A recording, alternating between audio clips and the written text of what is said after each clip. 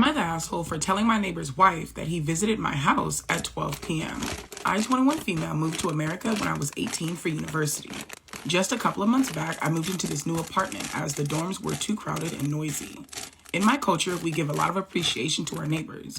We're told to be friendly. So naturally, I wanted to introduce myself around and I baked some cookies. I went to the house next door, and there lived a middle-aged mother of 2 little kids. At the time, her husband was at work. I love this woman. I'll call her Anna. She's the sweetest and was very welcoming. The next time I visited, it was on the weekend, and her husband was there. It wasn't a big deal, though.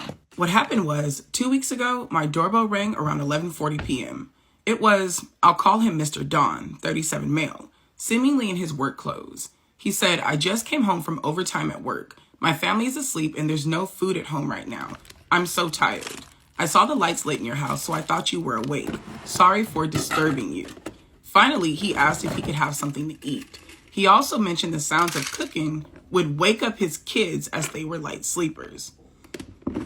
Absolutely the fuck not. No, first of all, mama, you weren't expecting anybody to knock on your door. So next time when someone knocks on your door at 11:40 at night, do not open it. Do not open it. We do not open the door when we don't know who's on the other side. It was 11:40. Either you were asleep or you were damn near on your way. You weren't expecting guests. Do not open the door. Let's just get that out of the way. Second, this is a grown-ass man. A grown-ass man that knew he was hungry when he got off work, yet he drove past all of the fast food restaurants on the way to his house to get home, knowing that he was hungry, that everybody was going to be asleep, and that cooking would wake up his children. But instead of him getting food, he's going to go and knock on the door of his neighbor because her fucking lights were on. Sir, absolutely the fuck not. How the fuck would you have eaten tonight if I didn't live here? Or if my lights weren't on? The red flags are fucking red flagging. I found it odd. A fully grown man hadn't stopped by to get something to eat outside. His wife hadn't stayed awake for him. She hadn't left him food just in case. And it's not like we had been neighbors for ages or anything like that. Plus, I'm not very familiar with the neighborhood, but there had to be literally anyone else that he could have went to. I didn't think to argue much because not only was I half asleep, but it's just considered rude to reject guests from your doorstep. Fuck that. Baby, in this situation, being rude was absolutely okay. I didn't laugh because it was funny. I laughed because fuck that. Because fuck that. Nah, baby, sometimes it's okay to be rude. This situation would have been the perfect opportunity to tell this man that you were not comfortable with him coming and asking you this and to fucking leave. I reluctantly let him in and began to heat up pasta I had myself for dinner. Oh, why would you do that? What? Oh, girl, now you gonna make him think it's okay. Nah, baby, no, mama, you know what? I'm not gonna get on you too much. I'm not gonna get on you too much. You literally said that in your culture, you're encouraged to be friendly and welcoming to your neighbors. So you know what? This how you was raised. But for future references, don't do this. No, baby, don't do this. It's not okay. It's not safe. Don't do this. I put it in a plastic container as he waited on my couch so that he could take it home. But he looked almost annoyed and jokingly asked, "Oh, takeout?" and hesitantly took it as if he was hoping to eat it here in my house. No. Is this what I'm talking about? This man, no. Absolutely not. This man is up to no fucking good. I don't care. He's up to no fucking good because he had options. He had options before coming to knock on the door of his 21-year-old neighbor, asking her to give him something to eat and expecting to sit on her fucking couch and be served. You know. So get the fuck out of my house. You were absolutely right to tell his wife. I didn't know what to say because my social skills suck. So I just stood there like an NPC. After waiting a couple of seconds, he took the plastic bag and stood up to leave. He walked to the door with his hands full with me following. Because his hands were full, he couldn't get the keys out of his pocket and open the door. I was about to offer to take the food before he said, "Can you take my keys out of my pocket?" No! Mind you, OP has only been in this fucking neighborhood a couple of months. He does not know this girl that well. He doesn't. She loves his wife. She only mentioned that she met him the second time that she went over there. He doesn't have a relationship with this girl. He doesn't. This is fucking weird. At this point, I was barely awake because I hadn't slept well for 2 days, and I glanced around to see if there was somewhere he could put the food or if he could hand it over to me instead, but he didn't. So very awkwardly, I just fished the keys out of his coat pocket and opened the door. Then he thanked me and went home. Absolutely not. That's just fucking weird, bro. You knew you were getting ready to fucking leave. Why you didn't get your keys out your pocket yourself? No, not okay. Not okay. I feel kind of off about this situation, but maybe it's more casual and normal in US culture. Because to be fair, I was brought up in a conservative town. Maybe I'm just overthinking the implications. Nope. You're not overthinking shit. I am from this motherfucker, and that's not okay. It's weird. I would absolutely not be okay with my husband going to our neighbor's house at midnight asking her for something to eat. And then claiming that he can't get his own keys out his motherfucking pocket. You gave him a bag. What the fuck you mean? What else did he have in his hands that was stopping him from sticking his hand in his own goddamn pocket to get his keys? No, you're not overthinking the implications. The implications were implicating, and you are absolutely fucking right. It's probably not a big deal, but after a few days, I told his wife very lightheartedly, assuming that he would have already mentioned it. He hadn't. They fought hard that day. So am I the asshole? No, baby, you're absolutely not the asshole. This entire situation made you uncomfortable, so you did exactly what you were supposed to do and you brought it up to his wife. If this was something that was normal in the US or something that wasn't that big of a deal, they wouldn't be fighting so hard about it. This man knew exactly what the fuck he was doing. Them fighting is just the consequences of his actions. Listen, my love, I completely understand that you were raised to be welcoming and friendly with your neighbors. And honestly, I really like that because people are really, really mean nowadays for absolutely no fucking reason. But as a woman, I'm going to let you know right now that we can be friendly and cautious at the same time. When someone shows up unannounced to your door at damn near midnight that you did not invite, you do not open the door. That doesn't make you rude. That makes you cautious because we don't know why the fuck you're here. We don't know what your intentions are. And honestly, I'm not curious enough to find out. That doesn't make you rude, my love. That's caution. When someone comes into your house and the things that they're asking you feel odd and you start to feel uncomfortable, you asking them to leave does not make you rude. That makes you cautious. Listen to your instincts, my love. They keep us alive. Like I said, this man's red flags were fucking red flagging. He knew exactly what the fuck he was doing. He knows that she has not been in the area long. If he didn't know, he now knows that she lives alone. He wanted to get inside of her house. We don't know exactly why, but we do know that he fucking succeeded. OP did right by going to tell his wife that he was there. But personally, I feel like because she was so lighthearted about it in the first place, she needs to be more direct. She needs to let the wife know your husband coming to my house at midnight made me uncomfortable, and I would really appreciate it not happening again. I kept every single intimate photo that got passed around school, and I kept them until we were all parents to show their kids. Now, I was definitely in the generation of intimate photos to someone you were talking to, boyfriend, or just anyone, to be honest with you. However, I did have a head on my own two shoulders and I never took or sent one to anyone. However, I can't say the same for maybe half of my year because there's a lot of leaks that went around during school. Now, I did have a boyfriend all the way through school. I had them from year 5 until year 10. And it wasn't until some of the popular girls in the popular group with the boys in decided to sleep with my boyfriend and basically ruined my life. And ever since then, I've said I'm gonna get the biggest revenge. And it's finally time. Now, I know this may sound a little petty because this was years and years and years ago. However, a lot of these people haven't changed. I see them obviously in the street and I see them in the workplace. They're still the same. They have never apologized to me. And they just act really righteous. So, during school, when everybody was sending photos to each other and obviously they got leaked in loads of group chats and online, this was nothing too extreme. It wasn't anything, you know, why that would be illegal. Definitely enough to make them feel embarrassed and ashamed at this big age. I decided to keep these photos until kids started coming along. When these kids got old enough to kind of understand what they were looking at and who their parents are, I sent them the photo. As I said, I know this may seem a little bit petty and unneeded, but it's making me feel better about the absolute hell they made my life. Majority of these people do have kids. There's a few that I'm still waiting on. I don't even live in the same country as all of these people anymore, so it really doesn't affect my day-to-day life, but best decision ever. My 22 female, married sister, 28 female, and boyfriend, 22 male, had drunk sex yesterday. I still can't believe it, really. We've been together for 4 years and everything has been going so well. We recently signed a new lease too. Can't believe it's my sister. Can't really put into words how I feel. I just need to vent right now. She asked if she could stay at our apartment for some time because she had a very big fight with her husband. I asked my boyfriend and he was fine with it, so she came over. They have a dead bedroom and it's one of the reasons for their many fights. He has no sex drive and they haven't had sex in over a year. She looked a little bit upset and brought a bottle of tequila with her. Around 9 or so, she opened up the bottle and she joked about drinking away the pain. My boyfriend joined her and he doesn't usually drink. I didn't have any because I had work tomorrow, but he didn't. I went to bed soon after and they kept talking and I figured it would help them connect more. I woke up at 1 and went to the bathroom. room. My boyfriend was still not in our bed, and that's when I heard loud moaning from the living room. I made my way to the hallway as quiet as possible, and I saw my sister with no bra on, obviously riding my boyfriend. She didn't care about all the noise that she was making. I couldn't see him because of the couch, but I didn't want to. I went to bed and I cried myself to sleep.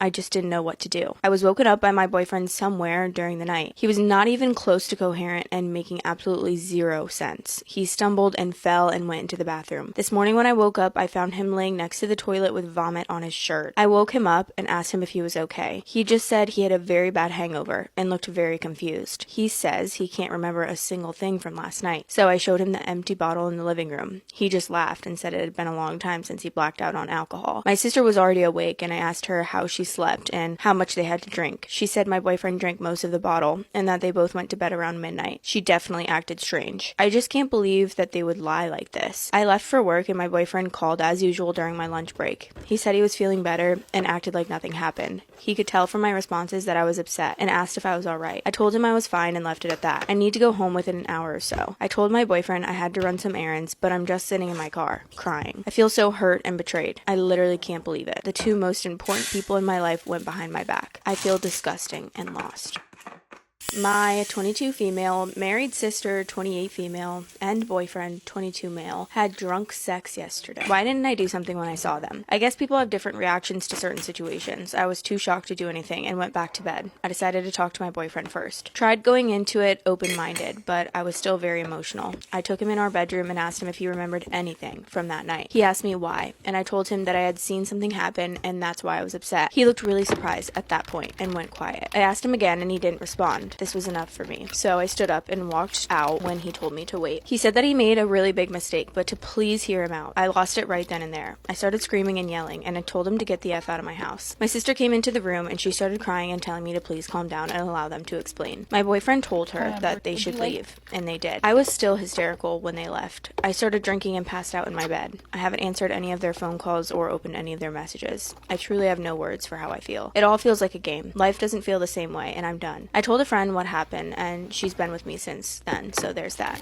I feel relieved that I no longer have to worry about my problems, though. I'm sorry it's not the update people expected, but it's the best I can do. Edit, I'm fine. I'm not going to do anything to myself. Thanks for all the heartwarming messages. Edit it 2, I'm okay. I appreciate all the kind messages. I won't hurt myself. My friend is with me. Don't worry about me. Thanks from the bottom of my heart. So he does remember. Okay. I can't believe the sister was still there in her house before. Like, I would have literally left so fast. If I was that girl, I would be like, oh my God, what did I do? I'm literally so stressed out. And I would leave immediately. And I'd be like, because what? Am I in the wrong for throwing away my wife's sketchbook? My wife and I have been married for a year, and I'm incredibly lucky that I get to spend the rest of my life with her. She's from an extremely rough upbringing that taught her to never speak up, be non-confrontational, don't speak when spoken to, etc. She's always the first to apologize after a fight. She's very passive and struggles to find her voice. I personally think that she's too empathetic for her own good. With my help, she's learning to be more assertive. After an argument with anyone, instead of finding a solution to the problem or compromising, she retreats to her room and begins to draw in her sketchbook. She's a phenomenal artist, but I wish she wouldn't shut out everyone who's trying to help her out. She'll be completely silent for a while just drawing and then come out to confront the issue. Her father, whom she has a terrible and strained relationship with, contacted her recently asking for money. Then her father showed up at the door with 2 other men unannounced. My wife and father-in-law got in a huge argument. I've never seen a grown woman chastised by her father before. Her older brother managed to chase him out. When he left, she broke down and her brother had to comfort her. Her brother had to leave, so when we were alone, she was somewhat calm. I tried to reason with her, suggesting that she call her father to officially end their toxic relationship. My wife practically ignored me in favor of retreating to a corner to draw in her infamous sketchbook. The next day, I tried again. Her father will always look down upon her, view her as inferior if she even shows a hint of vulnerability. I urged her to put her foot down, but she went to go draw. I couldn't take being ignored, and I wanted to stop enabling her unhealthy coping mechanism. When she was out, I threw out her sketchbook with her drawing utensils. When she found out, she was upset. I explained to her that I did it for her best interest. I thought that time would heal this attachment to her sketchbook, but she's still mad at me. So, was I in the wrong? I wasn't doing it maliciously, but she needs to learn to confront her issues with people that she has problems with. My husband has just told me my body isn't bikini ready. So I've broken up with him and slept with his dad. Me and my husband have been married for 10 years now. We have 3 kids together. I'm not gonna lie to you, our relationship has been very solid for a very long time. But over the past year, he started to make a lot of digs towards me, started to be really distant. I'm a very empathetic person and I really like to give people the benefit of the doubt. When he first started kind of judging my body, I would like to remind you, I have birthed 3 kids. I just thought maybe he was feeling a bit insecure in himself, taking it out on me. As I said, this has been going on for about a year now, so I thought a great way to bring this back together is to maybe do a nice holiday. I wanted to do something really nice for his birthday. It's the big 4-0. I wanted to invite a bunch of our friends, basically go to Cali and do this really nice trip together. I told him, I surprised him, he was super happy about it. Started getting prepared for it, so I started buying bikinis and swimsuits and just clothes to wear on the holiday. I was so excited. He seemed a lot better within himself. One of my orders came whilst he was home, so I was trying it on. I was asking him what he thought of the stuff, and that's when he looks me square in the eye. He says, I've just not got a bikini body. Like, I am not ready to be in a bikini in front of people. Now, obviously that rattled some feathers. You know, like, that was just not okay. My body is perfectly bikini ready, if I do say so myself. So, what has it got to do with you? Shut up. Now, this was really the end of my patience with this man. I have done so much. I've been so patient. I've been so empathetic and sympathetic towards this man. He is paying me little to no respect in return. So I decided to get my own revenge because I am not staying with a man like this, especially when you talk like to me and in front of your friends. Not happening. To show him how ready my body is, I decided to sleep with his dad because my body is ready. My body is appreciated by other people and I'm going to show you that. So I handed this man the divorce papers because I'm not staying with you. And during our little serious conversation, I brought up that I had slept with your dad. Maybe learn to respect women and they'll respect you back. My dad's girlfriend thinks I have my monthly lady time to spite her. I went on a short holiday for Father's Day with my family. I've been having issues with my dad because he's dating an actual demon, and it's awful, but that's another story. Anyways, I have a heavy flow, and when she's here, she's here. If you know, you know. And obviously, when Auntie Flo is in town, I'm not having the best time ever, and sadly, she currently is. So I stayed at my grandparents' place because Grandpa only has so long left, and we're doing a family thing. I was on my period, and unfortunately, I left a stain on the sheets that I was sleeping in. Granny didn't care, but my dad's beloved demon spawn of a girlfriend brought the bed sheets that were in the laundry room, by the way, into the living room on Father's Day to shame me for being gross and tried to embarrass me. She's such a sweetheart. That's crazy. That's fucking crazy. I'm gross, but you are a grown-ass woman who dug through somebody else's dirty laundry, seeing that they had stained sheets and grabbed them with your hands, brought them into the center of the house, into the living room where everyone is, and had the nerve and audacity to call me gross. Listen, baby, out of the 2 of you guys in this situation, only one of you is fucking gross, and it's not you. Anyways, Granny went nuts. She kicked her and my dad out, and they're both banned from everything. Good shit, Granny. Good shit. We like Granny. We like Granny. My dad will maybe be welcome back if he writes an authentic apology note and dumps her, but he's a loser, so I doubt it. Why did I post this to entitled people? Oh, because she told my grandma that I had my period in my granny's house to spite her for menopause, and that I was taunting her, that I was trying to mock her for her infertility. Not you weaponizing your period. If only we could turn it on and off like that. I would sign up for that so fucking fast. Flip a switch and not bleed until I want to spite somebody. Bitch, sign me up. I would absolutely be down for that. I swear, you guys, I'm not exaggerating or making this up. That was legit what she said. Like, can you tell the period fairy to shut this shit off, please? I will gladly co-sign. Also, why are you checking my bed sheets when we're both grown adults not sharing a room? Weirdo. Listen, you guys, entitled people may be my favorite subreddit to just read through. I rarely ever share stories from this subreddit, and I seen the title of this one and knew that I needed to record myself reading it, and it did not disappoint. Again, I absolutely love your granny. She is a baddie, a gem, a fucking diva. This bitch walked into her living room trying to shame a woman for having an accident, and Granny immediately shut that shit down. She said, bitch, you're weird. You gotta fucking go. Then looked at your daddy and was like, and you gotta go for bringing this weird bitch in my house. I love it. We love Granny. OP, your daddy gotta be crazy as fuck. He's gotta be crazy as hell to still be with this woman. Imagine being so goddamn delusional that you really think somebody made their cycle start so they could flex on you in your menopause. Now listen, I've been on Reddit for a very, very long time, and I have read a plethora of stories where people make themselves the victim. But this one, takes the cake. Honestly, the part that really chaps my ass the most out of this entire situation is the fact that this is a grown-ass woman. I repeat, a grown-ass woman shaming another woman for one, having an accident, and then claiming that, two, she's having her period to spite her, as if OP is a different fucking breed that has the ability to turn flow on and off. Bitch, do you know something that we don't know? Did you get downloadable content to this shit? How come you are so fucking sure she's doing this to spite you? The cray-cray is fucking real here. I just found out my boyfriend got my sister pregnant. I think I'm going to stay with him because I'd rather it be my sister than someone I don't know. A little bit tricky because I actually met my boyfriend through my sister because they used to have a fling back in the day. And when I say back in the day, I mean back in secondary school. Like, it was quite a while ago. However, I did make sure they hadn't slept together or anything prior to this because, ew. I mentioned it to my sister. She honestly seemed to not care, and then obviously neither did my boyfriend. So me and my boyfriend were getting on really well, to be honest. We had just moved in together. I did notice he was being just a little bit distant, but nothing too crazy. He was out of town and we had a family dinner, and my sister announced at this dinner that she is pregnant. She's not got a boyfriend. Questioning my sister, like, who's the baby dad? Like, tell me. I knew she wouldn't tell my parents, but I thought she would tell me. She suddenly got really quiet and weird. I knew something was up straight away. I don't think my boyfriend knew my sister was telling her family, because as soon as he got back in town from work, he sits me down and he tells me that he's going to be a father to another girl and that he cheated on me. See, I was in so much shock when he told me that I didn't really pair it together. I completely forgot my sister was pregnant at this point. Obviously, I was in so much shock that the first thing I did was ring my sister, and her reaction actually made me remember, like, he's obviously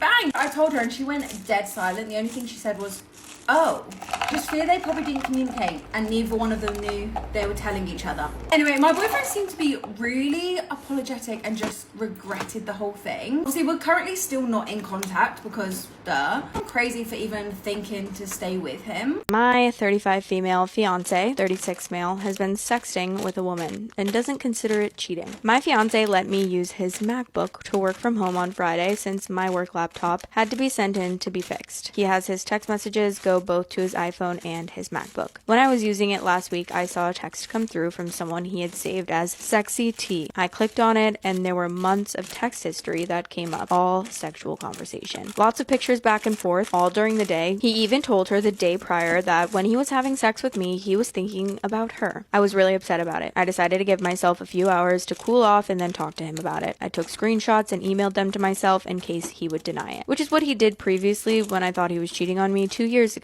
I had seen some text and then he acted like I was crazy and imagining things. When I spoke to him about it on Friday night, he didn't deny it, but he told me it's no different than watching porn because he's not actually sleeping with her. He told me they met at a networking event pre-pandemic and kept in touch. He said she just started sending him hot photos and one thing led to another. He told me he would stop talking to her, but only after I got really upset. I'm still using his MacBook today, Monday, because the replacement my company sent won't be here till tomorrow or Wednesday. I decided to go into his messages on his MacBook again, and sure enough, he had been texting her since around 9 a.m. He told her he can't text her much anymore. Then not an hour later, he's texting her that he can't stand not texting her. I didn't even say anything to him. I just packed up my stuff. We moved in together about 3 months ago, called my former roommate to confirm my old room was still available, which it was, and went back to my old apartment. He tried to stop me and acted like he had no idea why I was doing what I was doing, and that I'm taking things way overboard. When I got my old apartment, I sent him a picture I took of his conversation from this morning. Would you classify this as cheating? Yeah, of course. Are you kidding? You're not sexting some other woman while you're in a relationship with me, and then continuing to sext her after I confront you about it.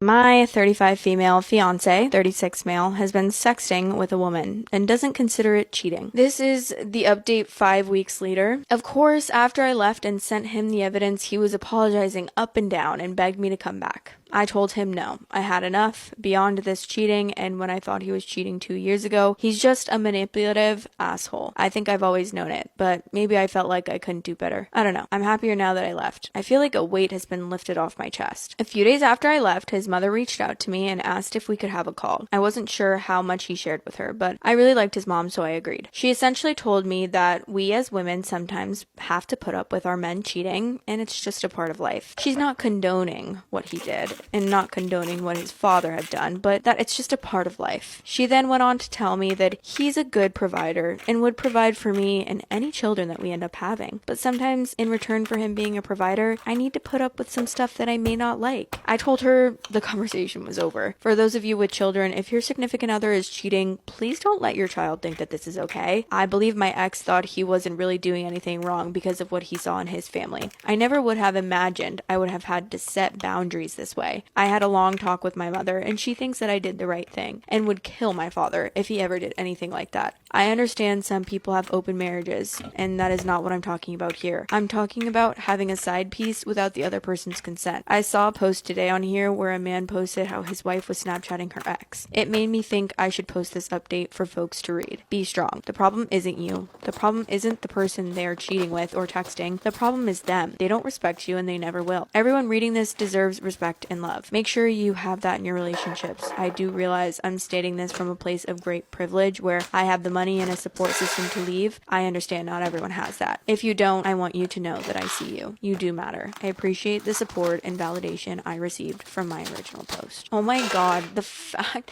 that's so sad because mothers like that do raise men that think that that's okay and that validate them cheating on their partner because they see them. And I do believe that she fully thinks that and she believes that. And she thinks that, like, as women, we just need to let our men do whatever they want, whenever they want. And we just have to deal with that in return for having them be the provider or taking care of the financial side of things or whatever the case may be. Am I in the wrong for telling my husband he can't hang out with his friends for 10 hours straight? I, 28 female, have been married for 7 years to my husband, 34 male. Every other week, my husband goes and hangs out with his friends, and it's not like they're drinking or going out to bars. They're literally hanging out at one of their houses playing D&D or Magic the Gathering. I have no interest in D&D or Magic, so I'm happy that he has a group of friends that he can hang out with. He hangs out with the friends from 6 p.m. to 1 a.m. every other Saturday. I don't really say anything to him about it because he does deserve to have time to himself, even though it can sometimes be an inconvenience, but telling him to cancel a night due to life events for a fun activity I would like to do can cause him to complain and get upset that he never gets to hang out with his friends. We currently share a car after his became unrepairable. I also help take care of my younger special needs brother, so during the weekends, I like to take him out and do something fun for him since he doesn't get to leave the house much during the weekdays. My husband asked me today if it was okay for him to hang out with his friends this Saturday. I didn't really have anything planned, so I told him that's fine. He told me, okay, well, I'll be gone from noon to 10 p.m. Saturday. That caught me off guard because usually he never takes a full day to hang out with his friends. I asked if he could possibly carpool with the friends so I could have the car, but he said that he would need the car. I let him know I didn't think he needed 10 hours to hang out with his friends and that we could possibly compromise with it maybe just being 5 hours. He told me that his friends were going to a game store for pre-release and then playing D&D after, so they would need the full 10 hours.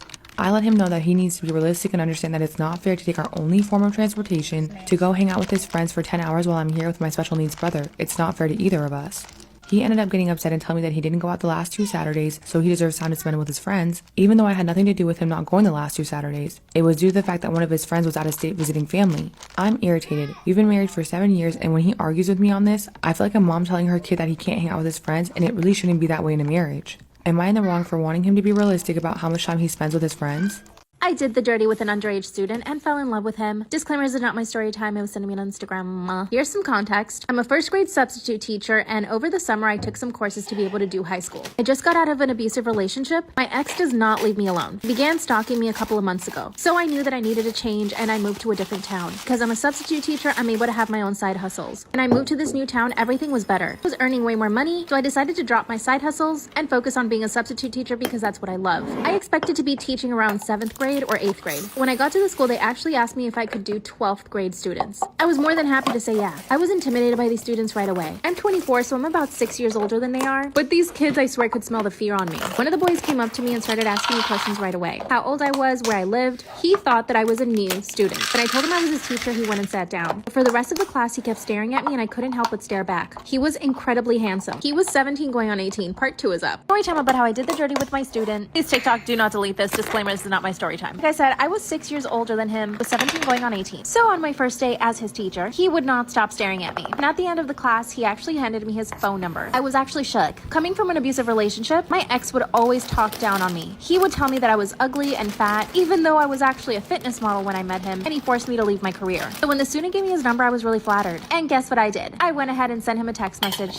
Over the next week, we actually ended up just becoming friends. We would text each other every now and then, and I could tell that he was catching feelings really fast. I know you're gonna roll your eyes, but we actually had a lot in common. After the first week, I was actually transferred over to another grade, and that's when he asked me if I wanted to go to the movies with him. When I got to the movie theater, he greeted me with a flower and a kiss on the lips. I was in shock, and we proceeded to make out the entire movie. After that, I invited him to come over to my house, and he said yes. At first, he was shy when we got there. After 10 minutes, he warmed up, and we started kissing again. At this point, I realized that maybe I shouldn't be doing this. Told him to leave, but he said he wouldn't. Then he kissed me again. Part 3 is I did the dirty with one of my students and fell in love with him. TikTok, please do not delete this. Disclaimer, is not my story time. Listed on Instagram. After we did the dirty at my house, we were inseparable. He was always coming over to my place since he lived with his parents, and I lived by myself. And he was so different from my ex. He would come over and cook me dinner. He would even help me do my laundry. 2 months later, he turned 18. This is when we told his parents about our relationship, and his parents actually loved me. And I also introduced him to my parents. Exactly a year after we met, he proposed to me. And to this day, we are married. Now here's the bad thing. People around our town started calling me a perv, and you know that other name, but he and I are so happy. And the people that called me all those names are now getting divorces. I'm still happily married and beautiful and young. You can say whatever you want in the comments, but when you're in love with someone, you just know it.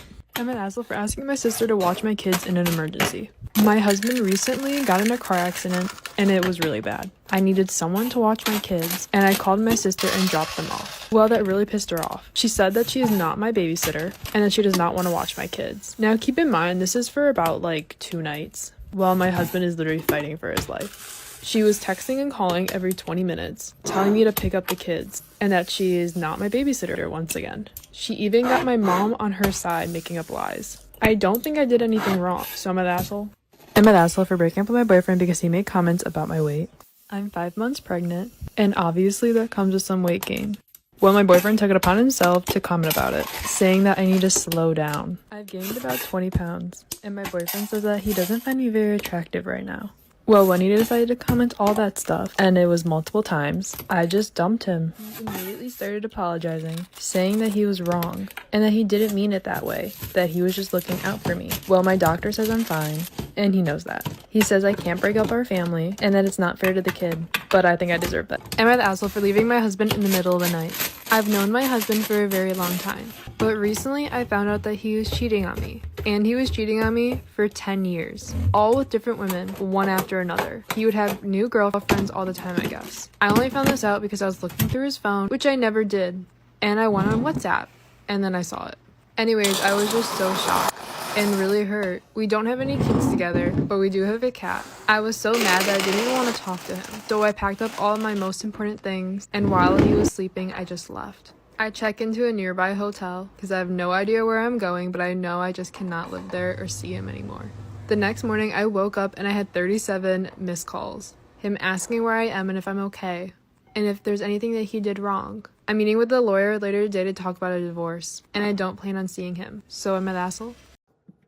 My boyfriend's become really abusive since I told him I was pregnant. In fact, I think he actually tried to unalive me, but I'm not sure. He and I started dating 7 months ago. I actually suspect that he's a narcissist, but honestly, I can't be sure. That's why I'm telling my story on here to get some perspective. When we first started dating, he started love bombing me. I actually had to Google what that was because I wasn't sure, but after I did, I can definitely say that he did do that. Just after 1 week of going on dates, he told me that he loved me. Then basically, he just pressured me into becoming his girlfriend. He even went behind my back to speak to my parents and convince them to say yes to him. He obviously made a good impression on my parents and they convinced me to go out with him. A few months into the relationship, everything was normal. He was really affectionate, loving. He made time for me. He would think of really creative dates. But anytime I didn't say thank you for the smallest thing. For example, if he opened the door for me and I didn't say thank you, he would get upset. Sometimes he'd make breakfast for me, and if I didn't say thank you in a very enthusiastic way, he would get really upset. After the 3rd month, he started accusing me of being ungrateful. And then after that, he started getting really jealous. He hadn't done this before, so I thought it was just a phase and that it would pass. but unfortunately it did not. He started convincing himself that anytime I got a phone call, it was from some guy that I had met.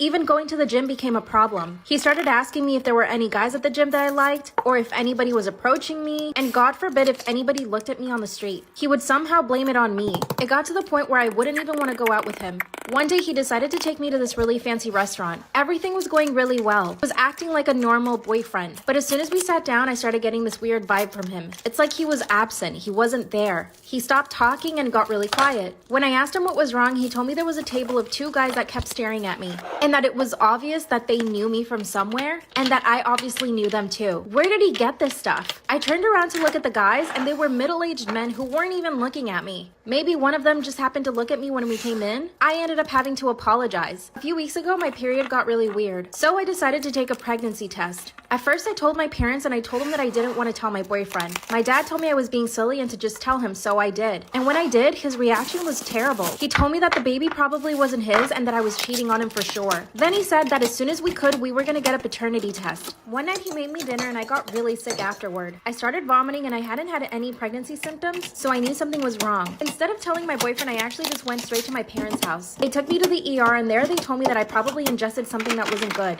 Now I'm thinking he might have put something in my food. What should I do?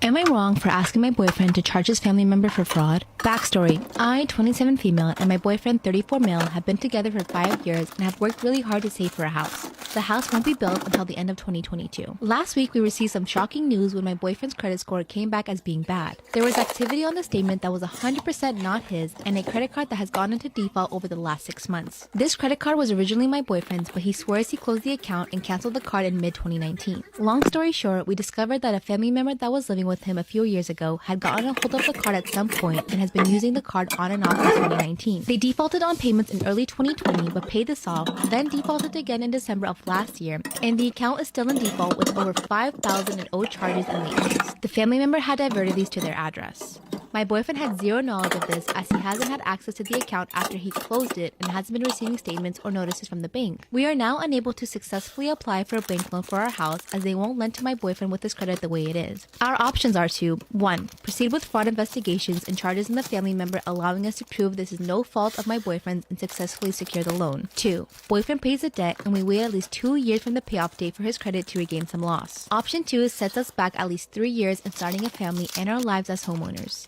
This will also not allow my boyfriend to secure a bank loan to start up his own business he's been dreaming of starting for a few years. This has devastated us and put a massive delay in our plans. My boyfriend doesn't like conflict and is going with option 2. He isn't even planning on mentioning anything to the family member. He wants it all to go away and thinks his family member is going through a rough time. I want my boyfriend to proceed with fraud charges and investigation. We have worked too hard to not have our dream house and him owning his own business. So am I the asshole for pushing my opinion on my boyfriend? He said you're both working hard. Why can't you use your credit? If you're saying you guys both work hard, you have all this money, you're 27. You don't got the credit to get a house. I don't think you get it really choice. You don't get to push it. It's not your credit. He said no. Khalas, done. Sucks. I know people get mad at me for this, but that's how I feel.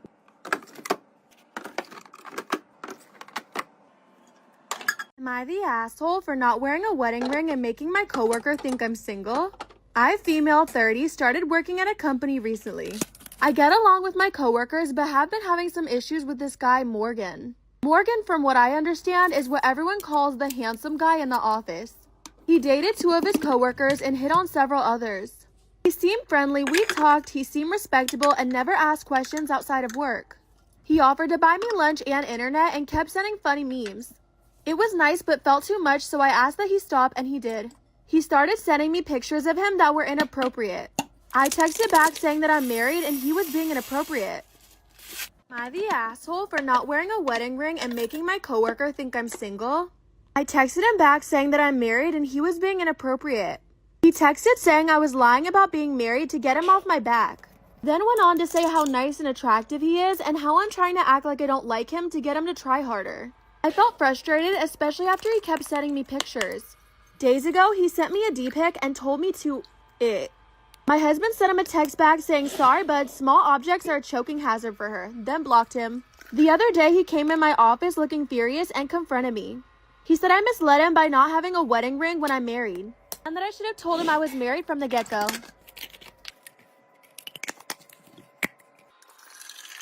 I'm 43 and have a 22-year-old daughter.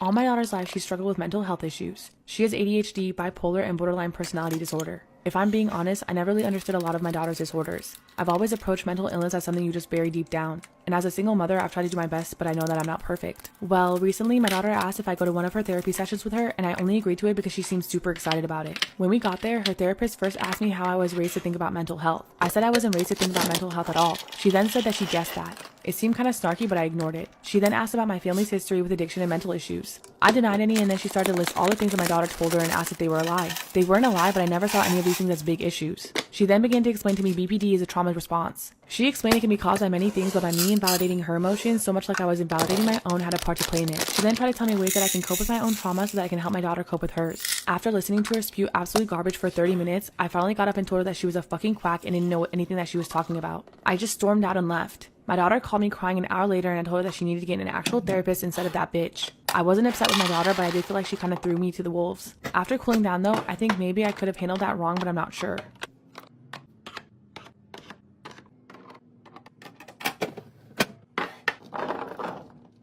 Just imagine showing up to your own funeral after your husband put a hit on you. Even though this sounds like a totally made up scenario, this actually happened for a woman. In 2004, a woman named Noella Rukundo immigrated from Burundi, East Africa to Melbourne, Australia as a refugee. At the time, she was a mother of 5. She ended up meeting a man named Balanga Kalala. He was a refugee like she was and was currently working as a forklift operator. He had arrived in Melbourne in 2004 to flee a rebel army that had killed his wife and children when he was just 24 years old. Or this was his story that he told her. The both of them shared a social worker at the time. Kalala spoke English and Noella spoke Swahili, so the social worker would translate for the both of them. They ended up starting a relationship and moving together to Kings Park, which is in the suburbs of Melbourne, and they soon got married and had 3 children. This sounds like a completely romantic story, right? Well, things ended up taking a turn for the worse whenever Kalala began to suspect that Noella might be cheating on him. So what was Kalala's response to thinking his wife might be cheating on him without any proof? He paid nearly $7,000 to a group of men to kill her. Noella ended up getting news of her stepmother passing away, so she ended up flying back to her hometown for the funeral. This was January 21st of 2015. Kalala ended up calling her on the phone, and he instructed her to go outside and get some fresh air. And she was immediately confronted by an armed man who directed her to get into the vehicle. When she got into the vehicle, there was 2 other armed men waiting for her inside. They then blindfolded her, took her to a warehouse, and tied her to a chair. And instead of doing what they were hired to do, they ended up telling her about Kalala's plan. They had a personal moral rule not to kill women or children. So they let her know that her husband put a hit on her. She did not believe their original claims on what was happening, so they ended up calling Kalala, putting him on speaker, and asking what they should do next, and he responded with kill her. Noella was so shocked by this information that she fainted hearing his response. So this is when they came together to make a plan to get... So because Noella didn't make it to her stepmother's funeral, her brother really started to worry. He called her hubby and asked him to send over money so the police could look into her disappearance. He did, and then on February 19th of 2015, the kidnappers dropped off Noella on the side of the road. They gave her all the evidence she needed to convict her husband of the crimes that he had committed, including a memory card. And they ended up telling her that she had about 80 hours to leave the country, or other people might not spare her life like they did. After this, she ended up contacting the Kenyan and Belgian embassies to help her get back to Australia, in addition to getting a hold of her pastor, explaining the situation and that she was alive and needed help. Back in Melbourne, her husband was telling everyone that Noella had died in an accident. He then held her funeral on February 22nd of 2015, and as people left her funeral, she stepped right out of the car. Kalala walked up to her, touched her shoulder, and said, "Is it a ghost?" To which she responded, "Surprise, I'm alive," and Kalala just started to profusely apologize. He was then sentenced to prison for 9 years. On my Instagram, there's another case about a man who tried to kidnap his wife. Am I the asshole for eating my pregnant wife's pickles and refusing to go buy more, even though she is craving them badly? I need help. I hosted a work lunch where the main food was sub sandwiches, homemade. My wife is 5 months pregnant and craves all pickles. Butter, garlic, dill, kosher, mini, etc. You name it and she craves it. Due to this extensive craving, which is understandable, I guess, we have several jars of varied pickles. I used 1 jar of dill pickles for the sub sandwiches, which are her favorite, but still left over 7 jars of varying types of pickles. After the lunch was finished, she confronted me about eating all of her dill pickles and demanded that I go buy her more. I argued that I only used 1 jar and never host anything, as this was our first house and we had just fully settled in after moving out of my parents' finished basement. She told told me that I should have asked her first and that I was for eating her pickles. I told her she was being unreasonable, and I refused to go buy her more until she finished all 7 jars of pickles that we still have, and have had for months. Some are not opened. She threatened me with divorce and did not speak to me for 3 days until her ankles were too swollen to get her shoes on by herself. Please help. Am I the asshole? If yes, I will apologize and buy 4 jars of her favorite dill pickles. If not, we may get the divorce, although this threat was likely due to her spiked hormones. Oh my gosh. Listen, your wife wants pickles. Go get her pickles.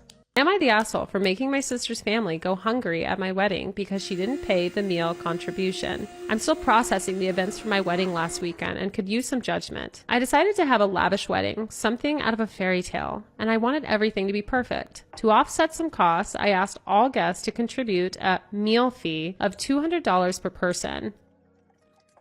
I thought it was a reasonable request given the exquisite menu and venue. Sister Emma has always struggled financially. She's a single mom with 3 kids and has had a tough year with unexpected expenses. When she received the invitation and saw the meal fee, she called me almost in tears. She explained that she couldn't afford the $800 for her and her kids, but really wanted to attend and celebrate my day. I was adamant about the rule and told her that if she couldn't pay the meal fee, they could attend the ceremony, but would have to sit out during the reception dinner. She was hurt, but agreed, not wanting to miss my wedding. The wedding day came and everything was as extravagant as I'd imagined. However, when the reception dinner started, I saw my sister and her kids sitting at a separate table, watching everyone eat. Some guests noticed and whispered, and my sister looked more and more uncomfortable as the night went on. She left early with her kids. The next day, my family was furious with me. They said I humiliated my sister and her kids and that my meal fee was outrageous, especially considering her situation. I feel like they're all overreacting. It was my day, and I just wanted everything to be perfect without compromising on the lavishness. So am I the asshole for enforcing the meal fee at my wedding?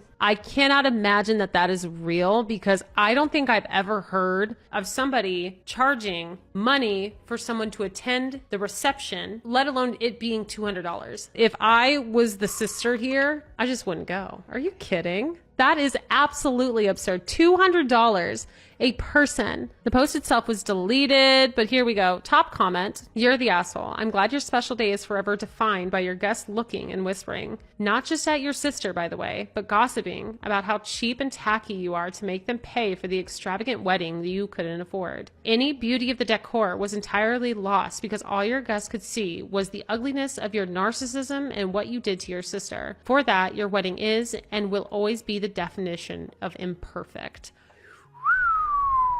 I told my mother she couldn't move into my spare room after she was laid off of work. Get ready with me, anonymous story time. My boyfriend and I moved in together last year and we live in a 2-bedroom, 1-bath apartment. My mom was laid off from her job this week and her rent is slowly increasing, which is why she ended up asking me if she was able to move into my boyfriend's spare bedroom in our apartment. The thing is, I didn't tell my mom yes, but I also didn't tell her no. And here's the thing. My mother suffers from anxiety, OCD, PTSD. She has problems that make it very difficult to be around her, let alone live with her. Things need to be her way, and not to mention she is very controlling and also very manipulative, and she doesn't care for anybody but me. I am an only child and also her mother, which obviously my grandma. The reason I don't want her staying in my spare bedroom is because 5 years ago the same situation happened. She went through the same thing. She didn't have a job, she couldn't afford rent. She also didn't want to live with her mother, so she ended up coming in to move with me. I don't think I mentioned, but I am 28 and my boyfriend is 30 years old. For the past 3 years, I have supported my mother financially and emotionally, and I'm not going to lie, that year was the most difficult for me. I felt like my world shrunk because of her OCD. Because of her actions, I ended up falling into severe depression, but I never told her about it. She was already going through a lot, so it was just easier for me to not tell her about my issues because I didn't want to overwhelm her. The only reason I moved out was to attend grad school across the country, but when I was done, I ended up moving back. The only thing is I ended up moving in with my boyfriend rather than going back with my mother. My mom has been talking about us moving in together again, that way we can save money. And she also never fails to mention that we need to be there for family, which I agree, but I don't think she realizes that for the last 5 years, I sacrificed a lot of my life for her, especially during the time that my father and her were going through a divorce, and I was actually in high school during that time. It got to the point that at this point, I felt like I was the mother, and I was always the one to find apartments. I would always help her with job applications, and it also got to the point where I started lying to myself in order to make her happy. I would just agree with all of her commands and all of her wishes because I didn't want to add on to everything that she was already going through. I also started putting money to the side in case I eventually needed to financially support her. And the thing with that is, by the end of next year, my boyfriend and I do plan on moving across the country. We also do plan on buying a house and eventually getting married. So I feel like I have to put a pause onto my life because I have to help my mother out. Again, I personally don't mind helping my mother out, but if I feel like I'm the only one putting in the work and a lot of the situations are becoming one-sided, it's taking a toll onto my mental health. I feel like I have to put myself first and be a little selfish, but I don't know, I could be wrong. Again, it just makes me very upset and very depressed because I feel like she doesn't care and she feels like she can just come up to me whenever she's struggling, because whenever life is good, she doesn't talk to me. And also too, it's like she doesn't even have her own savings. She doesn't have her own bank account. So do you really care, or are you just using me? It's like I have all these questions and I don't want to ask them because I don't want to trigger her. He mentions to me how she feels like I'm the only one she has in the family, but if we're being honest, I feel like I don't have anyone at all but my boyfriend. My boyfriend is very supportive and I'm so grateful for him. I just don't know if I'm being selfish for not wanting my mother to move in with me again, especially now because she doesn't have a job and again, she doesn't have any savings to afford or pay her current rent. Personally, I just feel like if I do everything for her, she's never gonna learn. She's gonna run back to me. And I just feel like she is taking advantage of me and saying a lot of these things and playing the victim. And it just sucks again because I don't want to fall into this depression. And I also don't want to lose my boyfriend in the process of this. I also would feel extremely guilty for not allowing her to stay in my home, but I also don't feel like it's fair that I have to put a pause onto my life. Not to mention, I already in general have a hard time saying no to my mother. I am in a dilemma right now and I don't know what to do. What would you do if you were in my shoes? I canceled a trip because my fiance's ex and her baby are coming. Get ready with me, anonymous story time. I have been with my partner for 2.5 years now, and we actually got married 6 months ago, and he did get divorced 5 years ago. Not to mention, he and his ex did have a son together, and he is 8 years old right now. One thing I do want to mention is that my fiance's ex does have a toddler with a man after she divorced her baby daddy, which is my current fiance. My fiance's son is amazing. I do not mind him at all. I do cherish him and love him like he is my own child. In fact, he also does have a bedroom in our home. And also, not to mention, my fiance and his ex are really good friends and they're really good co-parents. The problem I'm having here is that she is everywhere. Obviously, despite the holidays, despite birthdays, because she does have a child with my fiance, but besides that, she is everywhere. When I say everywhere, I'm referring to her and her baby toddler are always at my ex's birthday parties, at my ex's parents' anniversary. She also got invited to my birthday. Yes, my birthday. I'm really big on communication, so the moment that this situation started bothering me, I made sure to go straight to my fiance and tell him my problems and just overall say what I'm feeling. He ended up telling me that I'm being insecure and that I am making a deal over nothing. Fast forward, I ended up booking a trip for me, my fiance, and his 8-year-old son. And he did end up telling his baby mama that we were going to have his son for an extra week because we were going to be in Mexico for vacation. Apparently, his baby mama managed to ask him the dates we were going and also where exactly we were going. And I ended up seeing on Facebook that she was posting and asking her feed where she can find some really nice quality swimsuits because she was also going on a vacation. I ended up telling my fiance about her post, and he ended up texting her and asking her if she had any plans or if she was going on vacation the same week that we were leaving, because my fiance ended up telling her details on our trip. She ended up doing her own research. She ended up searching up our hotel, and she literally said, I took advantage of the same deal as you guys, so I am going on the trip as well. I guess I will see you guys there. Just to clarify, she did book this trip separately from us, so technically we wouldn't be with each other, but we would for sure run into each other, especially because we would be in the same hotel. When I ended up finding out that she was also going on the same Mexico trip, and not only is she going on the same trip, but she is staying in the same hotel as us. I emphasized and I made sure I told my partner that I no longer wanted to go on this trip and how I wanted to cancel the trip, and my fiance told me that the tickets are non-refundable and that we were going on this trip, and I told him I am not going because for once I want to go on a family vacation without his ex being there. I mentioned previously she was always at every single event, and for once I just wanted a family bonding time with just us three and not her being there. So I'm very frustrated and I don't know what to do. Should I go on this family trip or should I have the tickets go to waste? What would you do if you were in my shoes? My boyfriend of 4 years, 27 male, ghosted me, 27 female, after I was in a car accident. Raspberry lemonade My pops. boyfriend, 27 male of 4 years, and I, 27 female, got into a bit of a silly argument the other day and went to bed not talking. We currently don't live together. The next morning, I woke up to a long apology text from him. I texted him back, accepting his apology and apologizing as well. Minutes later, I was involved in a car accident as a passenger in a vehicle.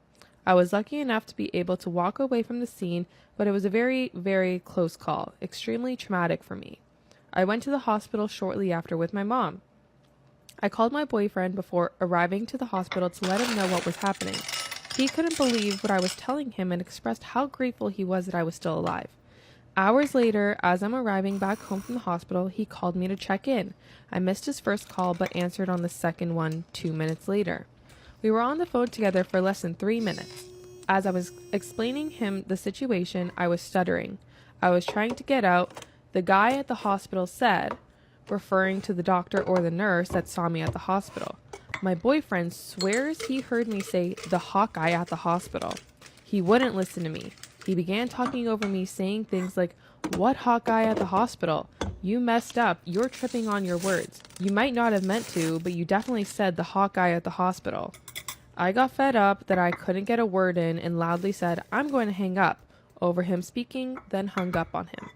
Seconds later, he texts me, "How are you going to say the hot guy at the hospital and then hang up on me?" Laughing emoji. Whatever. Feel better. Peace sign emoji. I'm not going to quote the whole exchange. It was continued with me calling him fucked for treating me like this after the day that I had. I told him that I was mentally and physically in so much pain and that there was not a hot guy at the hospital, and I didn't say that. He said I was gaslighting him, that lately I've been acting abusive and rude to him. He said, "Have a good day, feel better, I'm not dealing with this shit." It's now been 5 days and we haven't talked.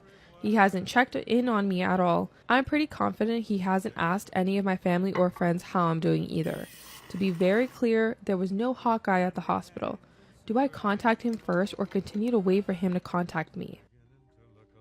Am I the asshole for finding out my boyfriend met his ex-girlfriend through his dash cam? I, 25 female, recently found myself in a perplexing situation that I stumbled upon unexpectedly while checking my boyfriend's dashcam footage. The intention was to get some good video footage from a trip that we just came back on, so I didn't want to snoop into his privacy or anything. I was just looking to make a video. To my shock, I found footage of him meeting up with his ex-girlfriend in secret. The discovery left me mixed of emotions, hurt, betrayed, and uncertain about how to address the situation. When I confronted him about it, his reaction was far from what I anticipated. He became extremely angry, accusing me of invalidating his privacy and checking the dashcam without his consent. I tried to explain that my intention was merely to review our road trip footage to include in a video, and that I didn't expect any footage on the dashcam to be considered a breach of privacy, especially on a trip that we took together. However, he remained adamant about feeling violated and insisted that relationships should be built on trust, not snooping. While I understand the importance of trust and respecting one another's privacy in a relationship, discovering a secret meetup with his ex raises serious concerns. Now I find myself torn between the desire for transparency and the need to respect boundaries. Am I the asshole for checking my boyfriend's dash cam without him knowing and confronting him about meeting his ex, or should I have respected his privacy and addressed my concerns differently? Am I the asshole for telling my husband that I will answer our clients myself so he can't take away my commission? I've 32 female, been with my husband 40 male for over 10 years now. We have 2 daughters together ages 9 and 11. Although I know we are not perfect, I feel as though he will never take accountability for his actions. It's been a problem in his family. His mom, aunts, and uncles are all the very same. Quick to fight and never admitting when they're wrong. Just try to hit below the belt if they feel like they are losing type people. So I know it's not entirely his fault. It's how he's grown up and defended himself. Plenty of times in an argument, he has told me this house that was received as a gift from his family isn't mine and he can take me out whenever he wants. He's told me all the money he makes is his own and I don't do anything to earn money. He's even said that I've stolen from him when I've been a stay-at-home mom for the last 9 years. That's a decision we made together, but he really pushed for it.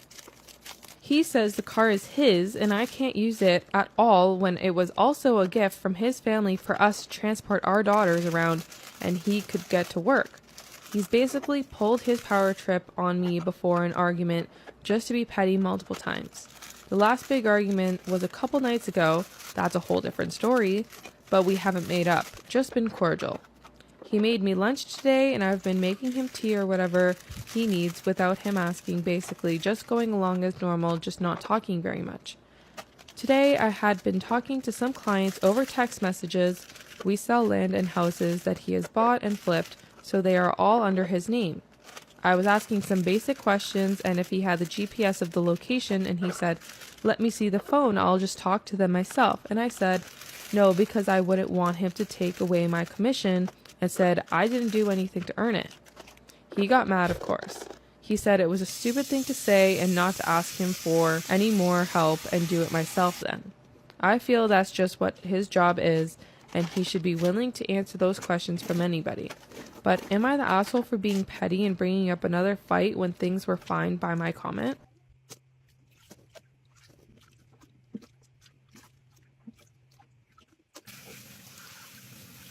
Am I the asshole for breaking up with my girlfriend over her younger sister? I need some outside perspective on this situation. I broke up with my girlfriend, 27 female, 5 days ago due to her sister's behavior, 24 female. Me and my ex have been dating for the last 2 years. During this time, her sister has come on to me multiple times.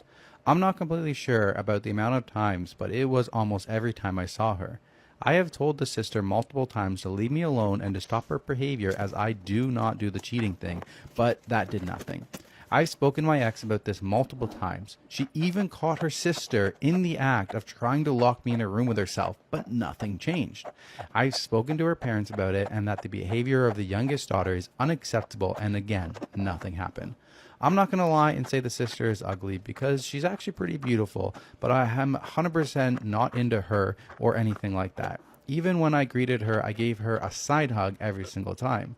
I've never been in a room alone with her. I just keep my distance from her at all costs. I don't have her on Insta, Facebook, or any other social media. I don't even have her cell phone number. We have never shared a text or phone call. Her family even gave me a stupid nickname, The Puppy, because I follow my girlfriend around everywhere when we are over at their house. The only reason I follow her is because her sister's behavior seemed to stop when she is around.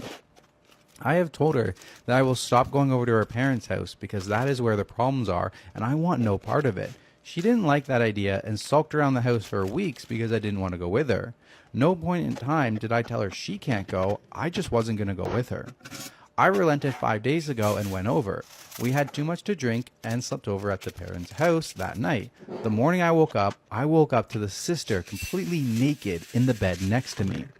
I stormed out of the room and down to the kitchen, told her that we were done in front of her parents. She was silent for what seemed like minutes and started to break down asking why. All I said was, "Go look in that room," and I stormed out of the house and got in my car. It took less than 2 minutes, then the calls started to come in, but not from her, but her parents as well. I didn't answer any of the calls. When I got home 40 minutes later, I had 108 missed calls from her parents, and 36 messages and 2 from her parents. The messages from her parents just apologizing to me, saying they thought I was joking about the sister every time I brought it up, and they didn't believe me. All I got from my now ex was sorry and she will handle it and it will never happen again. I shouldn't leave, we can work through this. I'm just done. She has gotten my family involved and our friend. 98% of them is on her side, saying I'm overreacting and I'm the asshole for dumping her. We can sort this out. I sent her a message that she has until this Sunday to get her things out of my house. I'm just done. Surprisingly, she has not sugarcoated everything and explained everything correctly to everyone, but I'm still in the wrong for leaving her. Her parents, in their messages, are angry at me for hurting their daughter. My family is angry because they love her. Our friends are angry because I refuse to take her back, saying that I'm overreacting. 2 years of this crap and I'm overreacting? Am I the asshole?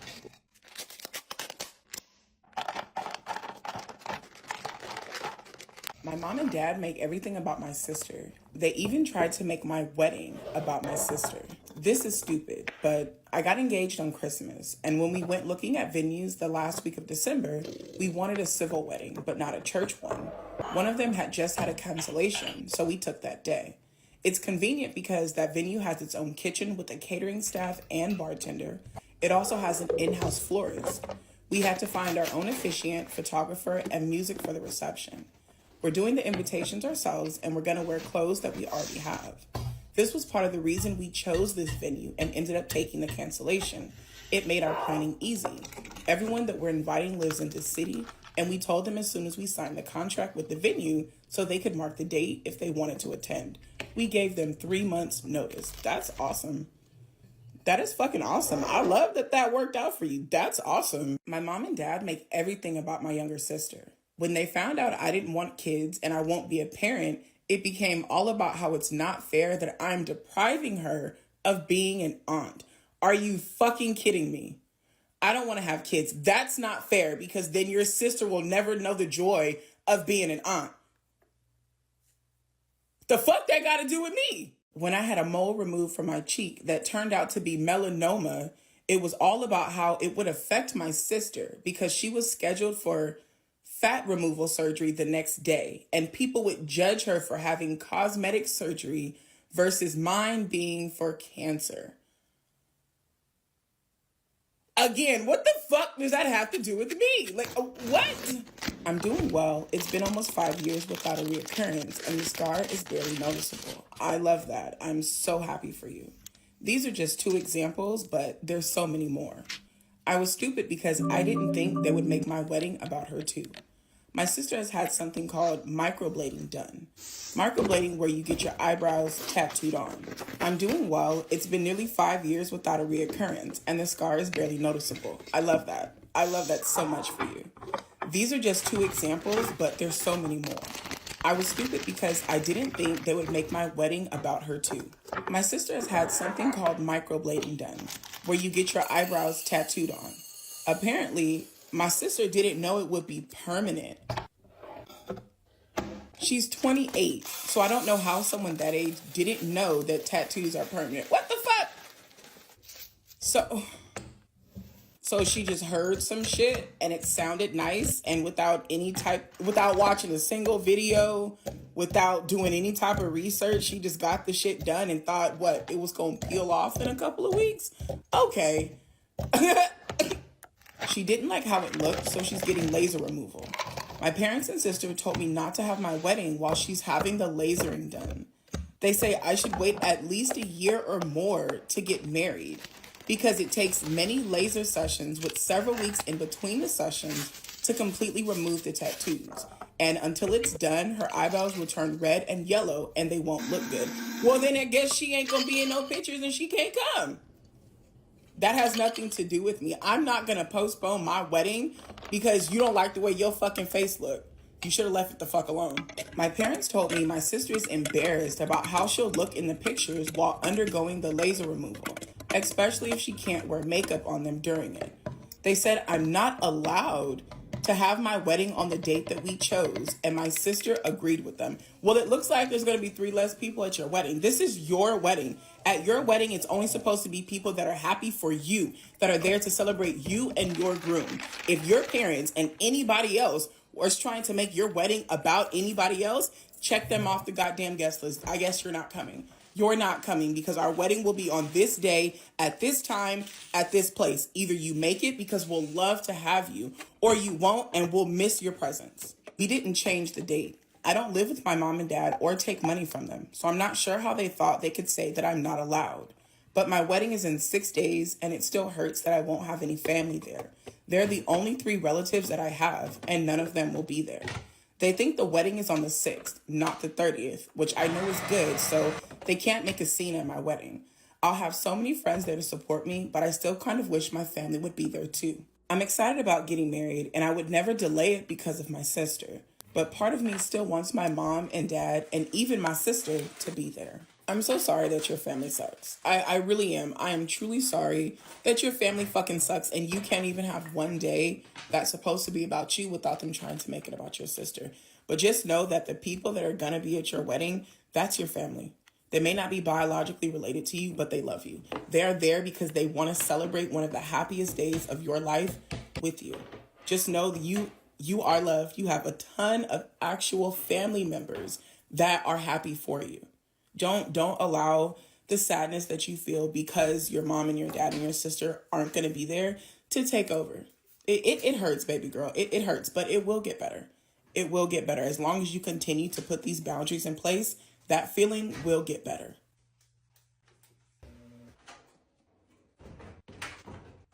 Am I the asshole? A Valentine's Day mishap. I'll try to keep this relatively brief. I semi-regularly buy my wife flowers from Costco because they're nice, last a while, and reasonably priced. I almost always get 2 dozen red roses, for no other reason than to make her happy since she likes flowers. I occasionally get a thank you if I'm lucky. So a few weeks ago, I'm at Costco because I do all the grocery shopping, and I grabbed 2 dozen roses because she's had a bad day at work. I get home and she reminds me she's leaving the next day for a work trip, and I didn't even really get a thank you for the flowers. She gets back from the trip, and later that day I get a call that my dad is unexpectedly moving to the ICU because he was recovering from a surgery that didn't go well. The next day I hop in the car and I drive 3 states over to see my parents. When I get there, I realize that this is probably the end for him.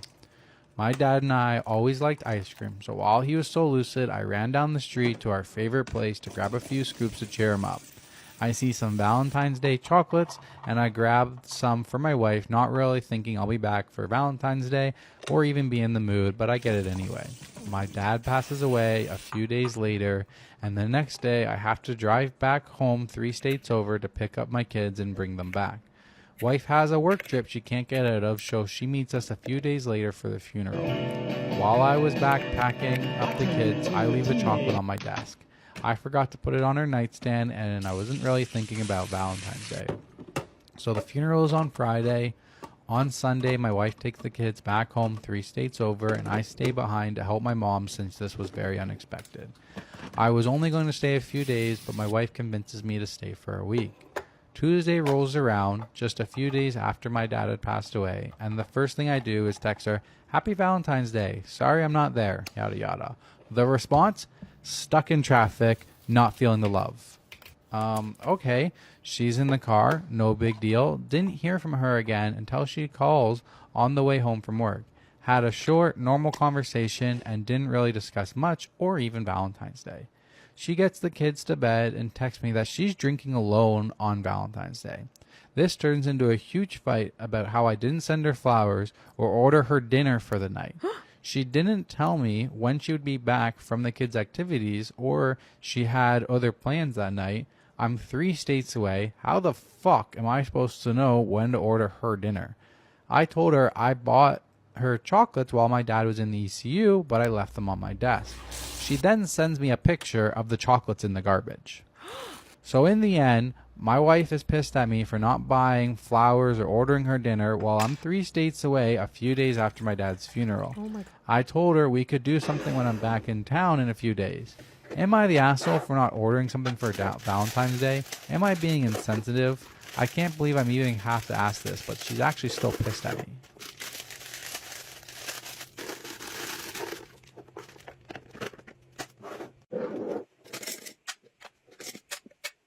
Am I the asshole for telling my mother she will no longer be grandma to my 13-year-old son if she doesn't accept my devil baby? 6 years ago, I, 33 female, moved 4 hours away from my family to escape my violent ex-partner, my son's dad. He passed away 2 years ago. Since his passing, my mother has been telling me that I should move back to my hometown. But I've made a very good life here for myself and for my son. We have amazing friends. I have a good paying job, and I've begun nursing school. Good shit. Good shit. Every school holiday, my son goes back to our hometown to spend time with my mother, my brothers, and his sons, as well as his paternal family. Okay, so it's not like you're completely isolating your son away from his family. You said every school holiday, he goes back to be with his uncles, his cousins, as well as his dad's side of the family. Girl, your mama needs to lay off because you don't have to move back home. You're at home. You are home. Here's where I think I might be the asshole. 13 weeks ago, I went out for drinks with people from nursing school. It was a get to know your classmates type of function. At some point during this night, my drink was spiked and I was graped. I'm not sure by who.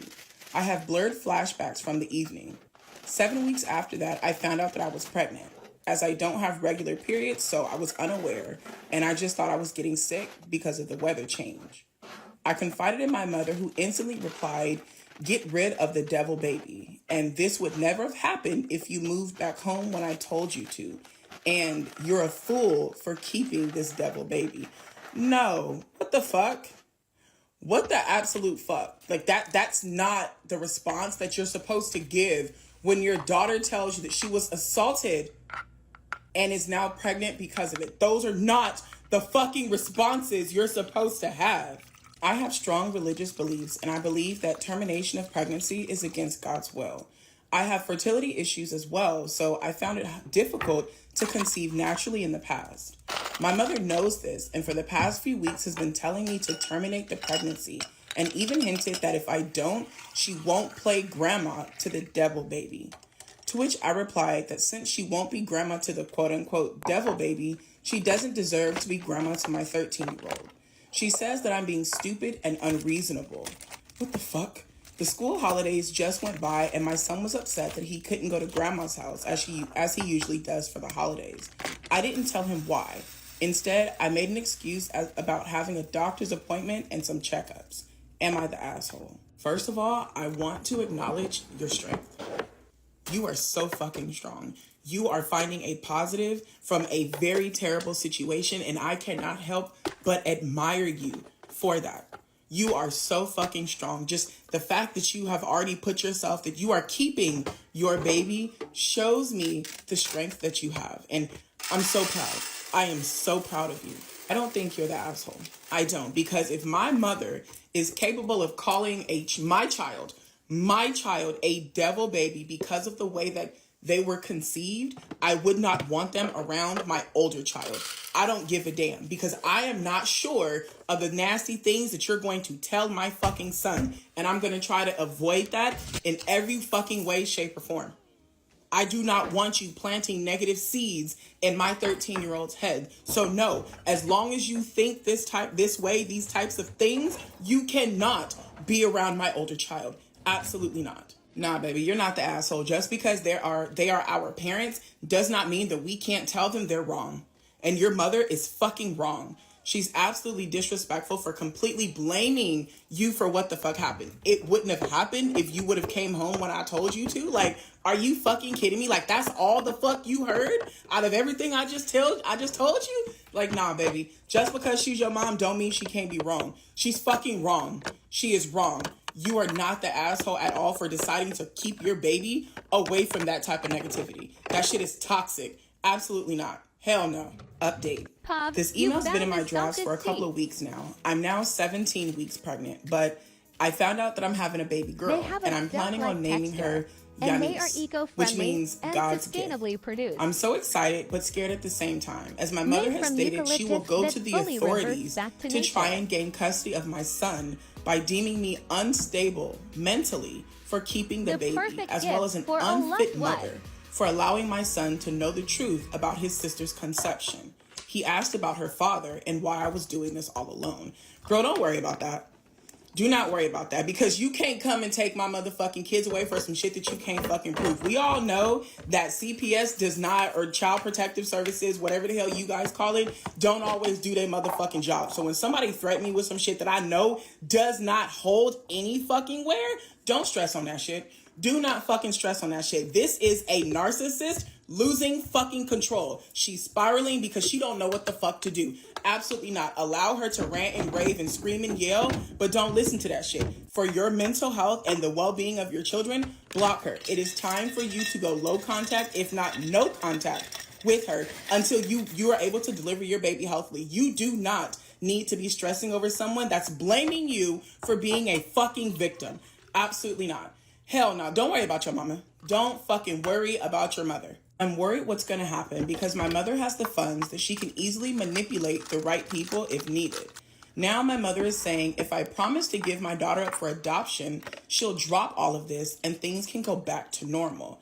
And I can try again for a baby after I finish nursing school. Going no contact right now is literally the best option for you. And if you can, think about moving. It is time for you to cut contact with your mother 100%. When it comes to the point she wants to take your children away from you for not listening to her, she's the one that is not mentally sane. So if you can, work on shutting down everything that lets her know any type of information about you. Your social media, cut her off from all of that shit. Think about trying to move if it's possible. If you have a savings account, let's look into moving to a different location. Let your son know exactly what is going on. Let him know what's going on, that grandma's losing her fucking mind right now. He's 13 years old. He has the mental capacity to understand. Girl, no, you're not the asshole for this because your mom is literally trying to take control of you and you're stopping her. You are stopping her in her tracks and she doesn't like it. You're not the asshole for this, babe.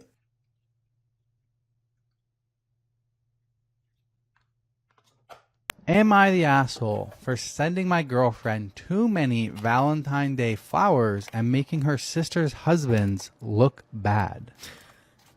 To explain where I'm coming from here, I need to establish two things. One, I have a high-paying job that often requires me to drop everything to travel without notice. It is infuriating sometimes, but I get paid well, so I've learned to live with it. Number two, my girlfriend loves flowers more than anything else. I get it. Most girls love flowers, but they are her favorite thing in the world. She literally makes me stop the car when we are driving just so she can take pictures of some pretty flowers that she sees. Early on in our relationship, I had to miss something important without notice. To make up for it, I sent her 3 dozen roses.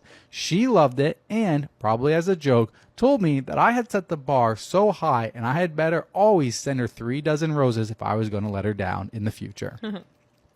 We've been together 3 years since then, and I've always sent 3 dozen roses whenever we would be apart. It's a tradition and we both love it. On to the dilemma. My girlfriend got bad news about a family member's health and headed back to her hometown a couple weeks ago. I couldn't join, but her 2 sisters came back with their husbands. Valentine's Day came around, and although it wasn't my fault we weren't together, I ordered a gift of 3 dozen roses plus candy and a stuffed animal. Day of, I got an alert from FedEx of a delayed shipment and panic. It broke my heart to think she wouldn't get any flowers that day, so I called around to a local florist and found one that could deliver them for free. I sent another gift back of 3 dozen roses. Turns out FedEx managed to deliver the original package as well. Girlfriend ended up with 6 dozen roses, 2 cards, 2 boxes of chocolates, and a teddy bear. She joked that I had now raised the bar and she expected no less than 6 dozen roses anytime we were apart. All jokes aside, I could tell she really appreciated the trouble that I went through. The next day, I heard from her sister's husbands. They were furious with me, saying I made them both look awful. Turns out one bought his wife a leftover bouquet of half-dead tulips, and the other didn't get his wife anything at all. I guess they both were going to use the commotion as an excuse. My girlfriend ended up sharing her roses with both of our sisters so they could all feel special, but it was clear that they were all from me. My instinct was to take a victory lap, but my girlfriend's mom and dad called and explained that they thought I should apologize. While they appreciate me always making romantic gestures because I can afford to do so, but their other daughters' husbands can't. They see where things are going and assume that we'll all be family soon, and it would be a good idea for me to make peace with the other two. That's true in a sense that I really didn't mean to do anything to their derailment, but I also never expected them to be such shitty partners that they thought it would be okay to not even bring their wives flowers on Valentine's Day. But maybe I'm wrong for holding them to the standard that I've set for my own relationship. So, am I the asshole? Today I fucked up by quote unquote apologizing for cheating on my girlfriend on Valentine's Day. A little long, but here it goes. Massive fuck up from my end. This morning I, 23 male, woke up as early and organized as ever. I had my perfect plan for the day, walk over to my local trusted florist about 7:30 a.m., get a huge bouquet of roses for my girlfriend, let's call her M, 21 female, get to the station for my business trip to another city, and return tonight in time for our dinner. I'm normally a meticulous person, but for some reason this morning distractions took over, and halfway to the florist, I realized I had left my wallet at home. No problem, I thought. I've known these guys since I was a kid. They'll let me pay later or tomorrow, right? Well, lo and behold, for some baffling reason, they were closed on Valentine's Day. All right, tight on time, I ran a short distance further to another florist who wouldn't let me come back and pay later. Defeated, I walked home when I passed a building, which I shit you not had a massive bouquet of roses resting on the gate. I thought once, twice, 3 times, then I just took it since it looked pretty abandoned and nobody was around. I've had lots of unique things happen to me over the course of my life, which could have easily solved a lot of problems, and I've stupidly ignored them due to morals and other reasons, so I wasn't going to pass on this divine rescue. I went to my girlfriend's house, dropped them on her front doorstep, and left, happy that she'd be happy. Well, that feeling was... Well, that feeling was to be short-lived when 30 minutes later, I looked down at my phone to be greeted by 6 missed calls, and I have Do Not Disturb mode, and 41 WhatsApp notifications from a barrage of insults and heartbreak. It turns out that the flowers had a note attached, which I totally did not see, and I did take a good look at the flowers. Said note was addressed to a certain V by her boyfriend, you guessed it, with a name that starts with my same initial, and this motherfucker signed off with just the initial, who profusely apologized for cheating, saying he didn't know what got into him, saying he only loved her, etc., to not break up, etc., the usual. So not only did my girlfriend find herself with a cheating boyfriend on Valentine's Day, but she also got a note hand-delivered by me in which she is called by another name. So now she must think she's the side piece and that I'm enough of a dumbass to have mixed the two of them up and sent her the flowers, while in reality they were for the V who I was supposedly cheating on with my girlfriend. The one time I took an opportunity, well, fuck me. Dinner was an interesting night. Am I the asshole for not giving up my airline seat to a pregnant woman? I was flying by myself on a 5+ hour flight to visit family over the holidays. I specifically booked and paid extra for an aisle seat in the second to last row because I have medical issues that sometimes require quick access to the bathroom. Right before boarding, a woman asked me to give up my seat so she could sit closer to the bathroom. She was pregnant but did not seem distressed. While I felt for her situation, as someone with a medical condition, I did not feel it was fair to demand I move from the seat I planned for and paid for, especially since she apparently had not booked an aisle seat herself in advance. The flight attendants refused to help mediate when she insisted I should have to move. There were also no other aisle or close seats available on the full flight that I or flight crew could facilitate swapping. I tried to recommend she speak to her doctor about needing accommodation if sitting far from the bathroom is not medically advisable for her situation during future flights. Still, my family says I should have inconvenienced myself and given up my seat. I disagree, though. I think she and the flight crew were unfairly targeting me instead of handling it through proper channels. Am I the asshole? A parrot might have told on my boyfriend about him cheating. I found myself entangled in the most peculiar and perplexing of situations. Picture this. During a family gathering at my boyfriend's parents' place, their parrot, Percy, inadvertently spills the beans about a delicate matter. It seems Percy has learned about an alleged affair involving my boyfriend. Throughout the night, Percy kept shrieking about loving another woman named Jess. And that's not my name. I asked my boyfriend what the bird was talking about, and he just laughed it off, calling it crazy and a funny bird. However, as the night went on, I noticed my boyfriend nervously checking his phone and always leaving it face down, which he never does. In fact, he used to let me use it occasionally, but now. Eventually, I cracked and asked head on, "Who is Jess?" And he got angry with me, saying I was letting a bird make me insecure. I doubled down, mentioning how he's been acting avoidant all night, but he just got angrier. His parents tried to intervene and calm us both down, but he got angry with them too. I left alone and went home without him and haven't spoken to him since last night. Am I being insecure? I just don't know what to do because I tried to get the truth and it failed me. My husband wants me to be a mother to his affair child. I, 29 female, and my husband, 44 male, have been together for 5 years and married for 2. I met him at the church I started going to when I moved cities to start my career. I work for an insurance company and he's a pastor. I know that we have a notable age gap, but he's always kind to me and made me feel special. Anyway, a week ago, he came home and told me we needed to talk. He told me through tears that he had been having an affair with one of our community members, 34 male, and that she had been pregnant with twins. She had gone into labor and she and one of the twins passed away. The other twin is in the NICU. He said we needed to step up and that he wants me to turn my office into a nursery and set up a cot in the room so we can take turns. Oh, so you just gonna bypass the fact that you were fucking having an affair on me? It's like, oh, well, babe, here's the baby. Forget the affair, but I need you to help me with the baby. Sir, disrespectfully, fuck you. I became distressed, and I told him that I wanted some time to think, that I was not sure I wanted to do this. He told me that I made a vow to him in marriage and that God blessed us with a child. Sir, why are her vows the only one being called into question here? What the fuck about the vows that you made? So her vows are the only ones that are legit and yours aren't? Get the fuck out of here. God bless us with a child. No, God bless you with a child. This ain't got nothing to do with me. That this is our cross to bear and that God will never give us something we can't handle. I feel like this is a conversation you need to be having with God, because you can't make this decision on your own and then tell me that it's our cross to bear. I wasn't there. I was not there. I told him that it seemed God had given her more than she could handle because she died. I know that I shouldn't have, but I was not thinking correctly. Girl?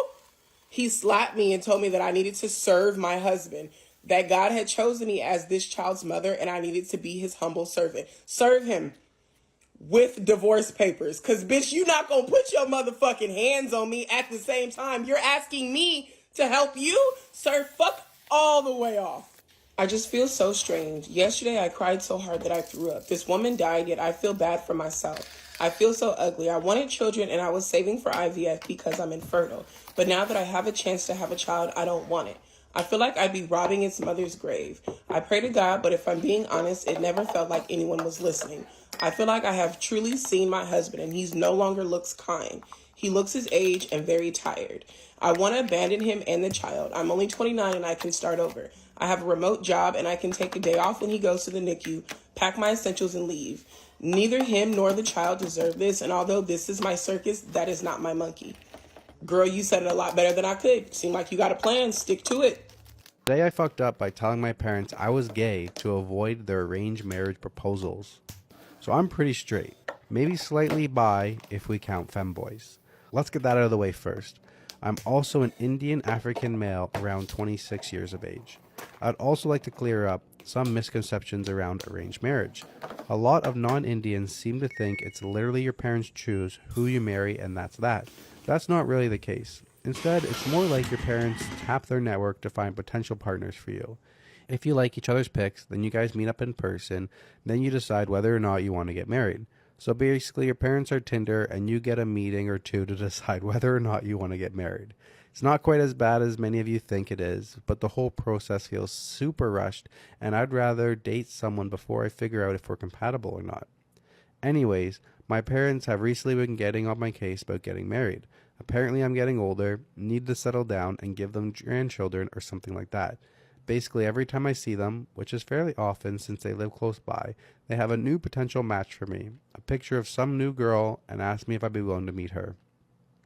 It's honestly super annoying, but I'm too non-confrontational to really put my foot down and say I don't want an arranged marriage. After all, if I do, there'd be an argument or at minimum some interrogation about why I don't want one. Anyways, I was starting to think of ways I could get them to stop harassing me about getting married, and the idea in the title popped up in my head. I decided it would be a lot easier to just come out as gay than to explain why I didn't want an arranged marriage. My parents were fairly conservative, but weren't the types to disown their kids.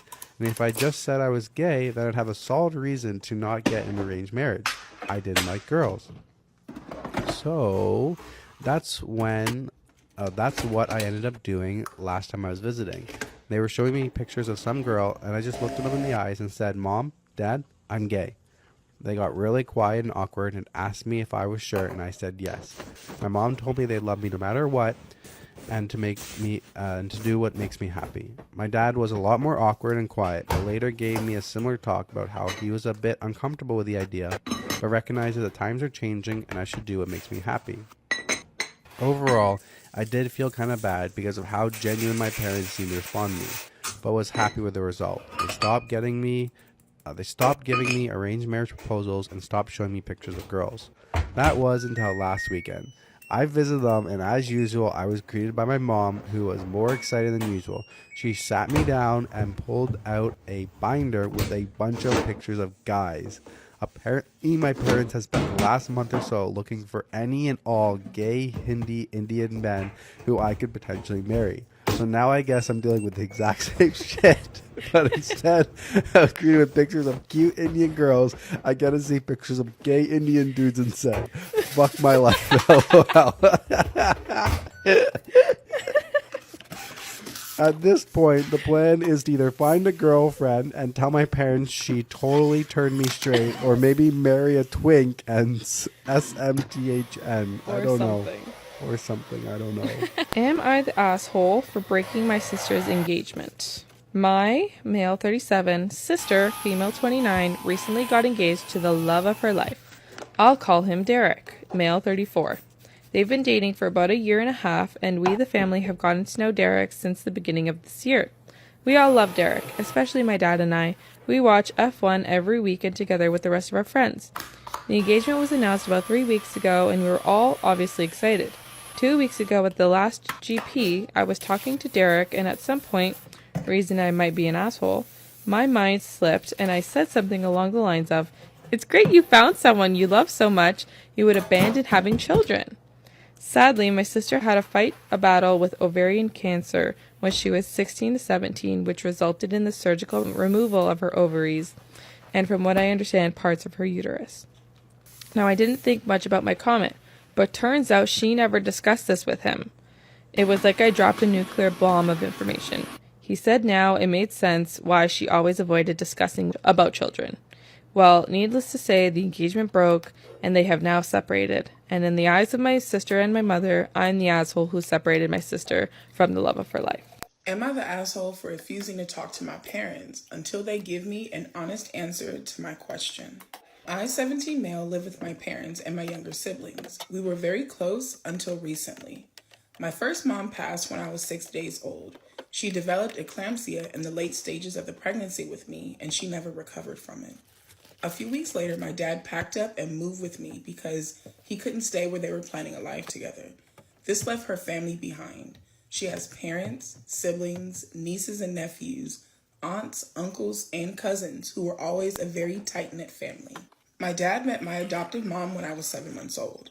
Out of an insecurity on my mom's part and a desire to forget the future he had planned with my mom, contact between my biological maternal side was limited to once a year. That's fucked up.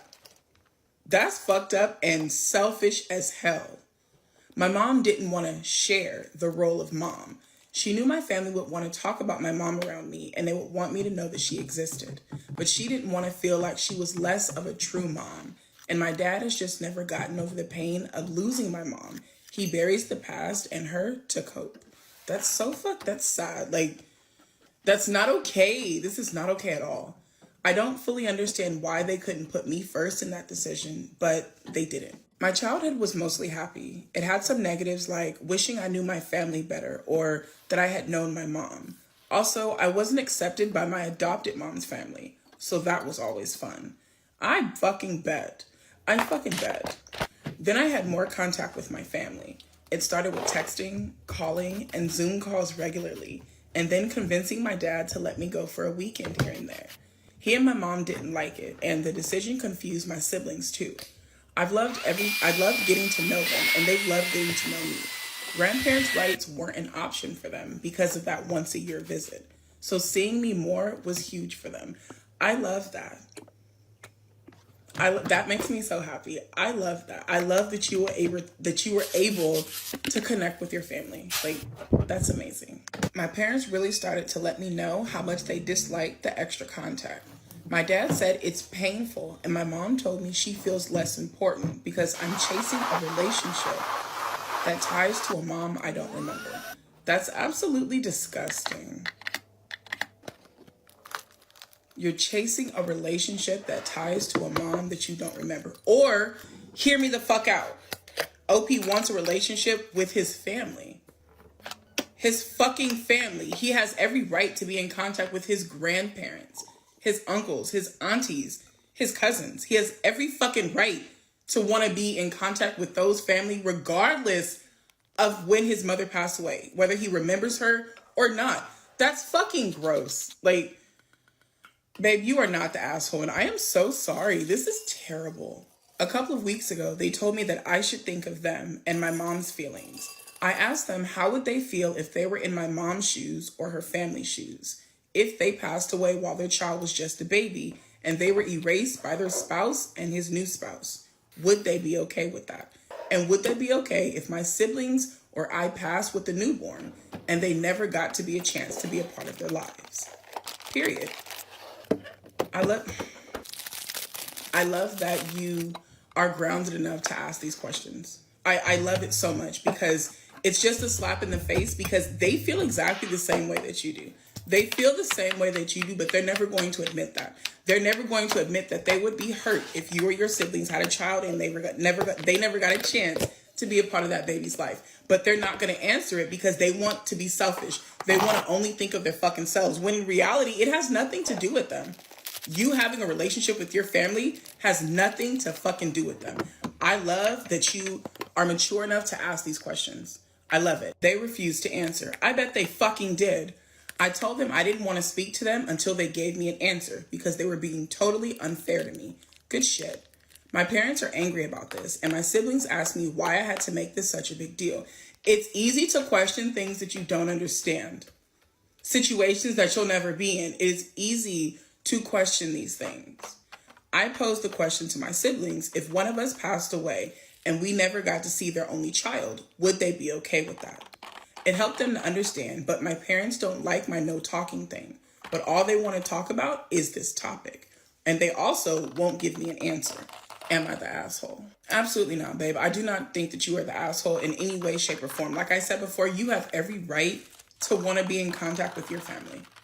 It has absolutely nothing to do with them. They have created this family, this picture of the family in their minds, and by you being in contact with your maternal side of the family, it shatters that fake picture of who's whose mother, whose family's actually whose, and all that bullshit. And you're disrupting that. Keep fucking doing it. Keep rocking the fucking boat, because neither of them are concerned about the fact that her family doesn't like you. Nobody's fucking concerned about that. But they don't want you to go to a family that you truly like simply because that reminds her she is not your biological mother. Which I think is complete bullshit, because being a mother has nothing to do with fucking biology. Nothing whatsoever.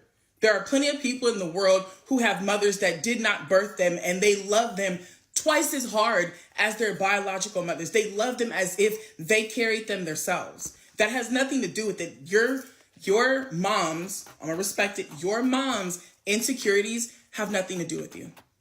They have nothing to do with you, and you are not the asshole for refusing to talk to him because you asked very important questions. And I would hang out too, or wait out too. This will be my fucking hill to die on. Answer my questions because you guys are being extremely selfish and you're only thinking of yourself. No, you're not the asshole, baby. Not at all. My best friend is too handsy with my boyfriend, and I think it's inappropriate. I know I should be careful calling someone best friend in a post like this, but I don't know how else to call Jessie. Our parents are great friends, so we grew up together, and she kind of had my back in high school. Long story short, on the teenager food chain, she was on the top, and I should have been at the bottom. But nobody messed with me because I was Jessie's friend. Jessie is one of those people who require attention. I never minded it though. Nobody is perfect, right? But now that I have my first real boyfriend, she doesn't know how to behave. Every time we are together, she is really handsy, always touching his arm, running fingers through his hair, complimenting him. And now she even started with the prank spankings on the butt, you know? I just feel really uncomfortable with it. Maybe it's normal. I mean, Jessie has a lot of guy friends, so maybe this is okay. My boyfriend never thought much of it either. Am I just overreacting? She is super pretty, so maybe I'm just jealous. Yesterday, something really threw me off. Boyfriend had to do some work and I had a book thing, a hobby, so we decided to meet later at a friend's house. They were there together to drink and so on. Boyfriend finishes work early and calls me, but I don't really need him to come over to the book thing.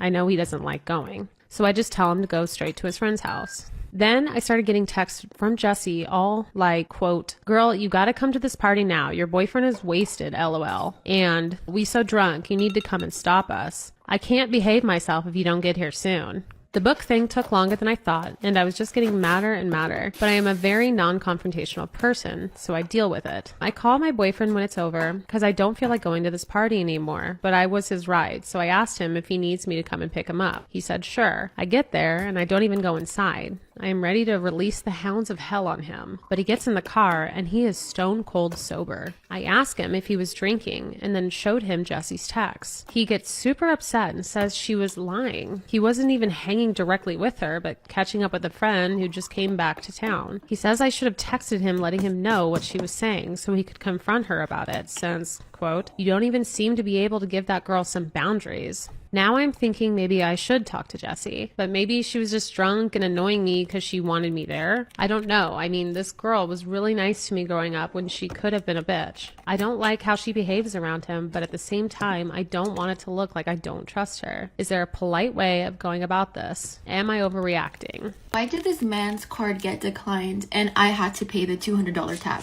Ready with me, story time. I went out to a bar with some friends. Whenever you go out with me, I'm definitely going to buy a round of drinks or maybe 2 rounds of drinks for all of us. And usually my friends would do the same thing. It's not like I'm the sugar mama buying everyone drinks all the time. Before actually walking into this bar, I went to the restroom. When I was done using the restroom, I went to the actual bar scene area and I was looking for the rest of my friends and they were ready to place an order. The bar that we went to is specifically known for 4 drinks and one of them I knew exactly what it was called, so I placed that order. And then the rest of my friends also placed the same order because they wanted to try that drink. And they ended up paying for the tab. They were like, "Ash, I got you." I was like, all right, cool. And I'm also a little bit traumatized going out with guys because every time I go out with certain guy friends or guys who I think are my friends, I end up having to pay for the tab. If you guys don't know what I'm talking about, I have a video in the very beginning of like my TikTok era where I talked about how I ended up paying a $300 tab for a guy friend and the plus one that he brought. So go check that one out if you guys haven't watched it. But girl, I'm traumatized because it's these men who talk about and they ain't got shit. But I let my friend pay for the first round and I was like, all right, cool, I got the next round. So we ended up going to the dance floor. This bar did have like a dancing center. We all were dancing, having a good time. They went to go look for girls that they wanted, you know, to go talk to and things like that. I didn't end up going to look for anybody because I just didn't care for that. 30 minutes passed by and then we go back to the bar and then we place the same order and this time I paid. Again, if you're my friend, I'm gonna at least want to spoil you and buy one round or two rounds at least. So that was never really an issue to me. I have met a lot of girls who will refuse to pay, especially if they are with a guy. They want the guy to pay for everything, which is cool, to each their own. But I personally do like to spoil my friends, especially if they're spoiling me. We kind of toned it down on the drinks for a little bit, and then maybe like 2 hours later we went back for some more drinks. Here comes the tea. It was too many heads for all of us to be at the bar. I just ended up going with one of my guy friends. And my friend was like, this time around, I'll pay this round. Let's order some shots. And I was like, okay, perfect. So we order 6 shots. And then we also order the regular drinks that we've been ordering. It was a lot. Let me tell you, it was a lot. I'm sure people behind us probably thought all of those drinks were for us, and they were like, damn, these alcoholics. Also, guys, by the way, I don't really drink like that anymore. Just want to throw that out there. But during that time, girl, when I drink, I used to drink. But now I toned it down and I rarely drink. As the bartender is making the drinks, this man is out here just recording him make the drinks. And then he ends up pulling his card out when the bartender says that his total was $200. This guy gives the bartender his card, and then the bartender comes back and says, your card declined. And I was like, oh my god, I'm not about to leave and not like pay the waiter, the server. Like, bro, they're here to do their job and make money. So like, I'm not about to sit here and look embarrassed. Like, I want to be on social media where people are like, oh, if you see these people, just be careful with them because they come to eat and they don't pay. Like, I'm not about to be that person. So my friend tells the bartender to try again because it's very odd that his card declined. So the bartender tries again, and then he comes back and goes, no, the card still declined. And I was like, oh my god, this is so embarrassing. So me being the person that I am, I could have just left and not paid, but that is just not how I was raised, dude. I would be so pissed off if somebody came, their card declined, and that was it. They just got free drinks. Because at this point, like, we had already passed the drinks over to the friends. Put down my card, and then since it was a larger amount, I had to go on my phone and actually accept it. Like, there'd be a difference if my card declined. Like, my card didn't decline. I just had to go and approve the text message because obviously $200 at a bar is insane. I ended up paying, and I'm not gonna lie, I was really annoyed. I didn't want to pay this $200 because that's $200, but at the same time, I'm not about to sit here and look like a fool in front of all these people. And again, people are here to work and make their money, and I'm not about to be that person to ruin their day. So I just ended up paying for the tab. It's just the fact that these friends were the type of friends who would be like, Ash, you think we're broke, this and that. I was like, bro, I never said you were broke. It's so crazy. Like, if you can't go out and afford something, then just don't go out in general. Remember when we were walking back to our friends, this guy was like, oh my god, this is so embarrassing. I can't believe you paid for it. I'm gonna end up selling you half of it. And I was like, half of it? Like, this man said he was gonna pay for it, now he's just gonna send me half? Like, holy shit. Again, I'm super grateful that he even offered to sell me half, because he could have just not sent me anything, right? But the thing was, he never sent me anything. If you're my friend, I got you. But there's also another thing where you're gonna sit here and talk highly about money, how you're not broke, but yet your card, not to mention the business card, declined. My main thing is, don't say you got it if you really don't. Like, it's okay if you don't. The main part that really bothered me wasn't even the fact that his card declined. It was just more of the fact that he said that he was going to sell me the money, and he never did. I do pay attention to people's actions more than their words, and this determined to me that these men ain't shit. I did start to notice that I was always the one wanting more for them and supporting these people.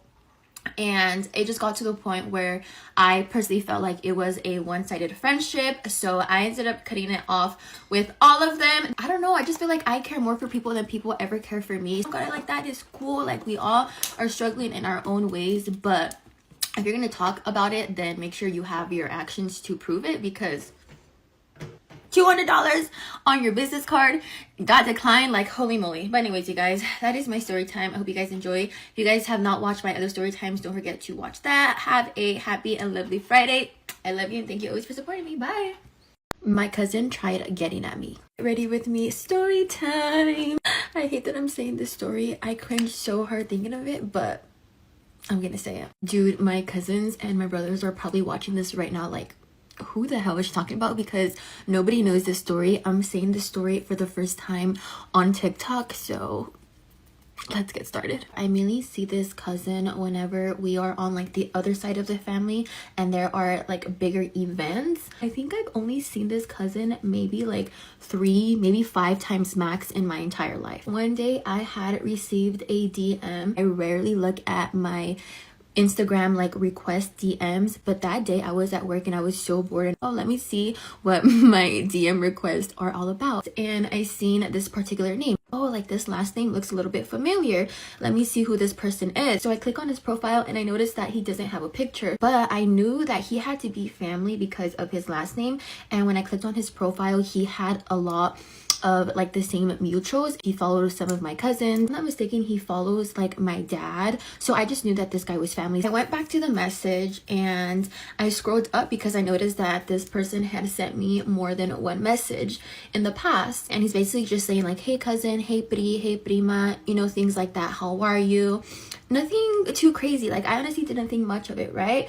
Up until I actually accepted the DM. And because I didn't know which cousin this was, I was like, hey, no disrespect, but which cousin exactly are you? He didn't send me a picture of who he was, but he explained to me and described to me exactly which cousin he was. And so right when he said one detail off the bat, I knew automatically who he was. I seen this cousin, I want to say maybe like 4 months ago. It was pretty recent that I had seen this cousin. You know what? I was going to keep the detail away from y'all, but if I'm going to say the story, I might as well just give you the full scoop. So basically, he had taken some pictures and videos of me the day me, my family, we all went to another cousin's event.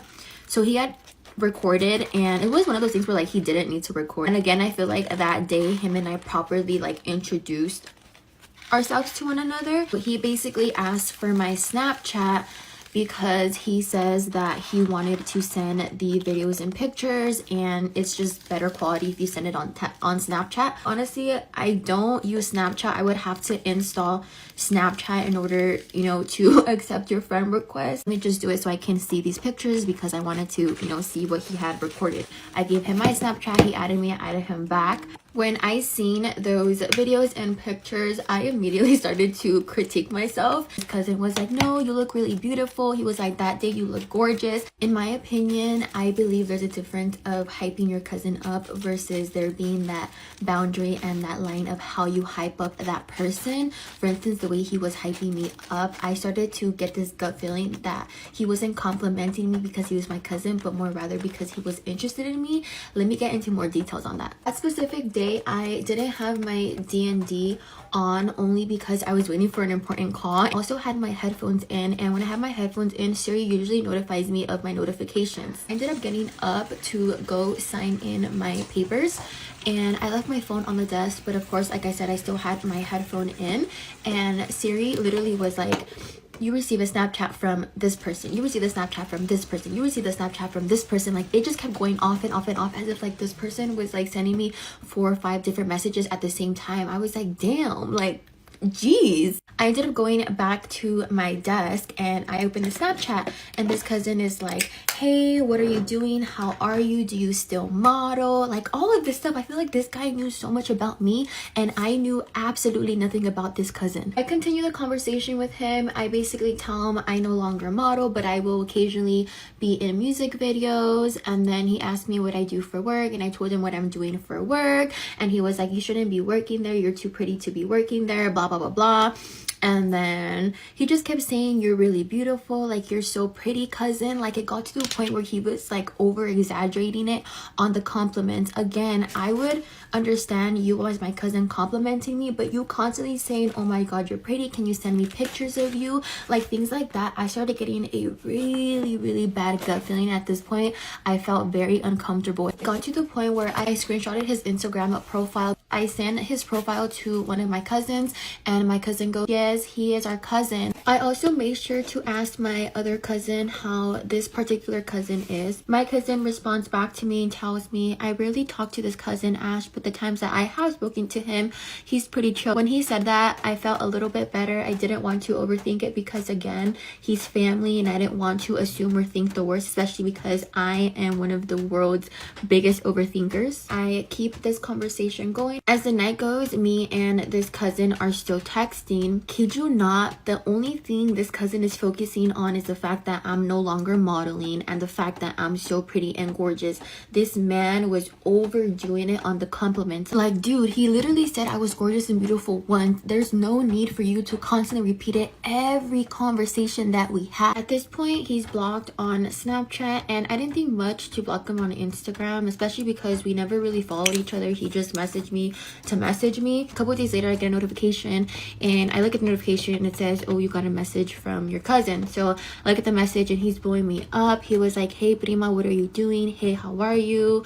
What's going on with you? How's the work? Like, things like that. To this day, I feel like I'm maybe overthinking this situation, but I also feel like my gut intuition is never wrong, so I should leave him blocked. I grew up with guys my entire life, so I'm very quick to pick up on the way guys think, the way guys say certain things, and I know a lot of things can be misinterpreted on Instagram or a Snapchat or just in text in general, but just the way this guy was saying things and the way he was blowing me up was very, very bizarre. I don't want to throw anyone under the bus, but I've actually had cousins from that side of the family mess around with each other because they were interested in one another, and maybe I'm just traumatized, so I'm thinking the absolute worst, but I feel like his actions were definitely out of pocket. Let me know if you've dealt with the same thing, if you've had cousins or family members trying to get at you. Let me know if you think I'm being dramatic or if I'm overthinking it or not, because I don't know. I don't know. My husband found out I cheated years ago. Any way I could fix this? I, 36 female, have been married to my husband Evan, 37 male, for 13 years. Before marriage, we dated for around 4 years. We have 3 little kids together. I will start by saying I love my husband more than anything, and never once in our entire 7 years together did I think about cheating. When they always preface stuff like, I love my husband, but well, it doesn't matter if it happened when you were married versus when you were dating. Still cheating. That's not going to make me sympathetic towards you. See, look at the next sentence. However, back in our first year of dating, I, then 20, joined his family for Christmas. We all got really drunk and I passed out at some point. When I woke up, I was in his brother's, then 24, bed naked. I had woken up just as he was finishing. I was terrified and just remember pushing him away and running back to my husband's room. Wait, what the fudge? You were drunk? Well, whoa. He was passed out in his bed, and so were most of others that night, so no one woke up, and I just took a shower and cried myself to sleep. Oh, what the fudge. This was weird. This was our word. We left the next morning, and I had never told anyone about what happened that night. Believe me, I was disgusted with myself and really ashamed, but I was really scared of losing Evan. He was my first real boyfriend. He was mature, sweet, kind, and we had started out deciding that we wanted long-term commitment. I didn't want to lose any of it for a drunken mistake. I stopped drinking completely since that incident and never ever put myself in such a vulnerable position again.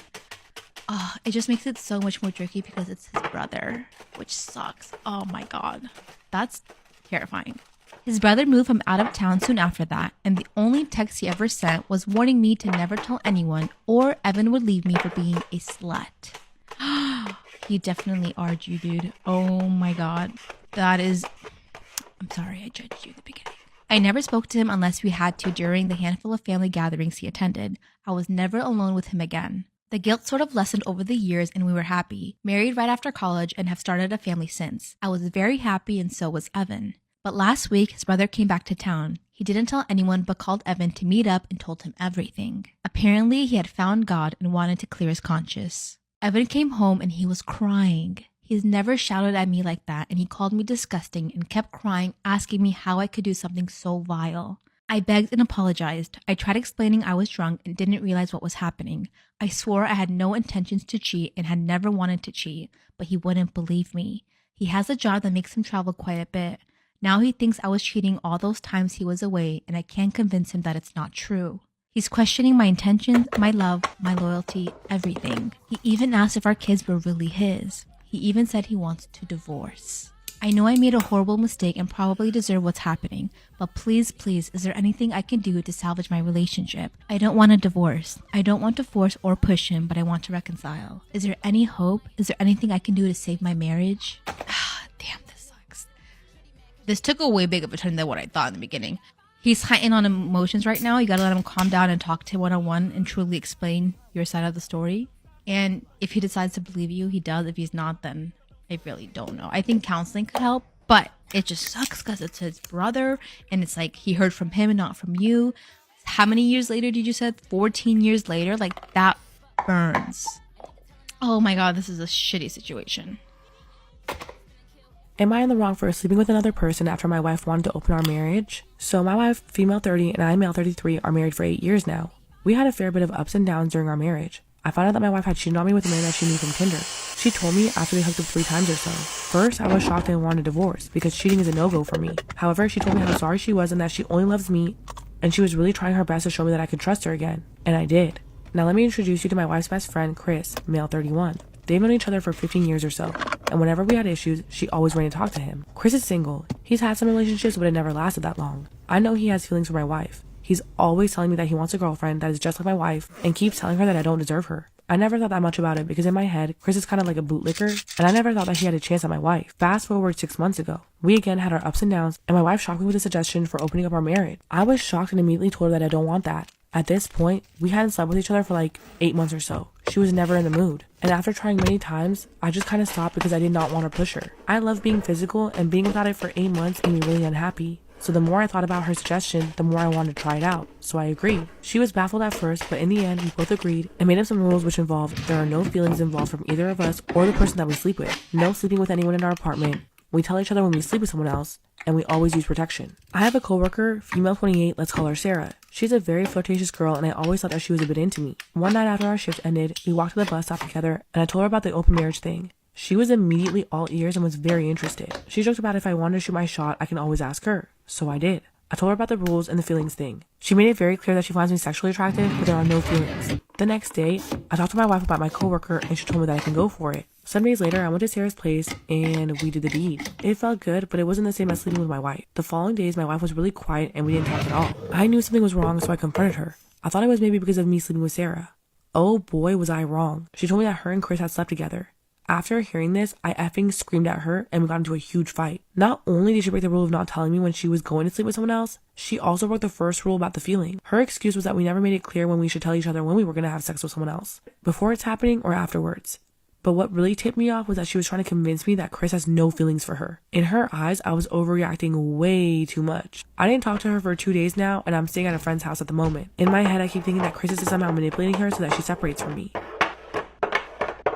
Story time about how my husband's trying to convince me to become an escort. Disclaimers, now my story time is sending me on Instagram. My husband and I have been married for almost 6 years. We did get separated for 2 years, so technically we've been together for around 4 years. We had separated during COVID mainly because he doesn't want to have kids and I desperately want to have children. And yes, when we got married, we did talk about having kids and he said he wasn't sure. But after we got married, he basically told me that he did not want to have kids, which is obviously something that I did not sign up for when I married him. I began to resent him a lot because I could have been with somebody else, someone who wanted to have kids. But instead, I spent years with him only to find out that he did not want to have kids. I ended up asking him for a break, and that was basically during COVID. So we were basically broken up for all of 2020. This is where I'm assuming he started getting his ideas. We finally got back together in 2021. I had gone on a couple of dates with some really terrible guys, and I basically thought to myself, well, you know, my husband's not like that, so I guess I should get back with him. As soon as we moved in together, he started talking about escorts. He told me one of his friends uses an escort service, and he thought it might be a good idea to start one. Part 2 is up. Story time about how my husband's trying to convince me to become an escort. Disclaimers, now my story time is on Instagram. After he told me he was thinking about starting his own escort agency, I completely lost it. First off, I didn't want my husband to be involved in that, and secondly, I just think it would bring so many problems. He told me that we should just think about it, and I asked him to show me numbers. You know, how much do people make? And he didn't know anything about it. He had done zero research. After that, we didn't speak about it for a few weeks. Not until he asked me what I thought about being an escort. At first, I was confused, like, me being an escort? Or what I thought about escorts being escorts. I told him escorts can do anything they want, as long as they're safe and happy. Then he said, well, we should look into you becoming an escort. I started to laugh and he's like, no, I'm serious. And that's when it hit me. This whole time he was trying to convince me to become an escort? His own wife? What does that say about us? What does that say about the relationship and how he feels about me? So I turned it around and told him that he should become an escort. Then he said, I'm not as good looking as you, so I wouldn't make enough money. That's when he confessed that he had signed me up to 2 different escort websites. And he had conversations with guys pretending to be me. Part 3 is up. Story time about how my husband's trying to get me to become an escort. That's when he confessed that he had already signed me up to several escort websites and that he had been having conversations with different men pretending to be me. Then he pulls out his phone and shows me all the conversations. Most of the men were trying to make me their sugar babies and were offering me upwards of $5,000 a month just to go on dates with them. The look in my husband's face was of excitement and happiness. I was mortified. I couldn't believe that my husband was even entertaining the idea. After he finishes showing me all of the messages between him and these other men, he tells me that we could be earning about $22,000 a month, and all I'd have to do is just go on dates with these guys. I started to cry and he told me that I was overreacting, and that most women would kill to be in my place. I told him these men would expect much more than just going on dates, and he swears up and down that they won't. Now the thing is, we have had money trouble, so I see where he's coming from, but I just don't know. He's still trying to convince me, and he shows me messages from these guys every single day. Most of these men are in their 50s, and one of these guys was actually really attractive. The money sounds so good, but I don't know what to do. I feel like I would resent my husband eventually. I mean, what if I fall in love with one of them? What should I do? Am I wrong for being an ungrateful, spoiled brat for the Christmas gift my husband got me? I, 35 female, want to begin by saying this, that in every holiday, me and my husband, male 33, both work decent jobs, set separate budgets for gifts. He uses his own money to buy gifts, and I do the same. We've been married for almost a year, together for 3. This is our first Christmas as a married couple. He made a list of everyone he was trying to buy a gift for. I stumbled upon the list by accident, and out of curiosity decided to take a look. I found that his friends and coworkers were on top of his list with gifts that cost over $5,000 total. For example, he got a $600 wristwatch for his coworkers, a $250 bracelet for his sister-in-law, and a $900 workout gear for his friend. Damn! That's a nice-ass dude. What the hell? I wonder what he got you. There was more, but that's all I could remember. What made me upset was that when I got to my name, I saw that he bought me a $20 something kitchen spoon set, stainless steel. I was too shocked to ignore this, and I had a confrontation. My bad. I thought if he's spending all that kind of money on his friends and shit, I thought he'd at least get you something nice. He argued that A, it's his money and he's the one paying, so I should not control that. And B, his coworkers and friends are important to him and he's known them for ages. I don't like that response. What the heck? C, he said a gift should be appreciated no matter what it cost. My dude, you're getting her $20 fucking kitchen spoon and you're buying your friend a $900 workout gear. It's your first Christmas together as a married couple, and you've only been married for what, a year, and you've only been together for 3? You can't lose the feeling that fast. I argue that he was disrespecting me and dismissing my feeling with the gift he chose to get me. Not to mention I spent a lot of money for his gifts to buy him his favorite shoe and gaming brands. But he got upset and said I was acting like an ungrateful, spoiled brat and urged me to get rid of this attitude and accept what I'm giving. The argument got worse and we stopped talking to each other. He still says I'm being ridiculous with my overreaction and should stop. So, did I overreact? Am I the asshole for calling my fiance selfish for refusing to let my dad walk me down the aisle? Disclaimer, this is not my story. My fiance, 26 male, and I, 23 female, have been together for over 2 years. I don't have a big family, it's just my dad and my older sister. My dad has always been a single parent, devoting his life for me and my sister and working over 14 plus jobs in the past 6 years to provide for us. I love my dad and we have the best relationship anyone could hope for. However, my fiance does not get along with him. They have different opinions on so many things. For example, my fiance one time suggested to have my dad to sell his truck he has because it's been sitting there for years. My dad got offended because it's my grandfather's truck and he has no money to get it fixed right now. Another example is my fiance got mad at my dad at a party for talking about his struggles after my mom's death and accused him of collecting sympathy points, but my dad said he always talks about it casually. The recent disagreement was when my dad refused to give my fiance money to contribute to the wedding. My fiance complained, but I said my dad isn't obligated to. Am I the asshole for calling my fiance selfish for refusing to let my dad walk me down the aisle? Disclaimer, this is not my story. My fiance complained, but I said my dad isn't obligated to pay for the wedding. Yesterday, my fiance told me to look for someone else to walk me down the aisle, and I asked why. He said that my dad refused to help with the wedding and he should be grateful he's still invited. I got upset and argued that for one, my dad refused to contribute because he has no money. And 2, just like any bride, I want my dad to walk me down the aisle on my wedding day. He threw a fit saying that I was trying to ruin his mood and get him upset on our wedding day, but I called him selfish for wanting to take away the moment I always dreamed of over his disagreements with my dad. It's not fair given that me and my dad are on great terms. He yelled at me for calling him selfish and said it's our wedding, not just mine, and said that I clearly don't care about him if he's uncomfortable, then walked out. He's really mad and is insisting that I'm being inconsiderate and projecting on him when I called him selfish. So am I the asshole? Story time about how my Bumble date tried to choke me. I mean, he was literally trying to kill me. Disclaimer, is not my story time. I was sending me on Instagram. This was by far the worst date I've ever been on. Let me just say, I've had really bad dates. A little backstory. It all started last year when I left my broke-ass boyfriend. He would expect me to pay for everything because I was earning more money than him. So literally from one day to the next, I kicked him out of my apartment and I had all this newfound freedom. Now here's the thing. My friends all use dating apps and they never had such bad experiences, so I figured I should try it out too. To tell you that one of my best friends got married to one of her Bumble dates, I had high hopes. I downloaded Bumble the day after I broke up with my boyfriend. It was probably too soon, but honestly, I was just trying to have fun. My first date was okay. I wasn't necessarily attracted to this guy, but he was very successful and very funny. And when a guy can make me laugh, that goes a long way. So it kind of tricked me into believing that he was like, okay. So I decided to go on another date with him. Only the second time, all he kept talking about was Trump. So I got up from the table and I left him there. I mean, that's one thing about me. If I don't like you, I will straight up leave the table. I mean, I'm not wasting my precious time on some guy. Part 2 is story time about how my Bumble date tried to choke me. This man was trying to kill me. Disclaimers, not my story time, was sending me on Instagram. After the first date, I decided to give it another chance. I ended up going on a date with a guy who I'm pretty sure was gay. The whole time we talked about his best friend and how great his best friend was, and he definitely sounded different. So by the end of the date, I asked him if he was bi. He acted all offended and said no. So obviously, I never went on a date with him again. When I got home that night, I decided to get back on the app and look for another date, as you do. And that's when I saw the guy, the one who choked me.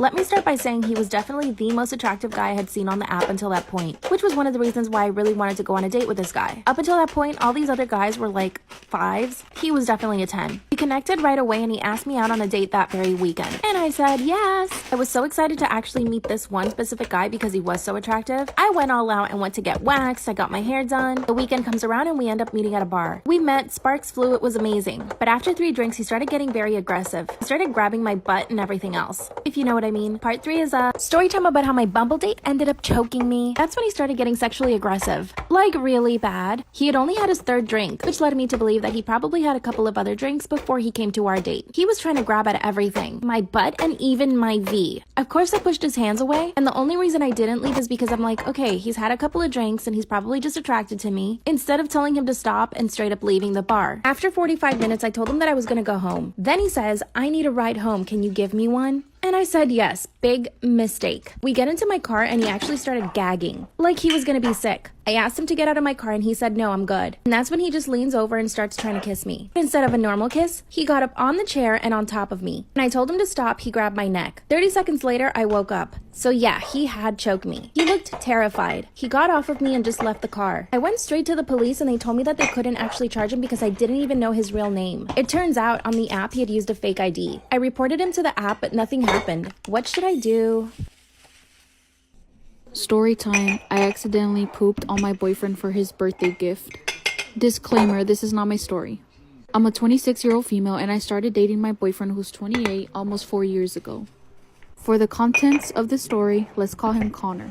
At that time, Connor and I had only been dating 6 months. And I wanted to do something special for his birthday. He had been begging me for love making in the back, and for me, making love in the back hurts. But since it was his birthday, I thought it would be a nice surprise to buy some lingerie, get some fun toys, and some numbing cream. It is important to mention that I have IBS, and the day of his birthday, I was having a bad IBS day. I also wanted to add, I know absolutely nothing about lovemaking in the back, or what you should do in preparation before it. My first mistake. We went out bar hopping and eating at different places for his birthday, and we had a great day. We got back to his house and I excused myself to go to the restroom. It was showtime. I slip on my new outfit, get the fun toys out, and walk out to surprise him. Of course he loved it and we started having some fun. I stopped him after a little bit and I showed him the numbing cream. His eyes lit up and he got so excited. He asked me if I was sure and if I wanted to do this, and I told him yes. He applied the cream, and as he was going inside, I yelled in pain and I told him that I still feel it a lot. I felt a lot of pain and I told him to please use more cream. Let me also add, he is above average. He applied so much cream that I didn't feel a thing and I was actually enjoying it. It had been about maybe 3 minutes in and I smelled something so bad. It didn't take long for the smell to hit Connor. We both looked up and there it was, diarrhea everywhere.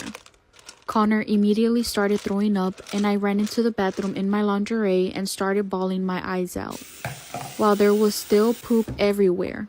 I got to the toilet and Connor ran in after me, started throwing up in the sink, and at the same time I was still pooping my brains out. If I could have snapped my fingers and die, that would have been the moment. The thing is, we used so much cream that I did not feel myself pooping. I got myself cleaned up, awkwardly went back into the room, and the room smelled horrible, which just made me cry even harder. Connor helped me clean up the mess. He hugged me and told me that it was okay, even though I knew I just traumatized this man. I wanted this to be a birthday he would remember, just not like this. I was positive he was going to break up with me since it was weird between us a couple weeks after that incident. But we actually just had our first son and we are celebrating our 4-year anniversary in a couple weeks.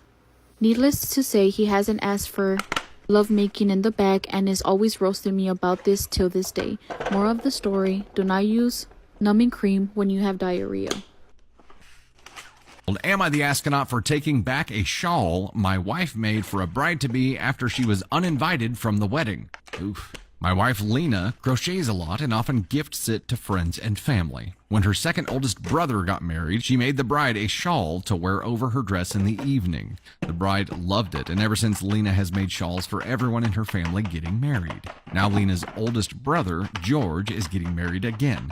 Lena doesn't have a relationship with George as he was abusive to her as a child, but if she asks to see him, then she is polite but distant with him. She doesn't want to cut off the rest of her family because of George. I work with George, and while we aren't friends, we're friendly at work. Lena encouraged this. When George got moved to my team, I was going to request a transfer, not wanting to expose Lena to George, as my team do a lot of get-togethers with our significant others. As it is a family wedding, Lena's mom asked her if she would crochet a shawl for George's fiancée, and Lena agreed. It was arranged that once it was finished, I would take it to work to give it to George so that Lena didn't have to see him. Earlier this week, the shawl was completed, and I emailed George at work to let him know that I would bring it in today as the wedding is tomorrow. When I got into work this morning, I gave George the shawl and let him know that Lena and I were looking forward to the wedding. Come lunchtime, Lena called me to let me know that George's fiancé had called her and told her that she was no longer invited to the wedding, citing the place they are having the wedding and the reception at is too small for the number that they have coming, so they're having to make cutbacks. However, I was still invited to the wedding. What the? Okay, it just got personal. I was mad at this because they clearly only invited Lena to get a shawl, which to me is just rude. If they had asked Lena outright to make one, she probably would have done it because she loves to crochet. On my way out of work, I noticed George wasn't at his desk, but the shawl was. I was still mad that they had used Lena to get a shawl, and I just shoved it in my work bag. I left a note on his desk telling George since Lena was no longer invited, the shawl and I would no longer be attending either. On my way home, I told Lena what I had done and asked her if she wanted to go out instead, so as to not waste having a sitter. Lena was upset that I had taken the shawl, as it was causing an uproar in her family group chat where people were calling her petty because I took it back. Lena wants me to give it back. I don't think I should. They don't deserve Lena's kindness. However, at the same time, I don't want Lena to be upset with me over George and a shawl. Am I the astronaut for taking back the shawl? Edit, I have messaged the group chat letting them know that I took it, and if they should be pissed at anyone, it should be at me. But I would also do it again because no one gets to be a dick to Lena. No one puts Lena in a corner. Okay, there is an update to this one, but let's chat about it for a second. They don't deserve the shawl. They clearly don't deserve the shawl. So the initial question here was, am I the astronaut for taking back a shawl my wife made for the bride-to-be after she was uninvited from the wedding? So my initial understanding here was that they just asked her to make a shawl, and there was no contingency on her attending the wedding. That was clarified later on that it was part of her being asked to attend the wedding. Here's the part that really pisses me off. They only uninvited her. They said that her husband, was still invited. That became a personal attack. It did not become a, we don't have room, we have to make some space, so you guys, I'm sorry, can't go. It was only Lena. Her husband can still come. There's no other reason than a personal attack to do some shitty shit like that. And it may have been just George. This may be a George thing. It doesn't matter. Consequences, right? And the fact that they waited until they had that shawl in hand to pull this shit makes it even worse. And if that was the trigger, for the dickery that was going on here. Yeah, that's right, dickery. I just made that up. If this was the trigger for the dickery, then take the shawl back. Yeah, I think that's awesome. The only problem that I have with hubby's actions here are that Lena made it, and she had a problem with him taking it back. He was doing it for her, and I understand this, and I would have done the same damn thing, but ultimately it's her decision because she made this for them. That's the only problem I have here, is that she wanted him to give it back and he said no. And I think in this instance, you should respect your wife's wishes. What they did was shitty to the shittiest shitty degree.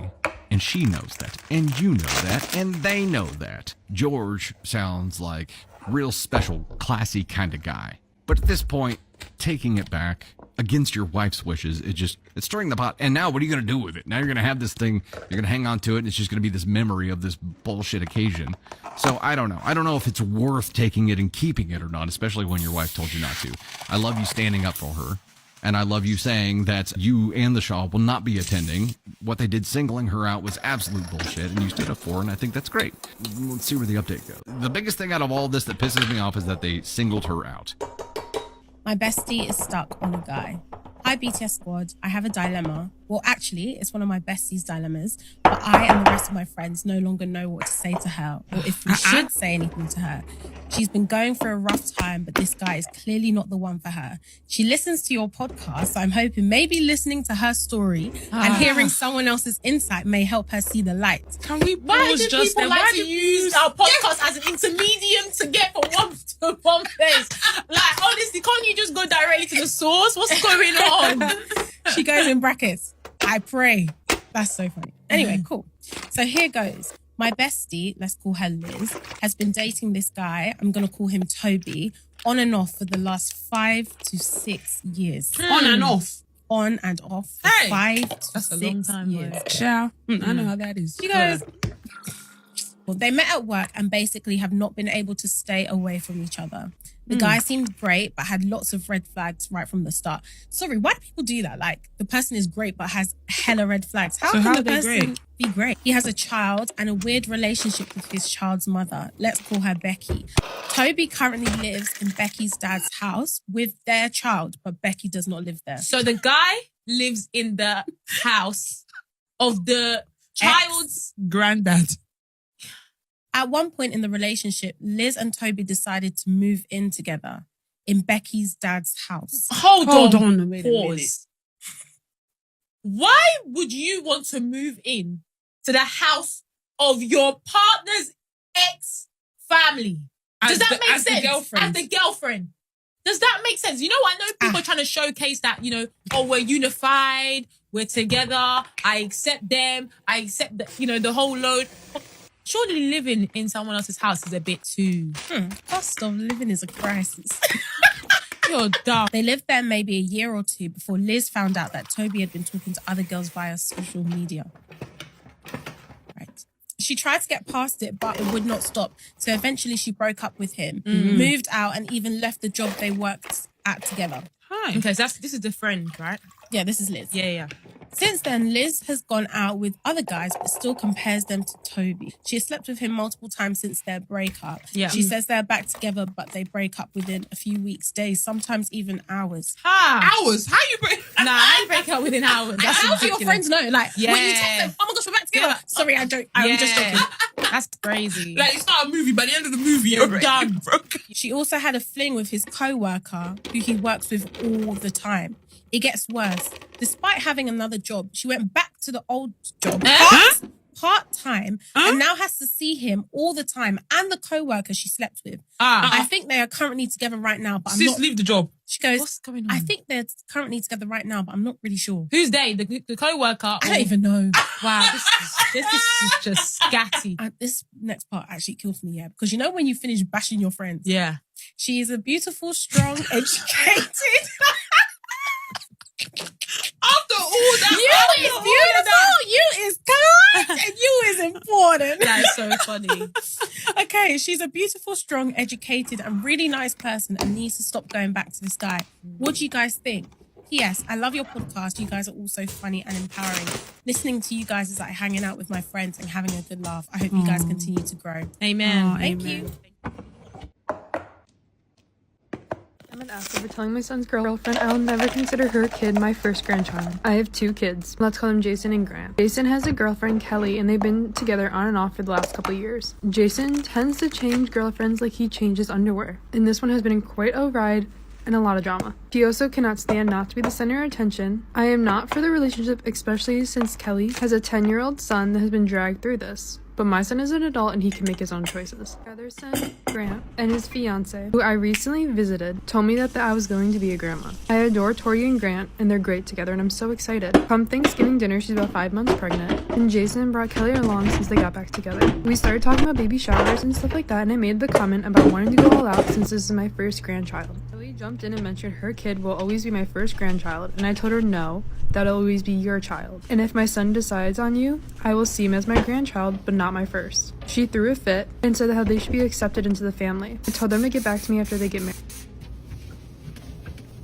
Am I the asshole for laughing at my brother's tattoo? It's bad, but I think that still makes you an ass. This is a pretty cut and dry scenario. My 32 male little brother, 25 male, has been in a string of relationships since he was young enough to know what dating was. On several occasions, the relationship ended because he was caught cheating with another girl. There are just the ones I know of. There could be more. In fact, his current girlfriend, 19 female, was the other woman. Okay, wait, hold on. What's the math? Do the math. Wait a second. 25 and 19. Bad. That's problematic already. He, I'll call him Danny, still lives with my parents, and I headed over on the 4th for a barbecue. When he reached out for a hug, I noticed his arm was super red, and he showed me his brand new tattoo that he had literally just gotten. The tattoo, in huge words, said loyalty in cursive. Oh.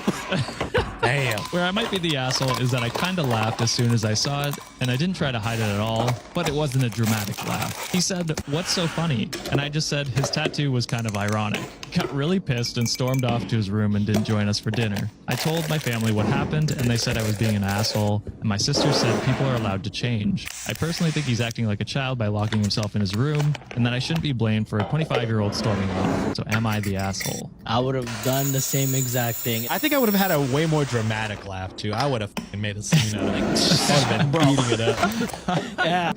How do I handle this as a mother? False accusations tore our family apart. I have been in a mother's worst nightmare for the last year. A year ago, almost exactly, my daughter accused my current partner of sexual assault. They incurred an investigation and charges laid. Court proceedings are happening, just very slowly.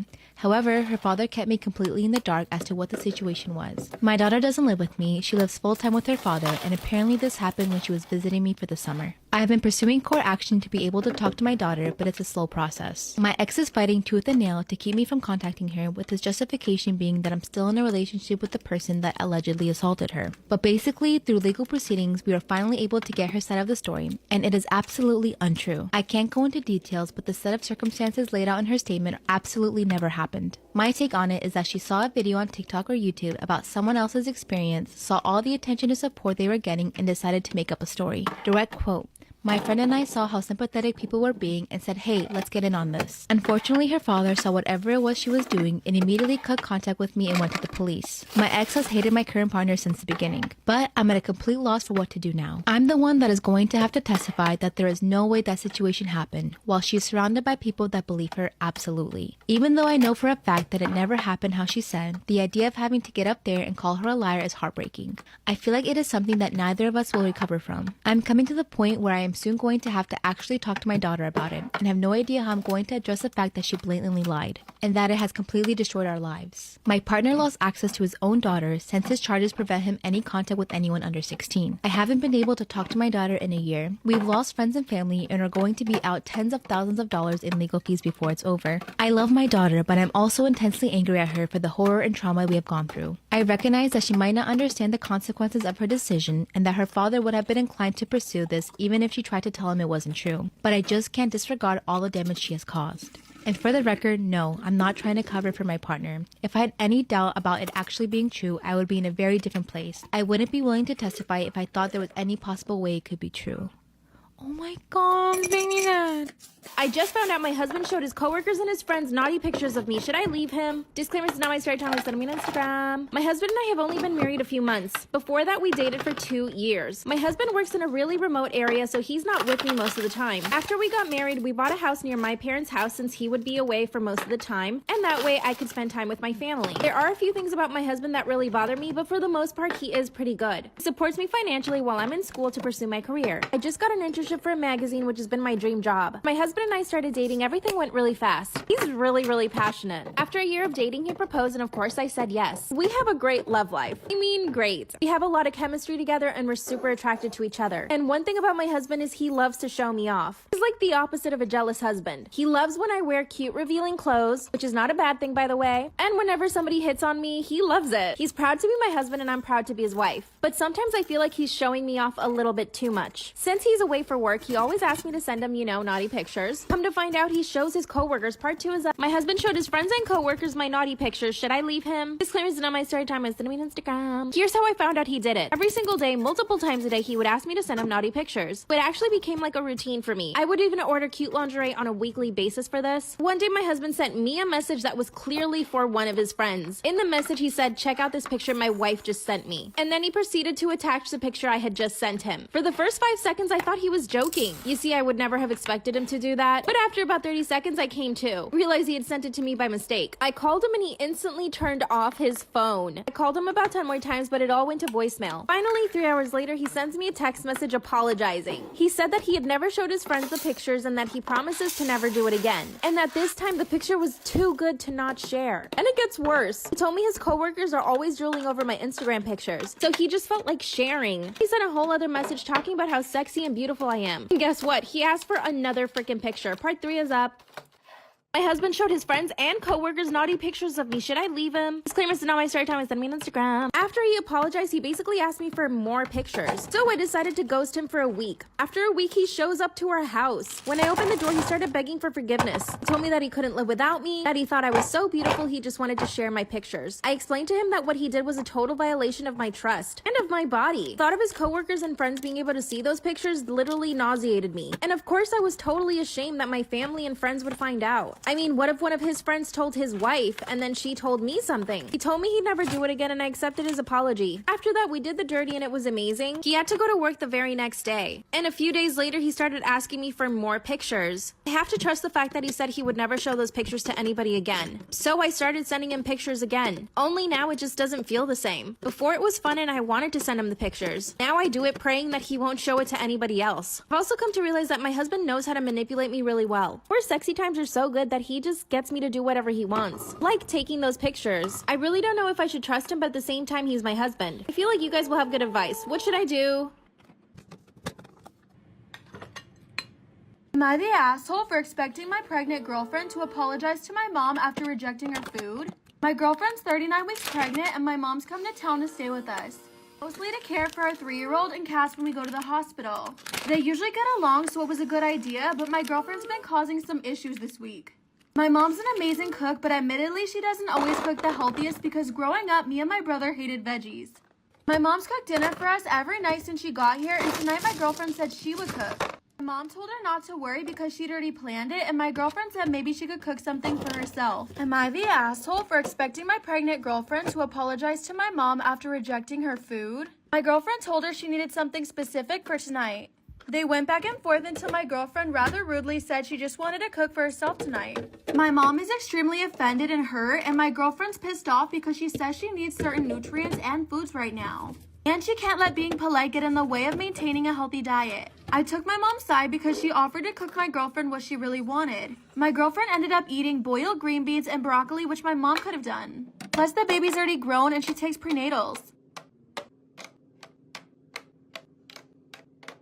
My boyfriend, 27, and I, 26, have been together for 2 years. He has a good heart and is normally rational, but his one issue is that he expects to accompany me in every occasion no matter how big or small. He even went with me to my ex-boyfriend's funeral after days of begging. Now, my best friend got married a few days ago. It was very small and only close family and friends were invited. My boyfriend couldn't come because of the +1 rule. He pitched a hissy fit saying that my best friend had no respect for my relationship and was shocked when he learned that I was still going to attend. He told me that if he can't go, then I'm expected to not go as well. But that's my best friend and I had to respect her rules. He gave me an ultimatum, either we go together or I stay home with him. I ended up going because again, I respected my friend's rules. He was angry with me and kept calling me the entire 2-hour drive, then stopped. Later I got a text from his friend telling me that he, my boyfriend, got into an accident and was taken to the hospital. I freaked out and he gave me the address and I had to leave the wedding and told my friends why. I was crying the entire drive home and kept calling his friend but got no response. I arrived to the hospital and asked for my boyfriend and then he texted and told me that he wasn't there. My anxiety reached 160% as I kept calling his friends one by one. I just went home and there he was, along with his friend. He saw me and said that he was sorry, but this was the only way he could get me to come home after I left him alone.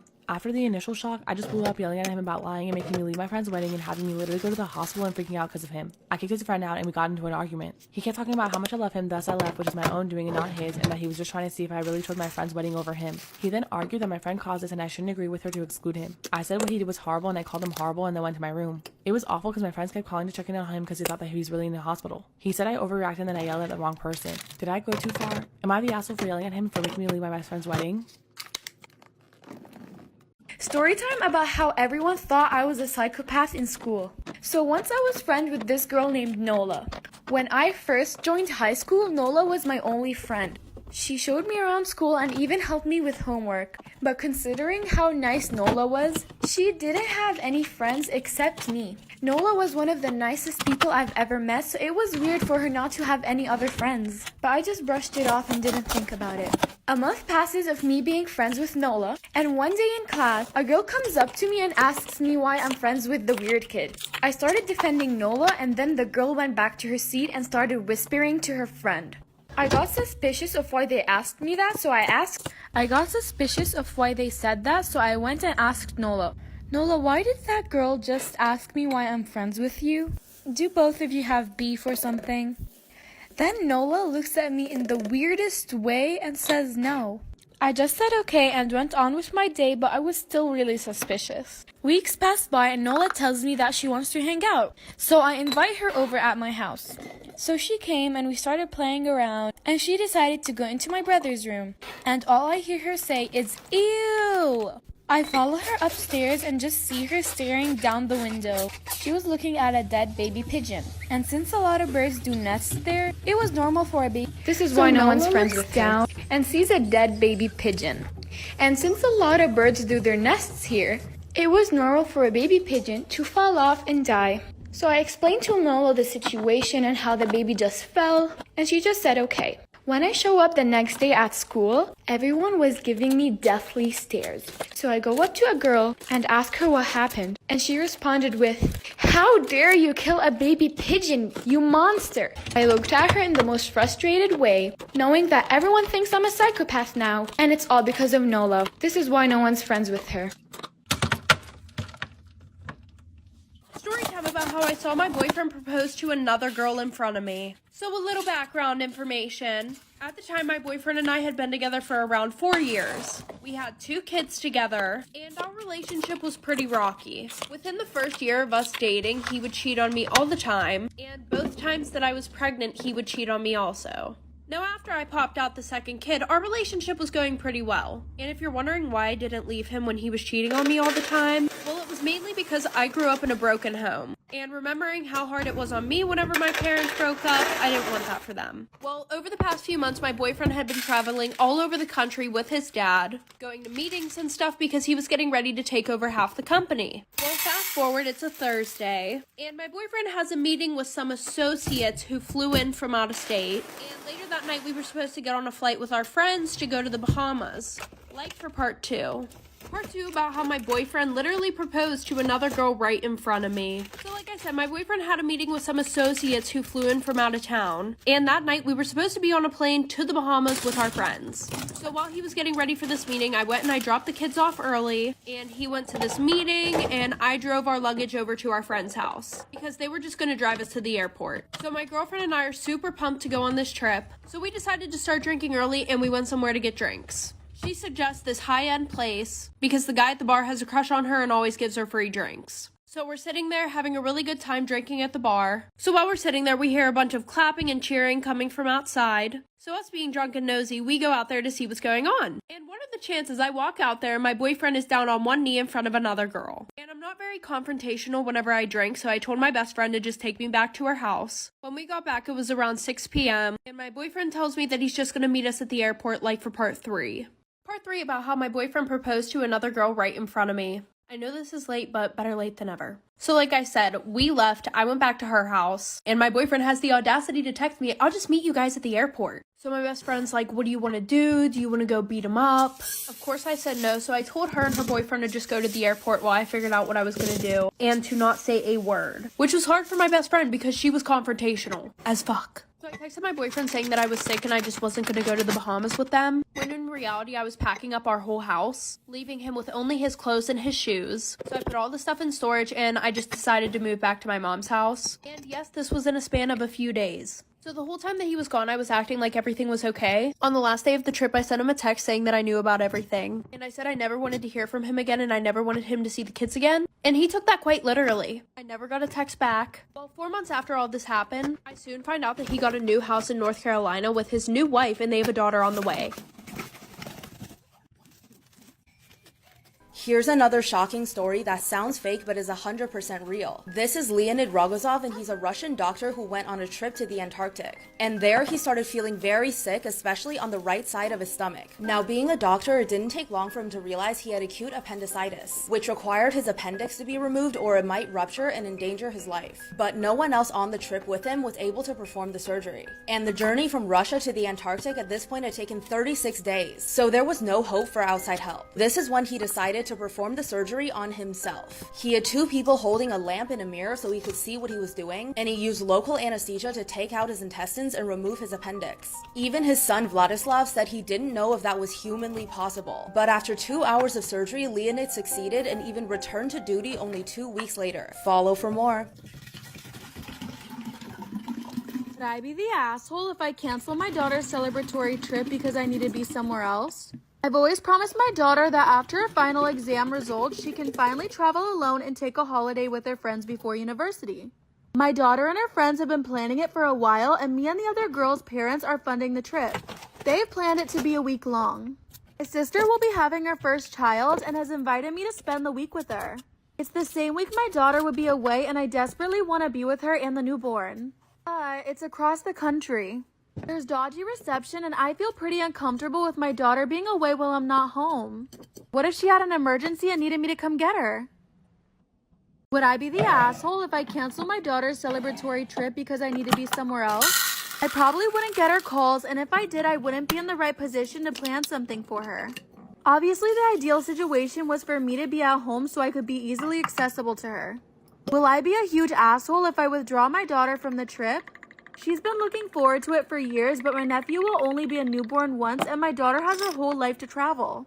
I'm very stressed about this, but am pretty sure of my decision to withdraw her. I just want to make sure this won't hurt her.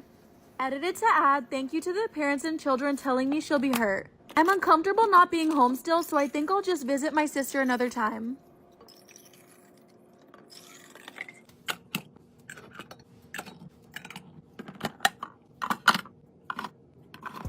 Am I the asshole? The day before yesterday, my neighbor called me asking me to bake 12 dozen cookies for their son's graduation party. She claimed the cake they'd ordered somehow became lost in the system and wouldn't be ready on time. And that her son loves my chocolate chip cookies. And it would mean the world and save the party if I agreed to help out. I went to the store and quickly bought all of the ingredients, which came close to $300. I managed to get them all baked, arranged on trays, and set up at the party without issue until the end of the party. My neighbor walks up and thanks me for helping out and then asks if I forgot to include a check in the graduation card. I calmly told her the last-minute baking marathon was my gift and said I was glad it worked out. My neighbor then said she appreciated my hard work, but that her son couldn't buy books for college with cookies. And she thought I should at least hand him some cash before I left. I left without doing so, and then she texted me asking me to apologize.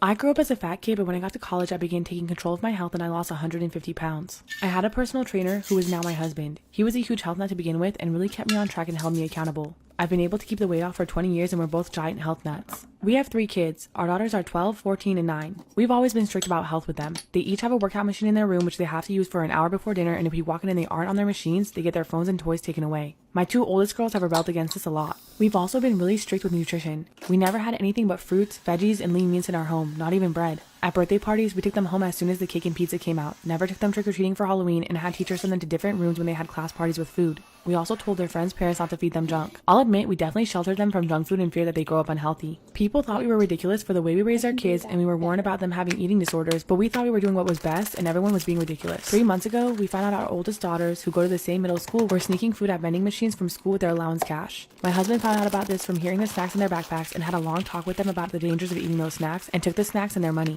I heard him talking to them, and he was gentle and calm about it, but both girls ended up in tears. Recently, we got a call from our 12-year-old daughter's school counselor. Apparently, she's been chewing up her food and then spitting it out and making herself throw up in the bathroom when she ate lunch. They also talked to me about my 14-year-old, who said that lately she's been skipping breakfast and lunch a few times a week for the past couple years because she was scared we would be mad at her when she ate. The counselor was not happy with me and recommended a treatment place for eating disorders.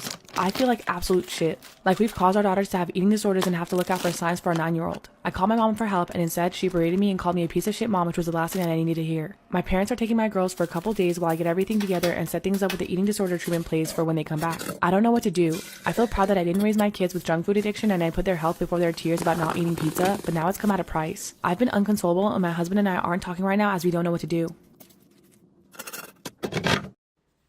Cheat on my husband and I don't care. Am I the asshole? The only way I'll stay married is if I cheat. Whenever I meet an attractive guy, I go out of my way to seduce them and my husband doesn't stop me. This has been happening for years. I love my husband, but I can't seem to keep my hands to myself. Sometimes I don't even come home and I have no shame. I've even cheated in front of my husband's friends and they hate me for it. They've told my husband that he needs to control me more. Honestly, I think my husband is kind of into it. In fact, he's taken an interest in talking to all of my lovers. One night, my husband caught me making out with one of my boy toys at a friend's party. A few hours later, he was found floating in the pool. And everyone thinks that my husband did it. He does look really guilty, but I don't want to believe it was my husband. After that, I reconnected with an old flame and started another affair. But he's also missing now. I keep calling him, but I get no answer. Come to find out, my husband actually spoke to him before he went missing. What should I do? Guess what? I'm actually telling you the story of a new movie. Find out what happens next and stream Deepwater on Hulu, and guess who is in it? If you're a fan of Jacob, you gotta run to Hulu now. Bye!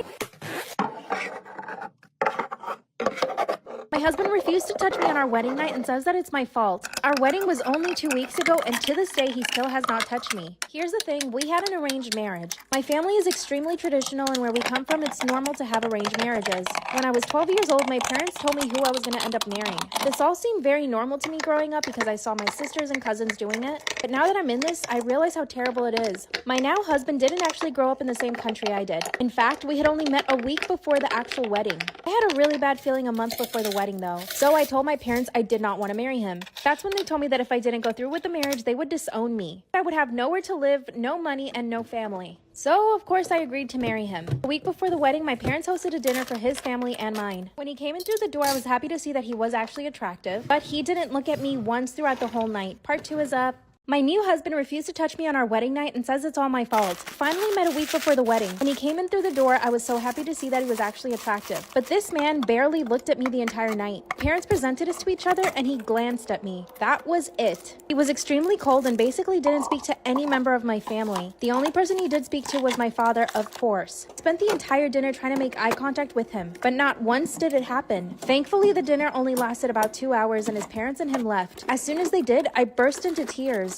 Also, I know I'm a beautiful girl. I've had many suitors come to my house and ask my parents for my hand in marriage. They had agreed to this arranged marriage so long ago that it never even gave any other guys a chance. The worst part is that one of the guys that asked to marry me a few years ago, he and I went to the same school, got along, and dare I say liked each other. At least he would look me in the face. I told my parents that he didn't even look at me once. My dad said that I was completely overreacting, but my mother agreed with me, thank God. She told my dad that my fiance's behavior was completely unacceptable, and that the least he could have done was at least said hello to me. My mom was also upset that he didn't even say hello to her, and that he was openly disrespecting our family. I tried to convince my dad to cancel the marriage, but he said no. Part 3 is up.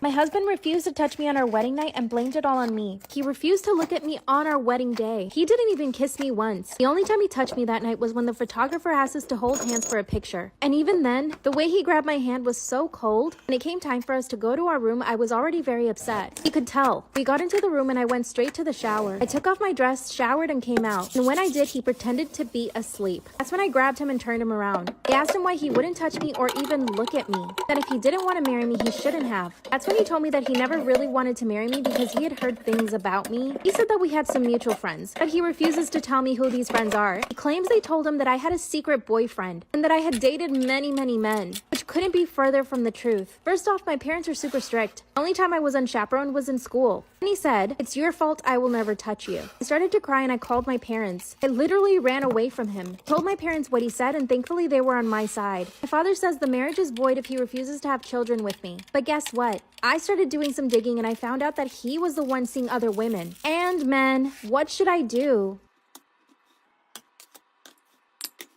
Am I wrong for refusing to divorce my husband? I, 30 female, met my husband Dave, 32 male, when we were little. He's been my best friend since we were 10. We were raised in very conservative Christian families in the Bible Belt. He followed the script expected of us. Dated in high school, engaged in college, married after his graduation, and kids after I established a career. My kids are 5 and 3. We've been married for 10 years. We separated but stayed legally married 3.5 years ago because I finally admitted to him and myself that I'm a lesbian. I did not say. I thought that I could fake it till I make it, but I just couldn't do it anymore. It was strained for a while and we continued couples therapy. Ultimately, we both wanted to do the best for our kids. For us, that meant continuing to live together. He lives in the apartment above our detached garage because neither of us want to be single parents. Eventually, we both started dating other people and I met my girlfriend Krista a 1.5 years ago. She knew that I had kids and an unconventional co-parenting arrangement up front, and I told her I was still legally married after 6 months of dating. She had been fine with our living/co-parenting style prior to this, but was less than thrilled by my lack of official divorce. She asked if divorce was eventful, and I told her yes. Dave and I agreed we divorced when it was no longer mutually beneficial to remain married. For example, a new potential spouse. The longer Krista and I were together, the more my being married bothered her. She feels remaining married symbolizes I'm subconsciously clinging to my straight identity and is a barrier to moving on with my life, which I mildly disagree with but understand. She does not want to get married and had voiced the opinion that it was just a piece of paper, so I'm surprised it's become such a big deal. I agreed 4 months ago that I would bring it up with Dave and set a timeline for divorce by the end of this year to make her happy. 2 months ago, Dave's company downsized his job, and a week later he found out his increasing fatigue and illness was aggressive leukemia. He's undergoing treatment that is estimated to be 10% effective in cases like his, and they told him to consider that this might be terminal. If the treatment fails, they've given him 6 months to a year. For Krista, this changes nothing. For me, divorcing Dave now would make what is potentially his final months even harder than they have to be. Whether she likes it or not, he's the father of my children and my oldest friend. To force the issue while he's fighting for his life would be incredibly selfish and damaging to both him and our kids. She's telling me that not only am I regressing into denial about my sexuality by refusing to bring it up again, but also that I'm already a selfish asshole by leading her on, and that I want the best of both worlds by remaining married to a man while continuing to date a woman. Your husband put a hit on you. Even though this sounds like a totally made-up scenario, this actually happened for a woman. In 2004, a woman named Noella Rukundo immigrated from Burundi, East Africa to Melbourne, Australia as a refugee. At the time, she was a mother of 5. She ended up meeting a man named Balanga Kalala. He was a refugee like she was and was currently working as a forklift operator. He had arrived in Melbourne in 2004 to flee a rebel army that had killed his wife and children when he was just 24 years old. Or this was his story that he told her. The both of them shared a social worker at the time. Kalala spoke English and Noella spoke Swahili, so the social worker would translate for the both of them. They ended up starting a relationship and moving together to Kings Park, which is in the suburbs of Melbourne, and they soon got married and had 3 children. This sounds like a completely romantic story, right? Well, things ended up taking a turn for the worse whenever Kalala began to suspect that Noella might be cheating on him. So what was Kalala's response to thinking his wife might be cheating on him without any proof? He paid nearly $7,000 to a group of men to kill her. Noella ended up getting news of her stepmother passing away, so she ended up flying back to her hometown for the funeral. This was January 21st of 2015. Kalala ended up calling her on the phone, and he instructed her to go outside and get some fresh air. And she was immediately confronted by an armed man who directed her to get into the vehicle. When she got into the vehicle, there was 2 other armed men waiting for her inside. They then blindfolded her, took her to a warehouse, and tied her to a chair. And instead of doing what they were hired to do, they ended up telling her about Kalala's plan. They had a personal moral rule not to kill women or children. So they let her know that her husband put a hit on her. She did not believe their original claims on what was happening, so they ended up calling Kalala, putting him on speaker, and asking what they should do next, and he responded with kill her. Noella was so shocked by this information that she fainted hearing his response.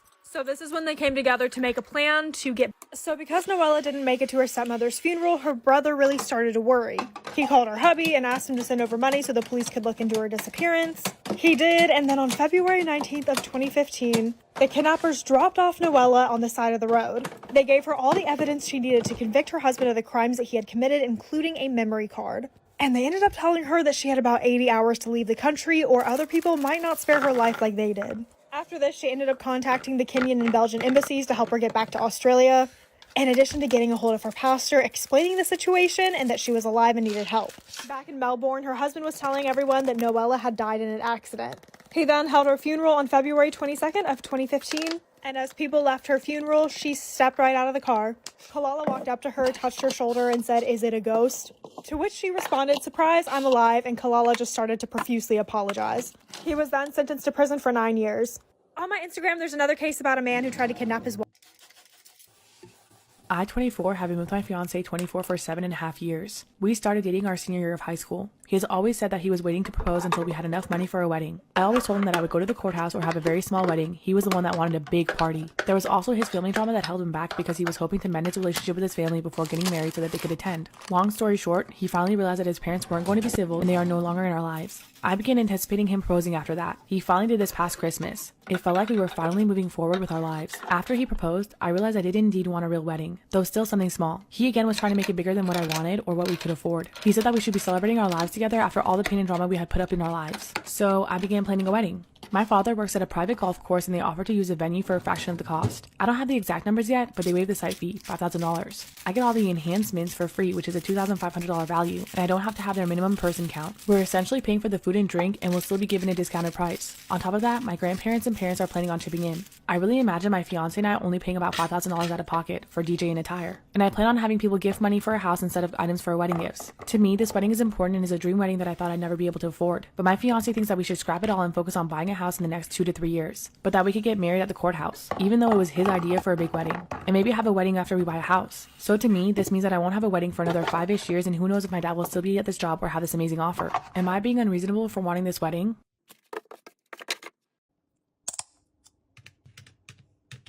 Am I wrong for calling my sister's husband useless? My 17 female, sister 34 female called me saying that her work had an emergency and she needed to get there ASAP and needed me to watch her kids because no one else can.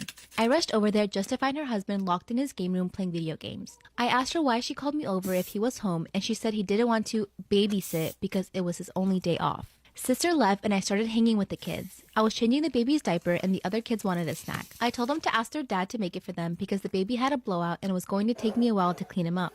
Well, their dad sent them back upstairs and told them to ask me again. After cleaning the baby up, I made the kids a snack and their dad came out to eat and told me not to let the kids interrupt him on his day off. By the way, he works part-time from home 6 days a week. I kind of snapped at him and told him it was my day off too and that he's a useless fucking father and husband if his wife has to rely on her teenage sister rather than her own husband. He started telling me I was disrespectful and didn't understand how hard parenting is. And I told him he clearly doesn't understand how hard it is either since he considers parenting his own children babysitting. He ended up kicking me out and apparently my sister was forced to come home because he told her she needed to figure it out since I'm her sister. I feel like I may have been the asshole because my sister is mad at me, her husband is mad at me, my mom is mad at me for causing drama, but my dad thinks it's funny and agrees with me. I definitely didn't need to call him names, but I just hate this guy so much. We have argued about things in the past as well, so we already don't have a great relationship. My sister is saying I need to apologize to him and he is threatening to never let me in the kids' lives if I keep disrespecting him. So, am I the asshole here? For everyone that has asked, no, he does not take care of the kids normally. My sister takes him to daycare during the day and then picks him up on her way home. She is the breadwinner and primary caretaker. Also, I got a few questions of, does she pay you? Not exactly, but she will randomly take me on expensive shopping sprees and will regularly buy things from my Amazon wishlist instead.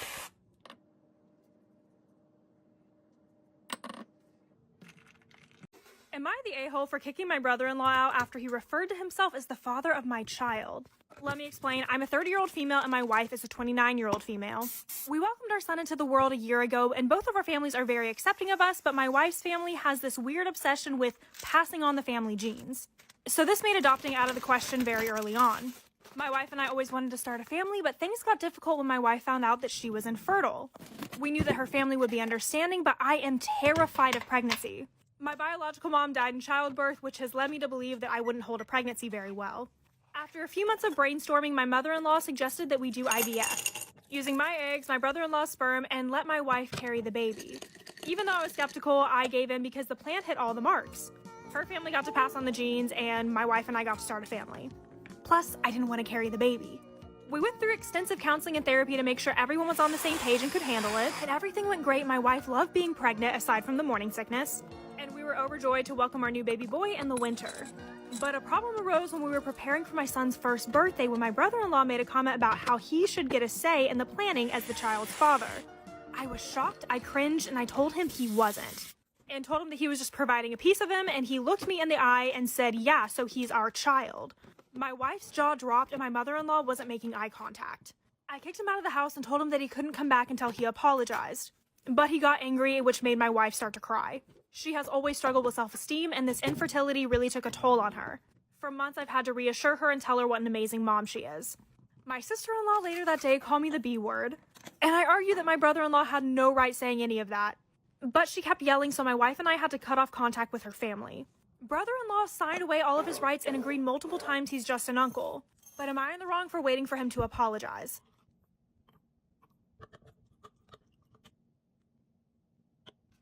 My best friend always projects her insecurities onto me. Should I break up with her? My best friend and I have known each other for exactly 2 years. We met in college and hit it off right away. We're both Latinas and we come from really big families. I have 2 other sisters and we get along really well. We always hype each other up and have each other's backs. A few months after I started my friendship with my best friend, let's call her Lucia. Lucia started showing some really toxic qualities. Sometimes I think I'm just reading too much into it or overreacting. So you let me know. First of all, she would start talking bad about my sisters in front of me. She would make comments like, wow, your sister's gained weight, or wow, your sister has cellulite. When she first did this, I would just defend my sisters, but then I realized that that just made her want to keep talking more trash. So if she ever said anything about my sisters, I wouldn't say anything. At the time our friendship started, I had a really big crush on this guy. He and I went to the same gym and I never had the courage to speak to him, not until my sister convinced me to. I finally spoke to him at the gym and we actually hit it off. We would work out together every now and then and he finally asked me out on a date. The day of our date, my best friend came over to my house, and while I was getting ready, she started saying really weird things. At first she told me that I should wash my hair because it looked oily. I told her my hair was freshly washed. When I looked at myself in the mirror, I could see her reflection and she just rolled her eyes at me.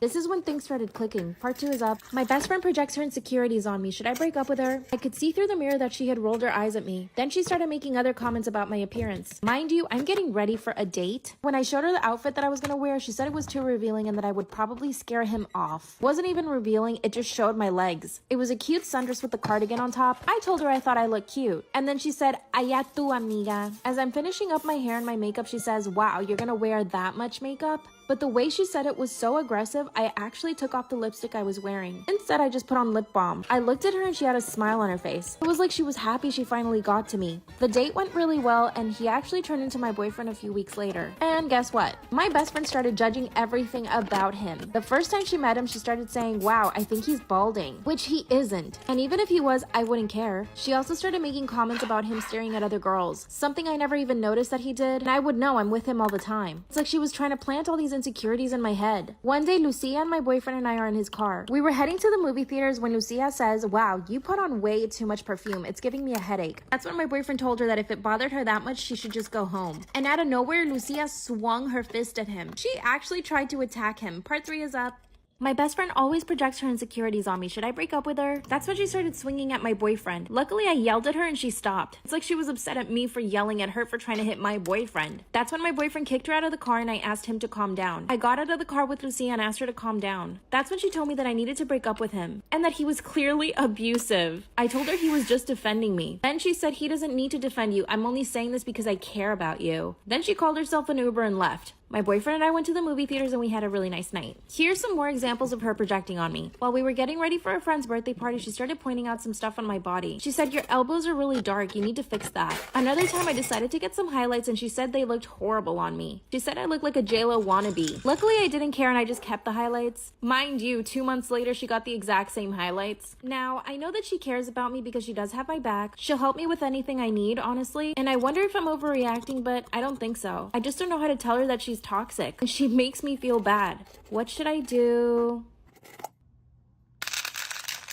Crime Fanatic Friday Part 2, the girl tortured by an entire neighborhood. After holding 16-year-old Sylvia Likens captive in the basement, Gertrude Benezuski's heinous acts continued at a greater rate. Gertrude, her 7 children, and the neighborhood kids would help Gertrude restrain Sylvia as she received scalding hot baths and cuts, where Gertrude would rub salt into her wounds and sores. On October 23rd, they brightened her stomach with a hot needle, saying, "I'm a prostitute and proud of it." Once finished, Gertrude's 10-year-old daughter tried to brand Sylvia's left breast with a heated bolt that had an S on it. Sylvia knew that she was dying and even told her younger sister that she didn't have long to live. She tried to escape on October 25th but was caught by Gertrude before she made it to the door. The final day of Sylvia's life was different than the previous months. She was delirious and couldn't speak. She was fully incontinent, and Gertrude's 12-year-old boy hosed her down with cold water while laughing at her. Even in her weakened state, she made one final attempt at escaping before Gertrude caught her at the basement door and stomped on her head. In her last hours, she was given a warm bubble bath, changed into clean clothes, and laid on the mattress. She closed her eyes and never opened them again. Days earlier, Gertrude forced Sylvia to write a letter claiming that she had run away and the boys from the neighborhood were her torturers. Her last attempt at deflecting any blame was to cover Sylvia's body in rubbing alcohol.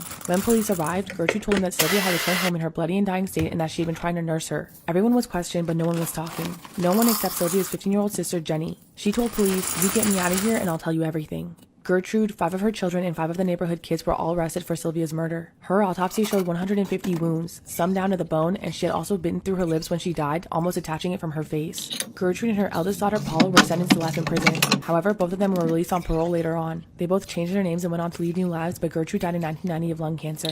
Jenny, Sylvia's sister, went on to marry and have 2 children of her own. She spent years on medication due to anxiety from watching her sister's torture and murder. 2 movies have been made based on Sylvia Likens' story, one called An American Crime and the other called The Girl Next Door. That's actually how I heard about this case. Both movies are heartbreaking though, so please take caution when watching. Because of this case, if anyone sees any type of child abuse in the state of Indiana, they are required by law to report it.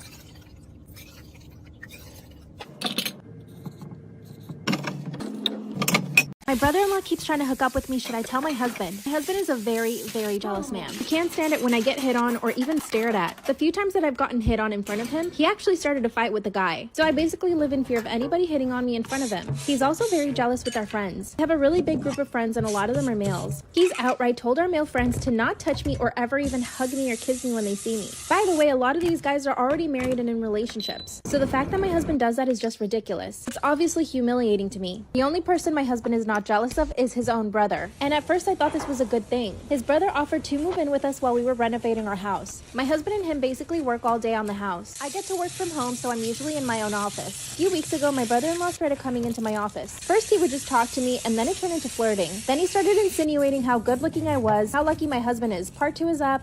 My brother-in-law keeps trying to hook up with me. Should I tell my jealous husband? That's when he started coming into my office to flirt with me. He would compliment everything about me. He would tell me that I had a great body, that I had a beautiful face. I know that he could visibly see how uncomfortable it made me, but he kept going. Of course, it never occurred to me to tell my husband because of how violent he gets when he's jealous. And he knew that, which is why he kept pushing it. One day, my husband and him went to a local bar after finishing up work at home. When they came home, my husband was completely wasted. My brother-in-law put my husband in our bed and told me that I should get him some water. I went down to the kitchen to grab my husband a bottle of water, but my brother-in-law followed me into the kitchen, cornered me up against the fridge and tried to kiss me. By the way, I could smell the alcohol on him, so I knew he was drunk. I pushed him away and told him not to touch me. That's when he started apologizing. He said, "I thought you wanted it." As I started walking away, he grabbed my arm and kissed me. But the truth is, part of me liked it. Truthfully, I always found my brother-in-law very attractive. By the way, it's not like I just let him kiss me. I was trying to fight him off. When he let me go, I slapped him and I ran upstairs. Of course, I avoided him after that. A few days later, I was having dinner with my friends when my brother-in-law shows up at the restaurant and sits at a table right across from us. Proceeded to just stare at me the whole time. Finally got up to the bathroom and he followed me. That's when he grabbed me and kissed me again. Part 3 is up. My brother-in-law keeps trying to hook up with me. Should I tell my jealous husband? When I saw him at the restaurant, I got up to go to the bathroom. He followed me, grabbed me, and kissed me again. Part of me really liked it. The other part of me knew this was totally wrong. Told him to leave the restaurant and he did. When I got back home from the restaurant, my husband wasn't home. That's when my brother-in-law confesses that he thinks my husband is having an affair. And that's why he thinks that he and I should just do whatever we want because my husband is already cheating on me. Now here's the thing. I have caught my husband cheating on me twice in the past. He told me that he'd never do it again and I believed him. So we began kissing. But I came to my senses when I realized what this could mean. Now I just want to say, what I feel for my brother-in-law is passion. But what I feel for my husband is love and passion. My husband has always fulfilled me in every single possible way. And I'm not about to leave my husband or ruin what we have for his brother. But this has now been happening for months. My brother-in-law continues to get me alone and kiss me. To be honest, it's kind of fun. Part of me has come to accept that my husband might be cheating on me. I haven't found concrete proof, but I feel like I will soon. But part of me doesn't care. I'm super attracted to my husband, but I'm also attracted to his brother. But I love my husband. I don't know what to do. Help me.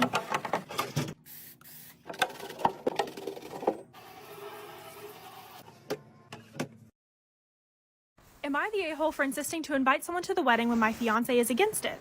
I'm 26 male, and my fiance, who I'm getting married to, is also 26 female. I started dating my fiance 4 years ago, and we got engaged last year.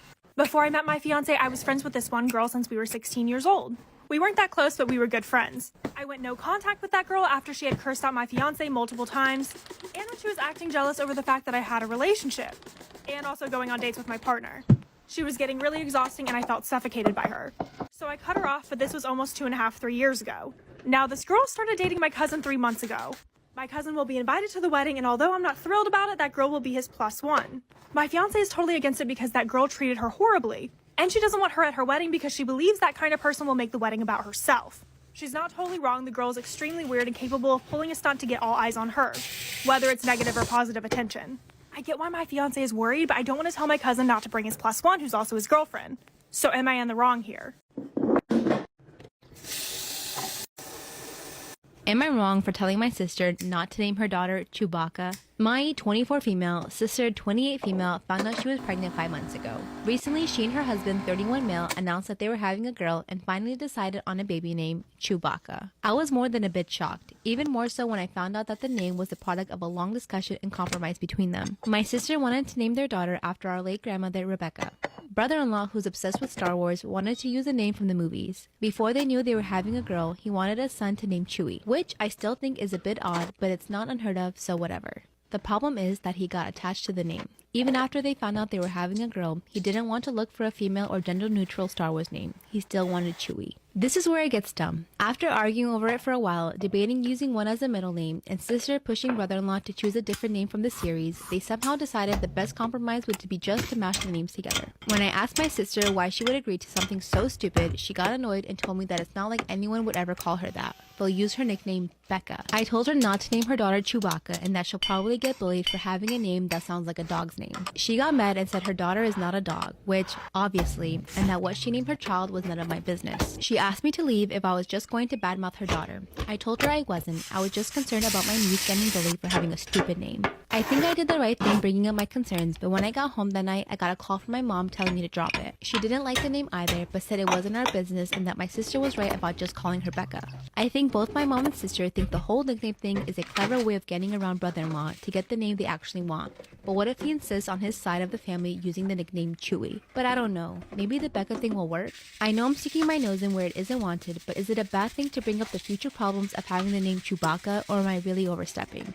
Am I wrong for asking my brother's girlfriend not to attend an upcoming family dinner? Okay, so I have 4 siblings and my 2 brothers have refused to talk to each other mostly for the past 2 years. I'm getting married in a few months and there's literally 1 week before then they will all be in town and my brothers agreed that we could have a family dinner and they both come and be on their best behavior. Thing is, my brother, Owen's only stipulation is that my brother's Greg's girlfriend, Johnny, doesn't come. The reason Owen doesn't want Greg's girlfriend there is because part of the reason they haven't talked is due to Owen's wife Tracy being very upset with Johnny still over an episode when Tracy had my youngest niece. Johnny babysat for their other child, and they had apparently made arrangement that Johnny would continue to do so for the newborn as well after Tracy was done with maternity leave. However, there was some kind of miscommunication there, where Johnny thought that Owen and Tracy were going to be paying him more money, and Owen and Tracy thought she'd be getting the same rate. So a week before Tracy gave birth, Johnny literally just stopped showing up without giving them time to find anyone else. This kind of blew up into this huge fight that involved other pre-existing tension with Owen and Greg. I thought this seemed fair because Tracy is technically now part of the family while Johnny isn't. However, Greg got very mad about this because he said Johnny is his family at this point, and if she can't come then Tracy shouldn't be able to either. The problem is that Owen will refuse to come if Tracy can't, but Greg said he'd come anyway, so I asked him if he could just take one for the team this once, and now he's really mad at me.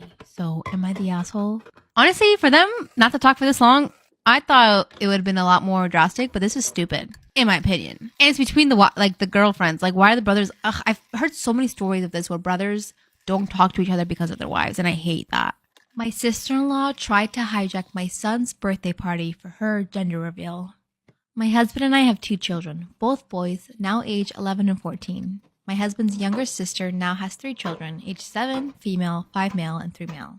The year my youngest son was turning 4, he asked for a birthday party. He was not in school, and so he did not know anyone but family, and there were no children other than his brother that were able to attend. Luckily, his favorite people in the world are Grandpa and Grandma, Dad's parents. Grandma is like a big kid. She's super fun and energetic. She acts much like a kid herself, and my boys adore her. I knew they were very busy, so I asked them several months in advance if they would be able to attend his birthday party. The party was to be on his birthday. This is important. Being the wonderful grandparents they are, they agreed and requested that time off from their jobs. We also invited all close by family, including my sister-in-law, the entitled mother of the story. Months go by, and it's now about a week and a half before my son's big day. I bought the decorations, planned the menu, and pumped him up. I like to sing a final countdown song as I prepare breakfast in the morning. One afternoon, I received a call from my sister-in-law, who was about to find out the sex of her baby. She's pregnant with baby number 1. She wants to plan a gender reveal party, but she's called her friends and family and discovered that most work and can't attend without several weeks' notice from their jobs. The only day everyone just so happens to have off is my son's birthday. Would I be willing to move my son's birthday party to another day so she can have her party? At this point, it may bear mentioning that she already has 3 baby showers planned out and has asked me to make the food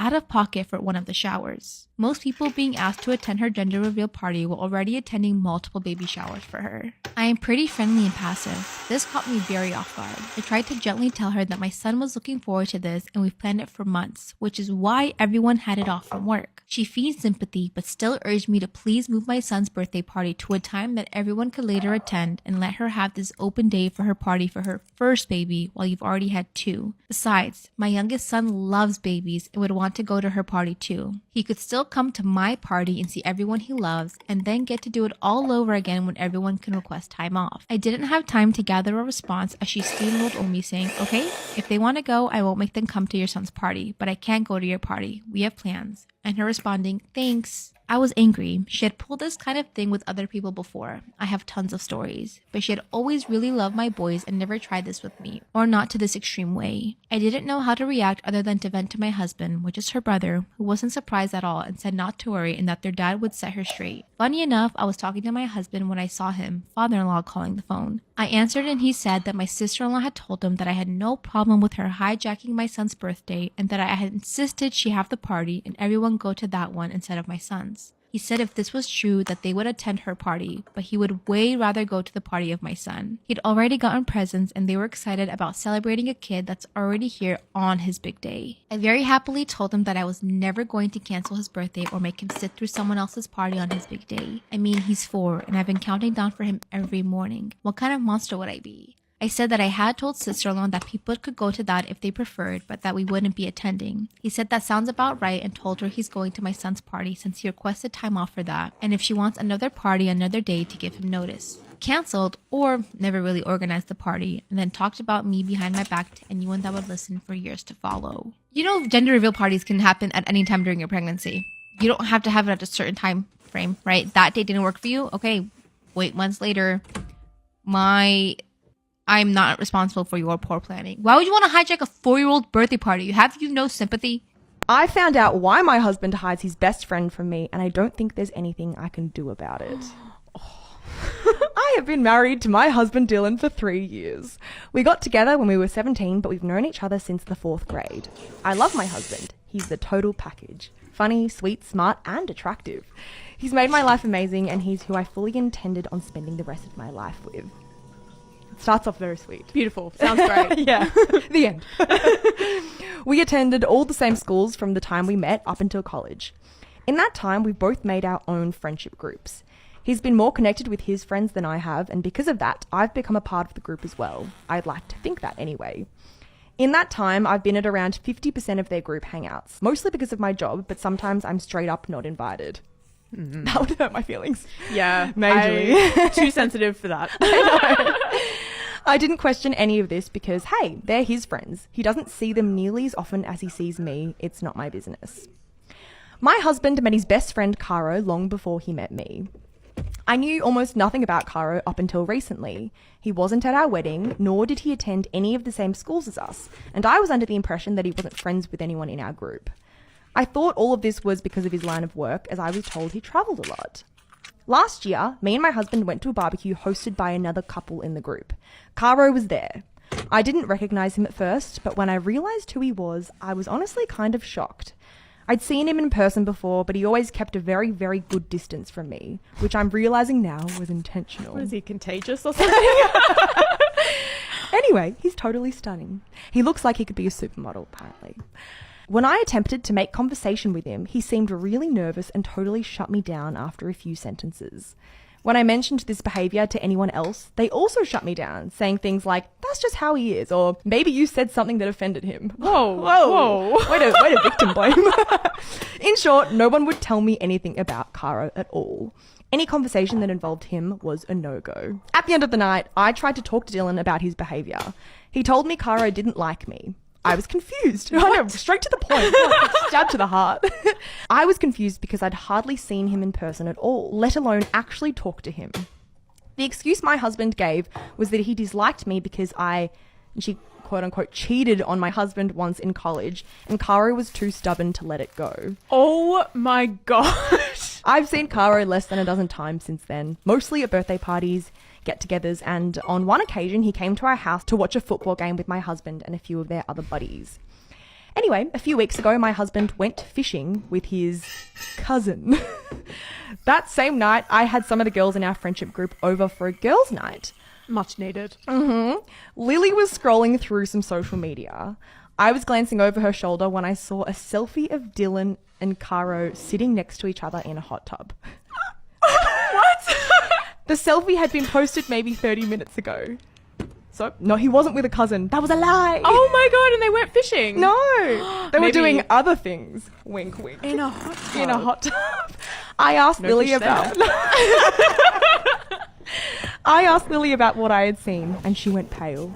She tried saying nothing, but I snatched the phone from her and went to the profile that the photo was posted on. Oh my god. You won't believe this. The profile belonged to my husband.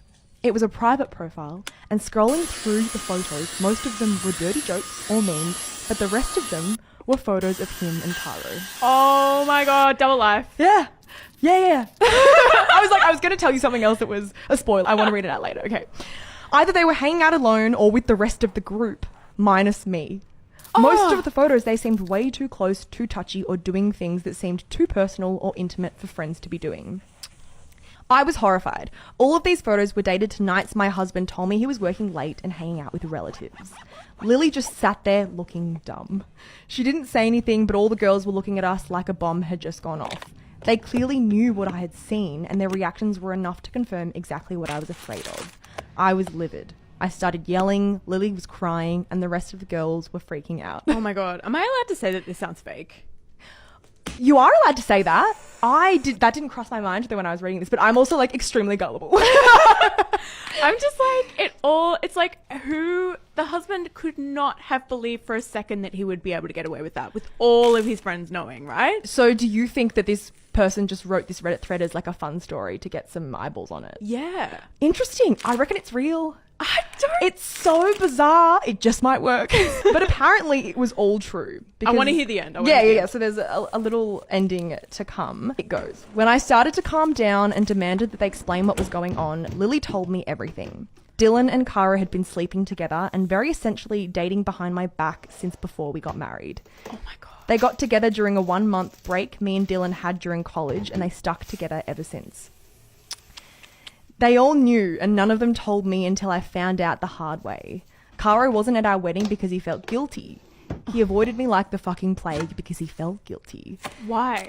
Why though? Why this charade? And the fact that every one of their friends is going along with it. Apparently, like, they all hang out together as well without her. So it goes on. They arranged group meetups in a group chat I wasn't in because they all like Caro enough to spare his feelings. Oh, whatever. Even the guys in the group felt the same way about him, apparently. Caro was never as distant as they thought he was just being hidden.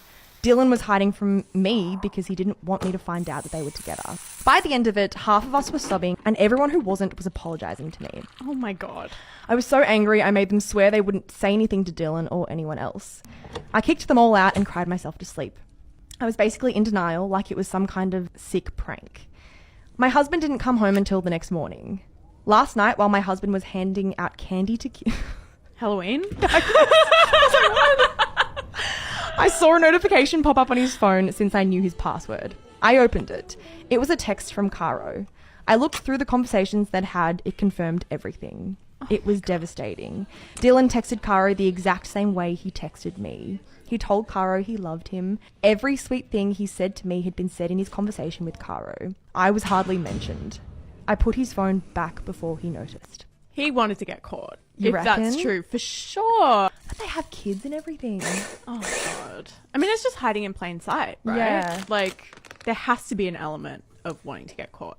In the end of this thread, she kind of goes on to say that she doesn't know what to do. She's asked everyone in her family and she just has no idea what her next steps are supposed to be. And she doesn't really feel too much resentment towards anyone. Yeah. It's just kind of like confusion, really. It's just unfair because it's like now she has to make all the decisions and has to make all the moves. And if he'd just like come forward and was like, hey, listen, I'm feeling these feelings and this marriage is not going to work anymore, or this relationship isn't going to work anymore, let's like figure out how we're going to co-parent, then they could have come at it as a team rather than like all this hiding and secrecy, and now she has to like deal with it. Yeah, you know? Yeah. The fact that it all like started before they'd even gotten married, and like Yeah. I'm assuming that before they had kids as well, is shocking to me. I wonder if there's like an element from Dylan's perspective of like excitement that he's leading this double life. Yeah, I would really like to hear another side of this story, just Yeah. because I feel like there's no way it could have been this plain,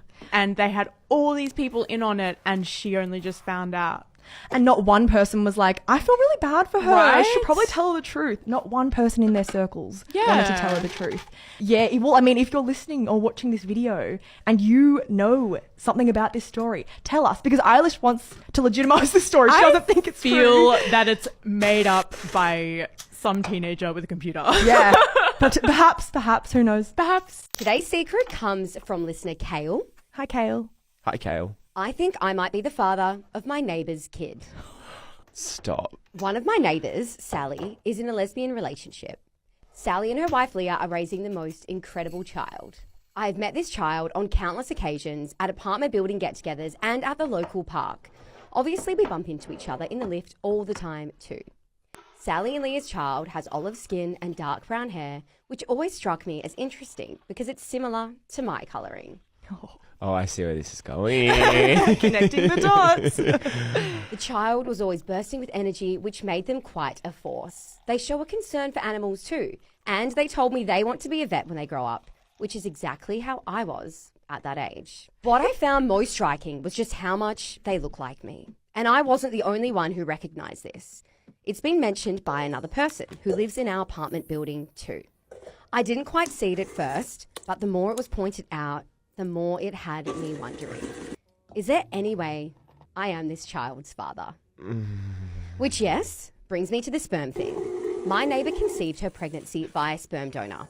And quite a few years ago, I was in a tight spot financially and became a sperm donor. This was also of interest to me because I'm a gay man and won't be building a family the traditional way. This question ate away at me for a very long time. As of November, I couldn't bear not knowing anymore. I was sick and tired of wondering, and so I decided to hire a private investigator. 3 weeks and nearly $5,000 later, I got the news while I was at work. It was confirmed I am the father of my neighbour's child. Get What are the actual odds? Like number-wise? I would love to know. Continue. Knowing this information is so much worse than just wondering. I'm now watching my own flesh and blood grow up just looking through a window. That is so... Oh my goodness. Of course, they all know who I am, but at the same time, they don't really know who I am.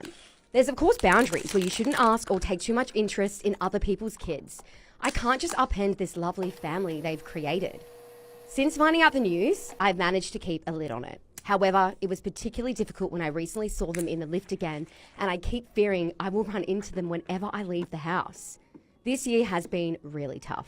I feel like I'm playing with fire, pretending all is well, sitting on this secret that is guaranteed to drastically complicate all of our lives. But at the same time, I can't walk away and leave it here. I've only told my best friend, and now with the veil of anonymity, you and your listeners. Thank you for your time, for allowing me to unpack this dilemma I'm living in.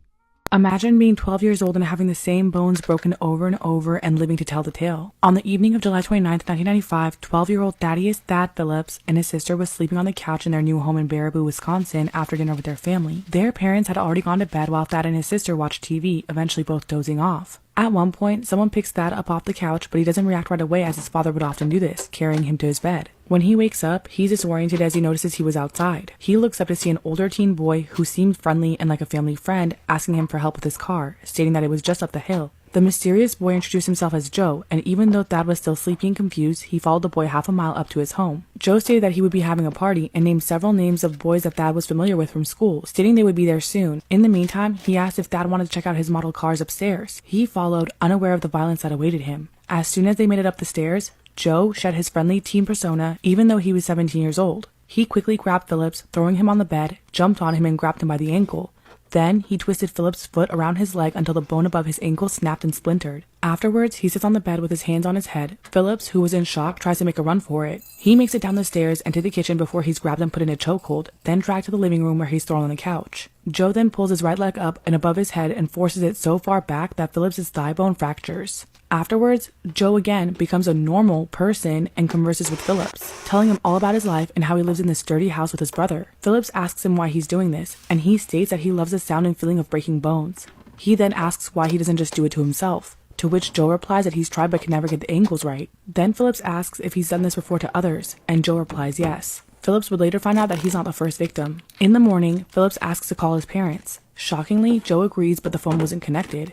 Phillips tried to plea and bargain with him to let him go, stating that he would say that he tripped and fell, but Joe replied that no one would believe it. They spent half of the day watching TV in the dirty living room until Joe takes Phillips back upstairs to his room. He puts Phillips on the bed again, this time grabbing his left ankle, and twists it until his ankle breaks, but he doesn't stop there. He continues twisting until his skin looks like a twisted rubber band and his feet are completely backwards. Phillips tried to fight back by hitting him in the head and the back, but it would just anger Joe.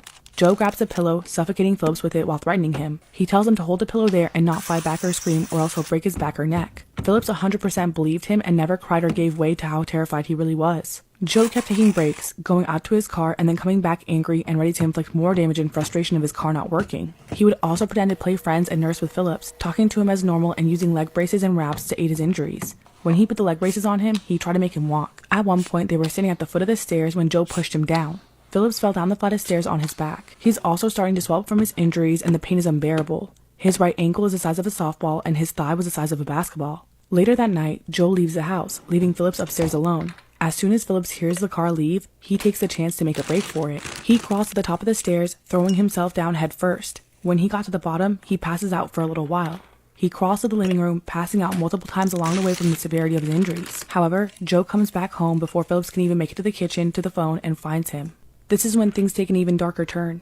Crime Fanatic Friday Part 2, The Bone Break Killer. 12-year-old Thaddeus Phillips has been caught by Joe, the 17-year-old who abducted him and has been torturing him. When Joe left the house, Phillips made a break for it, but was unsuccessful. Joe comes back home before Phillips can even make it to the kitchen and finds him.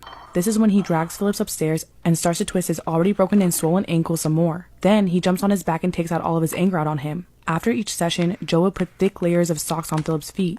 He'd move them around so the seams were the same and lined up. Brand new white socks, and he had hundreds of them. After the socks were on, Joe would settle down. At this point, he drags Phillips downstairs and they watch a couple movies on the couch. Phillips eventually passes out and sleeps until the next morning. Sunday morning, Phillips wakes up to see his legs and he can't even recognize them anymore. They were bruised, swollen, and mangled. He was in excruciating pain. All Phillips wanted was to be with his family, as it was his brother's birthday that day as well. At this point, he's upstairs on the bedroom floor as Joe is continuously torturing him every few hours. He's running back and forth and jumping on him with his knees. He then breaks Phillips' knees. Phillips is realizing that there is zero chance that he will be able to walk out of there in any way, shape, or form. That night, Joe goes out again and shoves Phillips in his bedroom closet, locking the door. Phillips hears the car pull away and starts rummaging through the closet, finding a heavy-duty guitar. He uses it to break the closet door open and once again throws himself headfirst down the stairs, passing out at the bottom. He comes to, dragging himself to the kitchen and finds the phone hanging on the wall. He jiggles the cord down and dials 911. He tells them every detail about Joe and the surroundings, to which they replied they knew exactly where he was. They stated that they've dealt with him before and that this boy has a criminal record. When the police arrived, Phillips' knee was backwards and his feet were sideways. He was immediately put on a stretcher and the next thing Phillips sees is a hospital room. The doctor stated that he would have only lived a couple more hours from internal bleeding if he wasn't able to get help. Joseph Clark was arrested later that night at a party that he attended with his girlfriend. The first words out of his mouth when he was caught were, "Oh, he's still alive?" Phillips also informed police of when Joe bragged about torturing another boy. Supposedly the cause of his death was that he had drowned in the river, but when they exhumed this boy's body and examined the bones, both his legs had been broken similar to Phillips. When they searched Clark's house, They found a notebook which listed the names of over a dozen local boys, including some Phillips knew, with plans to kidnap them and what he wanted to do to them. In October 1997, Joseph Clark was given a life sentence for murder and 100 years for the attack on Phillips. To this day, Clark maintains that he has no memory of what he did to Phillips and claims that he's innocent of all of his heinous acts. Surgeries and long-term medical care have helped Phillips walk and use his legs, though he still remains limp. He also sued Clark and won, the total payment amounting to $21 million, but never got any of that money as Clark didn't have it. A GoFundMe was set up for him in April 2023 to help Phillips. So far, it's only raised $13,000. I put the link in my bio if you'd like to donate. Am I wrong for walking out on a wedding that I was a part of and ruining the day? Story time. So, I dated my ex-boyfriend Steve for 4 years. We were serious, right? We were talking about wedding, kids, our future. I thought we were endgame. Then randomly last year, he dumped me out of nowhere. I was constantly trying to work out what had gone wrong here, but he could just keep telling me that it was personal issues. I needed to respect his space. During this time, my best friend Amy and her fiance Dave were my absolute rock. They constantly let me stay at their place. They'd be so overwhelmingly supportive and loving. So when the time came for Amy to ask me to be her maid of honor, it was a no-brainer. I've used the wrong shade. So we're gonna fast forward to what happened over the weekend.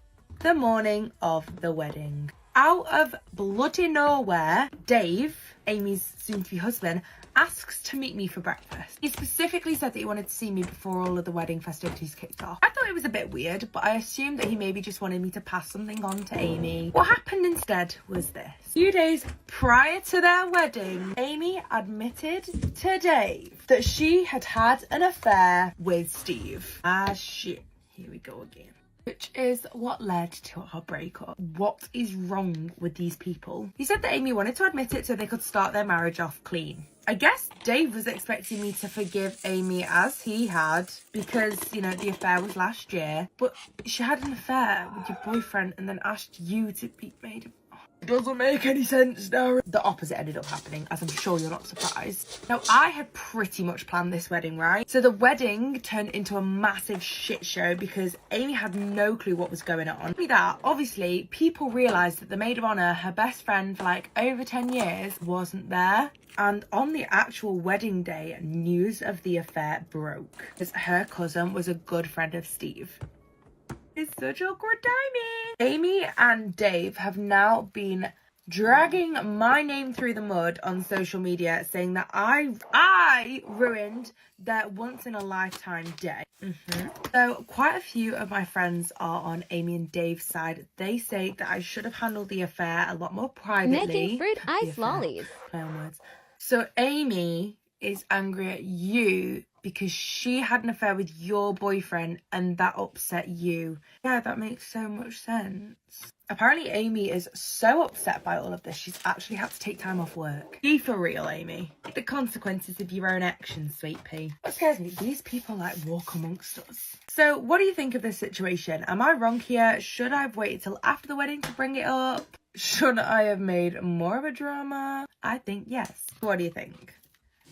Sorry, I've also just thought as well, your best friend didn't even tell you. Her soon-to-be husband, who also got cheated on, had to tell you. Girl has no respect for you. Am I wrong for telling my parents the wrong time of my wedding? Story time. My parents are late for everything. By everything, I mean everything. Have always been disappointed many, many times. Graduation ceremonies, dance recitals, birthdays, even my dad's retirement dinner, he managed to still be late to. And the thing is, it is completely my mum's fault. This woman does not understand the theory of punctuality. At this point, we're all used to it and we're all sick of it. And my dad is past the point of caring now and trying to get her to be on time. I'm now getting married and my husband told me in no uncertain terms that if my mum was late to our wedding, he would never talk to her again. But he was witness to my mum and dad turning up half an hour late to my cousin's wedding, and I'm pretty sure he didn't want the same for me. As we are getting samples for our wedding invitations, I spoke to the printer and managed to get one of them printed with a different start time. Had it done with 1 hour earlier than they actually needed to be there. Apparently, on the day of the wedding, my mum was absolutely beside herself because she was convinced that she was going to be late for my wedding. You know, she was the mother of the bride. and she was actually gonna be my ring bearer. But when they got to the wedding and they saw other people just turning up and parking, she didn't think anything of it, she didn't question it. Anyway, the ceremony went off beautifully. The problem came last Sunday. My parents came over for a big family dinner. We didn't bother to start the barbecue before everyone showed up, especially my parents. And when she got there, she's like, why isn't everyone eating? And we were like, well, we knew we'd be sat waiting for you, so we didn't want the food to go cold. To which my mum replied, I'm not always late, I was on time for your wedding. They hadn't been on time at all. Wow. They arrived 45 minutes after the time I had put on their invitation. A couple of people that knew what we had done were giggling around the table, giving each other like side eye. And my mum very much picked up on this. And this is when I came clean about giving her a special invitation. And now my mum is angry at me because I made her look like a fool in front of everyone. Now my mum is pissed at me for not trusting her to be on time to my wedding and making a fool of her in front of everyone. If everyone around the table had just controlled themselves, we would have gotten away with that. But what do you think? Am I wrong here? Am I the arsehole for going through my best friend's closet to try and find my wedding dress? Story time. A few years ago, me and my husband Steve were doing some renovations to our home. And I really didn't want my wedding dress to get damaged or lost in the process. And we did actually end up losing a few things in the renovations. Also just caught that lid in my hand. So my concern was quite valid. So my friend Amy offered to keep my wedding dress in her closet till everything was done. Once we had our beautiful finished home, I began asking Amy if I could have my dress back. And she'd keep making excuses like, yeah, I'll get back to you. And I found this a little bit weird. Now, my sister is getting married and she wanted to wear my wedding dress. The dress was originally my mum's and I just had some little alterations to make it a bit more modern. And my sister wanted to hold up the tradition of still wearing the dress. So I'm like, hi, Amy, kind of need the dress. And she was like, oh, I can't find it. What do you mean you can't find it? I was like, so you mean like you just can't remember where we've put it? Where are we at here? She's like, no, I've lost the dress. She then offered to pay me the price of the dress to replace it. And because of the sentimental value of it, this wasn't about money at all. She had lost a family heirloom. So not only had she lost a family heirloom at this point, it also meant that my sister couldn't be in with the tradition as well. So my friend ends up going on holiday and she'd asked if I could just go and water the plants, check the mailbox, that type of thing. And I'm like, listen, an opportunity has presented itself here, so I'm going to use that. Went up, I went to her closet. This wardrobe was so damn cluttered, and I eventually found my wedding dress. It was still in its original box, and it was behind some like seasonal clothes, but it still was a massive fat box at the bottom of her wardrobe. Like, it didn't take that long to find. So I then texted her, I was like, hi hon, all done for today. Oh, and by the way, I found my dress. I'm thinking she's gonna be like, yay, amazing, glad we got it sorted. No. She wasn't happy for me. She was angry that I'd gone through and rummaged through all of her stuff. She told me I had no right to go through her things, and I was like, listen hun, because of your mess and your clutter and your mistake, my sister almost didn't have a wedding dress. At this point, might I add, it had been 2 years since I had finished the renovations. It took her 2 years to look for the damn dress. So what do you think? Am I wrong here? Story time about how my whole class found my teacher's OF. So a little background information, I was 16 and in 10th grade, and my best friend Maya and I were walking in the hallway getting ready for first period. Now, even this early in the morning, the rumor was already going around that Miss J had an OF. Fast forward, Maya and I get to first period. 10 minutes after class started, Miss J put a problem up on the board. After she gave us a little bit of time, she was like, okay, who can solve this? And as she's about to call on someone, there was this guy, Jake, in my class, who was passing notes to this one girl, Jessica. And if you're wondering why they were passing notes, it's because we were not allowed to have phones in this class, of course. Anyway, so then Miss J is like, can you read that to the class, blah, blah, blah, blah, blah. And the note literally said, did you hear about Miss J's OF? She finished teaching the rest of our class, but we didn't see her for like 3 days after that. And I guess she wasn't fired because she had an OF. It was because there were students subscribed to it. And she knew about those students that were subscribed to it, and she didn't do anything about it. Got baby trapped, and now I'm scared I resent my son. To be honest, I, 25 male, was still undecided if I ever wanted kids when I was with my ex. But I was leaning more on the side of not wanting them. Was always upfront with my ex about it. She said she feels the same way, probably doesn't want any either. A year later, all she was talking about was baby stuff. We'd be at Target and she'd stop and look at the infant aisle saying how cute the outfits were. Then she really started pushing it, that we should think about having a baby together. I told her no because I was not sure. Well, 5 months later it happened. She confessed she stopped taking her birth control because she really wanted a baby. And when I started pushing her to find out what else she was lying about, she admitted that she had poked a few holes in the I had in my room when she spent the night. Believe me, I flipped on her. That was the end of our relationship, and I still hate her for tricking me. The thing is, my family pushed me that I still needed to be involved because my son is innocent. As much as I hate my ex, I was there for all of the ultrasounds. When my son was born, everything. I hate to admit this, but I still don't feel anything. The birth was scary AF, and the first time I held my son, I was freaking out. I didn't feel any warmth or like I became a father. The only thing that came to my head was, this is life now. He's almost 11 months old and I still feel the same way. I'm tired and frustrated all the time. He barely sleeps throughout the night, cries the second you put him down, even if you've been holding him for an hour. Sometimes when I'm on my way home, I stay parked in my car because I'm not ready to be home yet and deal with the chaos. I hate that I feel this way. I hate how tired I am all the time. I'm scared that I'm never gonna love him or feel the way a dad should feel about their baby. Try to play with him, take him to the park with me, put a fake smile on when I'm playing with him and he's giggling, do our own stuff together to bond. But all I think about is, I don't want this. And it makes me feel like I'm a shit dad and probably a psychopath, because what else kind of person doesn't feel love for their kid? I don't want to hurt him or make him grow up feeling like his dad didn't love him. I just want to be able to love my son and be the dad he deserves, since I know he didn't ask for this and he's just an innocent baby. I don't know if this is really the best place to ask, but I'm willing to accept any advice anyone has. Edit to add, since I keep seeing people confused about the living situation, I do not live with her. He's mostly been with me for the last 5 months. Then I take him to my ex 3 days out of the week. She's not living in a good place, so it's better he's not there all the time.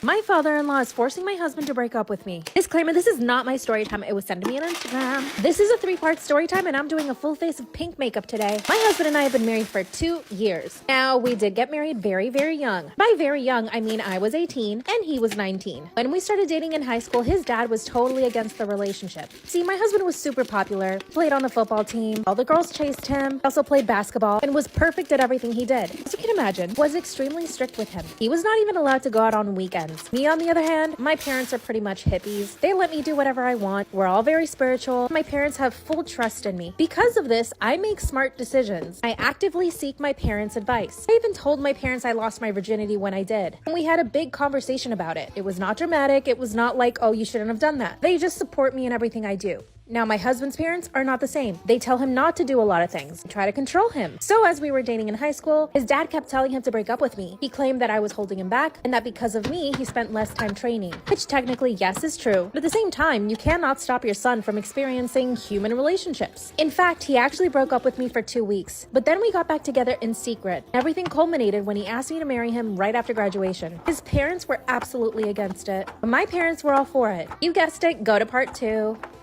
My father-in-law wants my husband to break up with me. Disclaimer, this is not my story time. I was sending me on Instagram. This is a 3-part story time and I'm doing a full face of pink makeup. When he asked me to marry him right out of high school, his parents absolutely freaked. They went to my parents' house and told me off for saying yes. In other words, they were completely blaming me for the whole thing, as if their own son didn't go buy a ring and ask me to marry him. Even did a beautiful proposal, which he had been planning for months. But at this point, his parents didn't even know that we were boyfriend and girlfriend. When they came to my house, his mom, my now mother-in-law, started crying and yelling at me. She told me that I was ruining their family, that I was trying to steal her son, and that all I really cared about was their money. By the way, my parents were middle class, but we were not destitute. His parents are very rich. They own several businesses. But of course, I'm not after their money. That's when they said that if we did end up getting married, I would have to sign a prenup. Duh, I said, yeah, I want to marry him because I'm in love. At this point, his parents knew they couldn't stop us. We were going to get married with or without their approval. But thankfully, his parents came around and let us get married. We had a quaint, small wedding. It was so magical. But his parents wanted him to go to college to play football. In other words, they wanted him to be the next Tom Brady. They made him train for hours, and they didn't even let us live together for the first year we were married. And because they were supporting him, he couldn't say no. They had us on a schedule. Could only see him for about 2 to 3 hours a day. And we were married. 2 years later, he's playing for a football team. But his parents keep thinking that I'm dragging him down. So now they're trying to convince him to leave me. Go to part 3. My father-in-law is trying to convince my husband to divorce me. Disclaimer, this is not my story time, and this is the final part of the 3-part story time. Doing a full face of pink makeup. After a year of us being married, his parents did not allow us to live together because he needed to focus on football. So obviously, I was living with my parents. I was focusing on my own studies, but his parents did allow us to see each other 2 to 3 hours a day. Now, you might think my husband is a total pushover, but let me explain something. His parents paid for all of his training and his entire college tuition. They gave him the best of everything. He got sports massages every single day. They even installed a cold plunge in their backyard. They also had a full gym setup where he and his teammates would go work out every single day. In their house. Obviously, he did not have time for little old me. After a year of this, I couldn't take anymore. I wanted to be with my husband. So I gave him an ultimatum. That he tell his parents that he and I wanted to live together. That's all I wanted. I was even willing to pay for half of the rent. And he told his parents, they said fine. And they bought us a house. Obviously under my husband's name, not mine. Fast forward another year up until now. I've heard his dad tell him on several occasions that he needs to divorce me. That he could find a much prettier wife once he becomes bigger in the NFL. And I walked in on his mom telling him that maybe I can't even have kids. And that he should have me checked. My parents-in-law hate me. I sometimes feel like I am holding him back. They make us miserable. My parents think I should just walk away from the marriage, but I'm too in love. Should I confront my parents-in-law? Help me think of what I should say to them. You want to know who genuinely ruined dating for me? Fucking Drake, because every time I go on a date, it's like I have him as a voice in my head. Did you not? The last date I went on, we ordered glasses of wine, and in my head, I just Drake's fucking lyrics being like, "Wine by the glass, your man a cheapskate, huh?" Like that fucking lyric from Life is Good just plays in my mind as if Drake is like making fun of me and the man I'm on a date with. And it's like, I don't even want a fucking bottle of wine, but it's just his internal monologue in my fucking head. Like now I'm looking at the guy across me like, why the fuck are we here? That's not the only Drake lyric that goes through my mind while I'm fucking dating. So anytime I'm smiling at my phone, forget it. Derek, I don't even treat you that good, girl. Why are you smiling? Like every time, he could be treating me just fucking fine, but in my head, I'm like, it's not enough. Like, why are you treating me that good, girl? Like, why are you smiling? Or whatever the fuck the stupid fucking lyric is. Oh my God, it gets me every single time. And I wipe that grin off my face and I'm like, fuck Drake. I don't know when he became my internal dialogue or he became like the little devil on my fucking shoulder, but I'm over it. Can't drink wine on dates. Because I think the men are broke if they don't get a bottle. Not really, but kind of. I don't even want to drink the bottle of wine. Can't even smile at my phone and feel like, like kick my feet in the air without Drake being like, why are you smiling? Like, he's not even treating you that good. You know, like, help me. One of my friends told me I was too ugly to be dating my boyfriend. Story time. Just a little pre-warning, prepare for the audacity. So a few years ago now, it was my friend's birthday party and we're all in her garden getting to know people because it was one of those where like there was friends from loads of different parts of their life. So I'm talking to this girl that I have never met before and I was telling them that I was going to have to leave shortly because I needed to go pick up my boyfriend because he'd just been in LA for work. And this girl, who we will call Amy, asks if she can see a picture of my boyfriend. And I will never not shout about my man, so I got up a picture of me and my Steve. This is where shit gets a little bit crazy. She looks at the phone, she looks back up at me, then looks back at the phone and goes, "You're dating him?"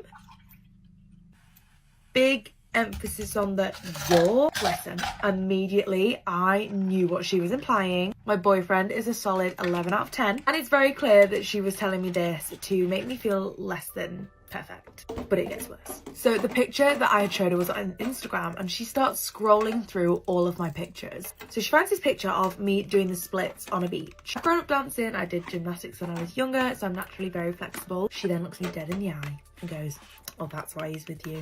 So now not only is she making me feel like I'm not pretty enough to be with my boyfriend, she's also implying that he was only with me because I'm flexible and that would be a better time for him. Did this make me feel like shit in the moment? Yes. So actually, we went to my best friend's recent birthday party and I turned up with my now husband, the same guy, and Amy was there. Turns out Amy got divorced. Husband cheated on her with a model. Maybe it's because she wasn't flexible enough. Am I wrong for staying at my son's wedding after he referred to his grandma as the most important woman in his life, even though my wife was his stepmom most of his life? My son got married a month ago. Ever since then, tensions have been high with my wife and her parents. My wife and I married after the death of my first wife. Our son was 6 when she died, but our relationship has been over for a couple of years before she passed. We stayed legally married for a while and tried to keep up the pretenses for the sake of our son. But we both met people we wanted to be with, and then my first wife passed. I continued to see my wife, the woman I had met and wanted to be with, but I did not introduce her to my son for another year. I saw her far less for several months while I focused on my son and helping him through the loss of his mom. When my son was 7, he met my wife, and I admit, my wife and I married quickly. He was a few weeks shy of 8 years old, and he struggled with my wife being a part of our lives. He was still in therapy, but he also did some group therapy with different therapists. He was respectful to her, but emotionally distant. He was not affectionate. He did not love her. Over time, she did take on more of a parental responsibility, but we didn't jump straight into it. I didn't marry her to pawn my son off onto her like some other men do. I was always engaged in my son's life, and I always parented. He always turned to his grandmother, his mom's mom. He would call her regularly and would turn to her if I wasn't around, and he was upset about something.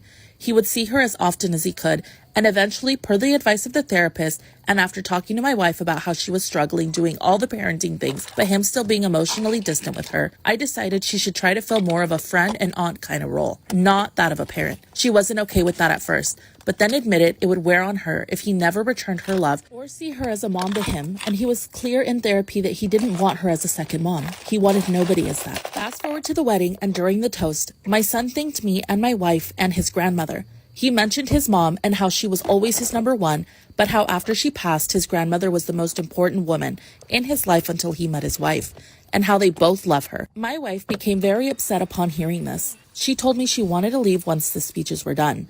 I told her I did not want to leave my son's wedding. She asked how I could stay when he showed how much he doesn't really value or love her. She left, I stayed, and she ended up at her parents' house. When I got home, she told me she felt abandoned, and her parents told me I was a bad husband and I should have put my son in his place and told him only one living woman deserved to be declared the most important woman in his life, beside his wife, and that was my wife. I feel I should have left with her because the ceremony was over and it was just the reception. It was mentioned in the speech, just not in the way she wanted to be. We did not have any children together. We tried, but my wife was unable to have any children biologically. My son's speech is not something that would have come as a big revelation to anyone there. Everyone who's close to us knows what my son's relationship to my wife was like. So was I wrong? You guys know all about the crazy shit my mother does, but I realized I was like, you don't know the whole backstory of why my mother and I are this close. Don't get me wrong, the bitch is crazy, but that bitch is my bitch. And you're like, you're calling your mother your bitch. My mom is my best friend. The reason we're so close is because of all the things we've went through together. I always said this about my mom. I'm like, she was meant to be a mother. You know those people who are just meant to be a mother? My mother, not only me, but literally every friend I've ever had, or my cousins, or everyone. She was genuinely a second mother to everyone. I grew up in a really toxic household due to my father. I don't need to get into the specifics on how horrible my father is. It was just a terrible way to grow up. But the saving grace of it all was my mother. I always said, and I will always say that, like, I never needed a father. I never needed that because my mom gave us so much fucking love. I genuinely felt like nothing was ever lacking. If anything, I just wanted to get out of that household. From a young age, I knew my father was a fucking asshole. Like, I was very vocal to my mom at all times. I'd always be like, why'd you marry him? He's like a horrible, I'd be like 8 years old. I'd walk in, I'd be like, why the fuck did you marry him? Like, why did you marry him? And my mom is the opposite of me. Like, she hates confrontation. She hates it more than anything in the entire world. Not me. I felt like my mom did not have a voice growing up, especially in that household. And the older I got, the more responsible I felt for being that voice for her. There were several times that I would walk in on a fight of my parents and I would be like, no, and who the fuck are you talking to? And I would say that to my father. My mom did not have it in her to fight back, but I did. I was gonna do that. I was around 16 when I went to my mom and I was like, Mom, it's getting so bad. Like, we cannot live here anymore. This was like a known fact for years, and she was like, I know, I don't have any money to get us out of here. I have nothing. Literally nothing, not even any self-confidence or anything. And I was like, Mom, just please, like, get us out of here. Like, whatever you can do, whatever, please get us out of here. She had no credit. She had no money. She had fucking nothing. But that woman, 2 months later, said, pack up everything. While my father was at work, we packed up the entire house and we left and we never went back. Her removing us from that environment was like just the best thing that she could ever do. I will be forever grateful to my mom for the rest of my fucking life for not only getting my sisters and I out of that environment, for also getting herself out of that. If there was one person that never deserved any of that, it was my mother. She showed up every single day with just so much love for absolutely everybody. Like, no, she never deserved to be treated like that. I wish I could tell you we left that house and it was sunshine and rainbows and everything was so fucking amazing. It was not. One thing about living in a toxic household is, like, once you leave that, you don't know how the fuck to act. We're also used to being on like defense mode 24/7 and like always ready to fight because that's what we were used to. Like we were used to always having to protect ourselves, that it took so fucking long to realize like, hey, we're okay, we're safe, we're not in that environment anymore, we can relax. And I'm telling you, it took fucking years for us to get to a place where we finally felt that we weren't on the defense and we didn't have to come at each other's necks 24/7. And now we're in a really great place. By we, I do mean my sisters and I and my mom, but like it took a minute to get there. The greatest gift that my mom has ever given me was getting us away from my father. But not only just like us, like the greatest gift she's given herself, because she deserves the fucking world. Another reason my mom and I are so close is because my freshman year of high school, I did not go to school for a year. I struggled with really bad anxiety and depression. I was in and out of treatment programs. I had completely isolated myself. I had absolutely nobody in my life. I didn't understand what was happening with me, and like nobody did. But the one person who never gave up on me and like stuck by my side through it all, oh my god, like this is making, I'm such an emotional ass bitch these past couple of days, but like the one person who literally never gave up on me was my mother. Like she drove me to and from treatment. There was never a day I wasn't with her. She would do absolutely anything to try and get a smile on my face. And when everyone told her that like I wasn't gonna make it through this and like get ready for that, like she was like, no, I'm gonna stick by her side every single fucking second. As crazy as she is and as she can be, like we've all seen the stories, we've all seen the fucking story time, she is the most amazing person. I realized I share so much of like the crazy shit that she does that I've never really sat down and told you guys about like why this woman is my world. Listen, I've accepted her fucking crazy self. Like I've accepted it because she's accepted mine. That woman has saved my life multiple times, and I would not be the woman I am today without her. Like she is the reason why I'm here. And mark my words, I will retire that woman. That woman will be living in California with me in a couple years. Like I'm my mom's retirement plan. And I've always known that. From even when I had no fucking money, I was like, I'm gonna retire this woman. Like I'm gonna give this woman the world that she deserves. She always did that for us, and she stopped at literally nothing to make us happy. I plan to do the same, but that's just like a backstory as to why my mother is my best friend, why we're so close, and why we have the relationship we do.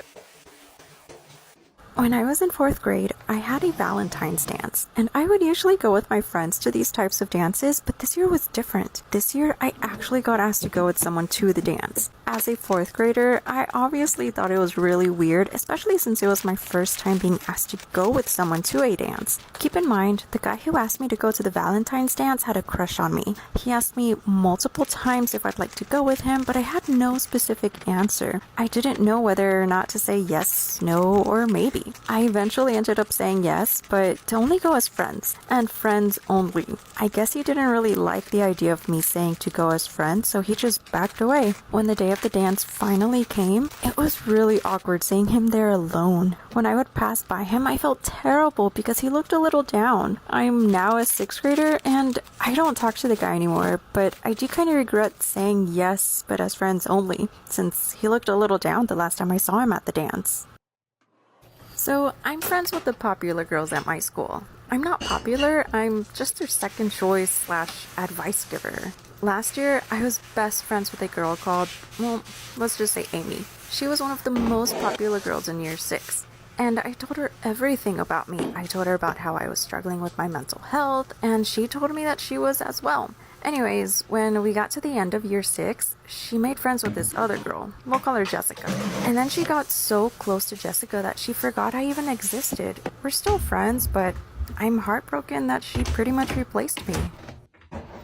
I stalked my husband for 2.5 years before we truly met. Disclaimer, this is not my story. I will list the source in the caption of this video. I, 24 female, married my husband, 28 male, about 1.5 years ago. The first time I saw my husband, I was a freshman in high school. He was a freshman in college. He was walking his dog at the park when he stopped to talk to my brother, 27 male, because they happened to go to high school together. That was the moment I became hooked. That same day, I found his Instagram, his family's social media, and also where he lived, since my brother offered to walk him home while I tagged along. When I got home that day, I knew I wanted him. But of course, I was only 14 while he was 18, so I came up with a plan. I found out his younger brother was only 1 year younger than me, and would be attending my current high school. I figured that I had to befriend his younger brother by any means possible next year, when he moves up as a freshman while I became a sophomore. And I did. It took around halfway of my junior year, but we became best friends, and he invited me over regularly to his house to hang out. This is where I was able to befriend my current husband's mom. And God, did she love to talk about him. From her, I found out what college he goes to, his past girlfriends, and what his elementary/middle school was, his favorite and least favorite restaurants, his pet peeves, his likes, etc. Eventually, when my visits started getting more and more frequent, I formally met my current husband. My husband, I'll call him E, would come over every other weekend and stay for either Friday, Saturday, or Saturday, Sunday. On those days specifically, I would wear my cutest outfits to impress him, and also joke around with him a lot. Eventually, I befriend him as well. A little background on E. He is the school record holder for a certain sport at my school, which I just so happen to do. And around halfway through my senior year, E came back during the school season to help coach our current high school athletes, which included me, in order to get some more volunteer hours in. And I got to spend a lot more time with him. I loved every second of it. We were close friends before, but we became so much closer since. Fast forward to when I had to move away to New York for college. E moved with me, since he coincidentally got a job near my college. I lied. It wasn't a coincidence. I found out he got a job offer and applied for a college nearby his work. Being each other's only friends in a new state, we became incredibly close. We started dating when I was almost my sophomore year of college. He proposed to me after I graduated, and we just got married almost a year ago. He knows absolutely nothing about how I truly met him. And he believes it is fate that brought us together, through his younger brother. Lately, I have been debating whether or not I should tell him, or at least his younger brother, the truth, since the only reason I befriended him was to get closer to E. I feel guilty every time he tells our love story, because the truth is, I've known him for 10 years, while he's only known me for about 7. The best thing for myself is to keep it a secret, but the best thing for him is to tell him the truth, so I'll tell him on his day off. He deserves to know who he married. Update. I stalked my husband for 2 years before I formally met him. Disclaimer, this is not my story. I will list the source in the caption of this video. I told him this 4th of July. After the fireworks mostly ended and we were heading back, I asked him in the car, wouldn't it have been weird if we met each other before the first time we actually met, but we just didn't think of each other as significant at the time? He smiled and turned to me saying, that's impossible. There's no universe where we wouldn't have met and I would not think of you as significant. That statement struck me in the heart because I knew I would very soon prove that very sentence wrong. But I continued on with my plan anyway. What if I told you we met each other before? Before that time, I was introduced as E's little brother's friend. He looked at me like I was crazy. So when I pulled over to the side of the road and pulled out my phone to show him the post that I put up here before that explained everything, he took about 8 minutes to read the whole thing. And when he finished, he put the phone down and stared straight ahead, almost like he was dumbfounded, scared, and confused all at the same time. I started throwing out every excuse and apology I could muster at the moment, for about 15 minutes straight when he decided to tell me to stop, and I did. Then he just sat there and sobbed uncontrollably for about 10 minutes, before he finally asked me how much of our relationship and how much of my identity was fabricated according to his liking. I told him the honest truth. None of my personality or identity was fabricated for him, except for the fact of how we met. The only thing I ever changed about myself to make him like me more was lying about liking Chinese food. I hate Chinese food. But other than that, everything else was real. Although my friendship with his younger brother was still built upon ill intentions, my friendship between his brother and I are now one of the most genuine friendships I have. He just cried and told me that he doesn't want a divorce at all, but he does want us to have some time apart so that he could absorb the truth that I gave him. He also said that he expects me to tell his brother and his mom this Friday, because they deserve to know the truth just as much as he did. I told him okay, and we drove the rest of the ride home in silence. When we got home, he hugged me and cried for about 5 minutes before he got out of the car and packed his stuff. He said that he will be staying at a nearby hotel for now.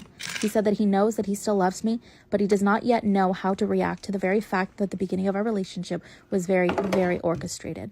I woke up this morning to find out that my husband not only lied about going to a hotel to stay at, but he also lied about not wanting a divorce. Through a text message, he went to his family's home, not to a fucking hotel. Told them the entire story himself, probably exaggerated it too to make me seem crazy. His whole family wants nothing to do with me now. He said he lied about going to the hotel because he knew that if he told me the truth, I would try and stop him. Honestly, I feel so betrayed. I try to be a good wife by showing him the true me, and this is what he does. I did all of this hard work just for it to end up like this. Honestly, I kind of deserve it. I only told him because I had a suspicion that he was catching on to the fact that I knew him for 2 years before he knew me.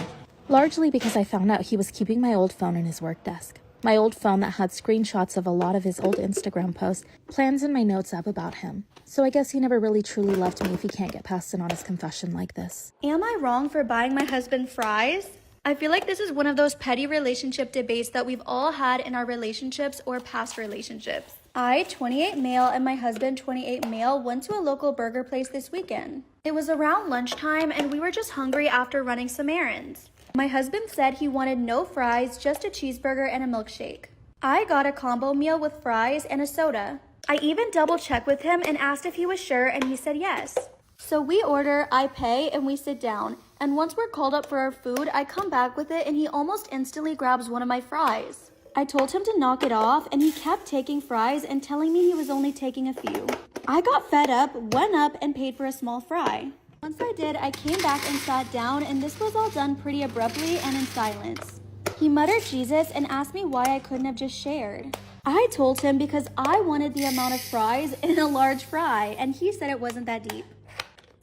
Am I wrong for buying my husband fries? He kept grabbing my fries, so I got fed up, went up, and paid for a small fry for him and sat back down. This was all done abruptly and in silence, and he muttered Jesus.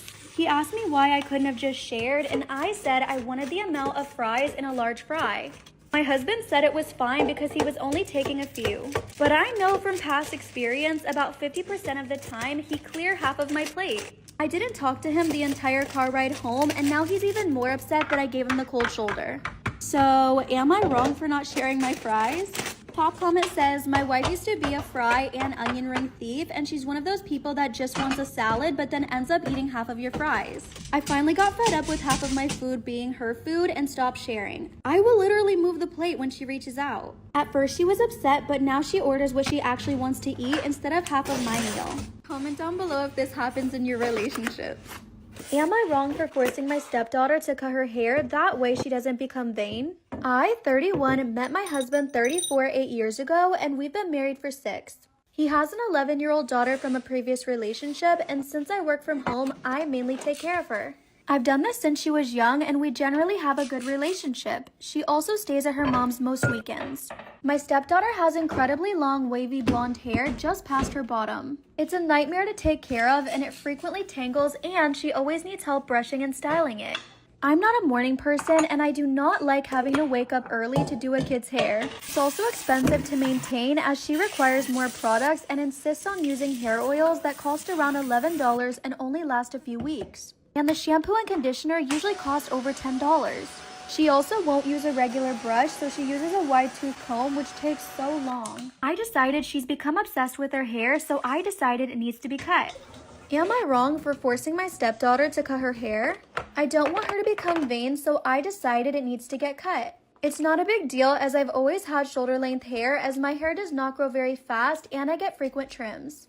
On the way to the hairdresser, my stepdaughter said she does not want it cut too much. I politely explained that I do want it cut shoulder length as it had become a burden. When she realized I was serious, she began to cry, so the hairdresser was reluctant to cut. After some explaining, the stylist agreed and cut her hair, and my stepdaughter kept it. The car journey home was silent, and I offered her McDonald's, but she refused. And when we got home, my husband went up and found her on her bed sobbing, holding her old hair. He immediately called her mom to come and collect her, and as soon as my stepdaughter was out of the room, he started yelling. Her mom also came in and gave me a mouthful. I explained my reasoning, but my husband said he would have just did her hair. He now no longer trusts me around his daughter and doesn't know if he can be with me. Am I the arsehole for not quitting my job at a strip club? Story time. So I was recently fired from a managing position at a spa. Now I have rent due, I have bills, so I needed another job ASAP. So my roommate, who is like 28, she works in a strip club doing bottle service. So one night I spoke to her and asked if there was any positions available, and luckily there was. I was hired right away on the spot and I started my first day a few weeks ago. Now, I am in no way a stripper. All I do is serve drinks, and it is really, really good money, and I enjoy the work. So my cousin, who we'll call Amy, is not the biggest fan of my new job. When I told her about my new job, she just looked at me in this really judgmental way and was like, be careful. Be careful with that attitude, more like Amy. Now, a little bit of context. Amy has 2 daughters, a 3-year-old and a 5-year-old. So, flash forward to yesterday. Amy texts me out of the blue and she's like, so what do your parents think about you working at a strip club? And I was like, oh listen, I haven't actually told them yet. I'm actually more scared to tell them that I was fired. Amy then has the absolute audacity to send me this lengthy paragraph lecture. She's telling me that I need to find a new job and that I'm not going to find my forever man working in this industry. And then a really random comment she makes, she goes, this isn't you. Amy's like, this all comes from a place of love, you know, I'm not judging. You not, Amy? So I tell her, like, I'm not going to be working at a strip club forever, it's just to help me get back on my feet. She then says, well, listen, there is way more ways to make money than selling your body. First of all, we shouldn't be judging people's work. Second of all, I'm just serving drinks. Anyway, the conversation gets a little bit catty there. She just ends it with, well, I wish you the best of luck. She says, I pray that you find what is best for you soon. So I said to her after that, I appreciate that, love you. To which she just liked that message and didn't reply. A few hours later, apparently the conversation not done, she sends me another message, and this one did not make me feel loved at all. Buckle in. She starts the message with, listen, I am now aware more than ever of who I am exposing my daughters to, and I really don't want that lifestyle around my girls. She says, I hate that you decided this for yourself and you chose this path, but it is my choice to decide what I put my girls in front of, and I will have none of that near my daughters. So I go back and I'm like, listen, I completely understand where you're coming from, but this is my personal and professional life and they're never going to mix. The girls never need to know what I do for work. To which Amy replies, I have made my own mistakes in life and the girls will never follow in my footsteps. She says, I know that industry very well and I will do my best to make sure that they don't even know it exists. Amy is now threatening to tell my parents where I work. So what do you think I should do in this situation?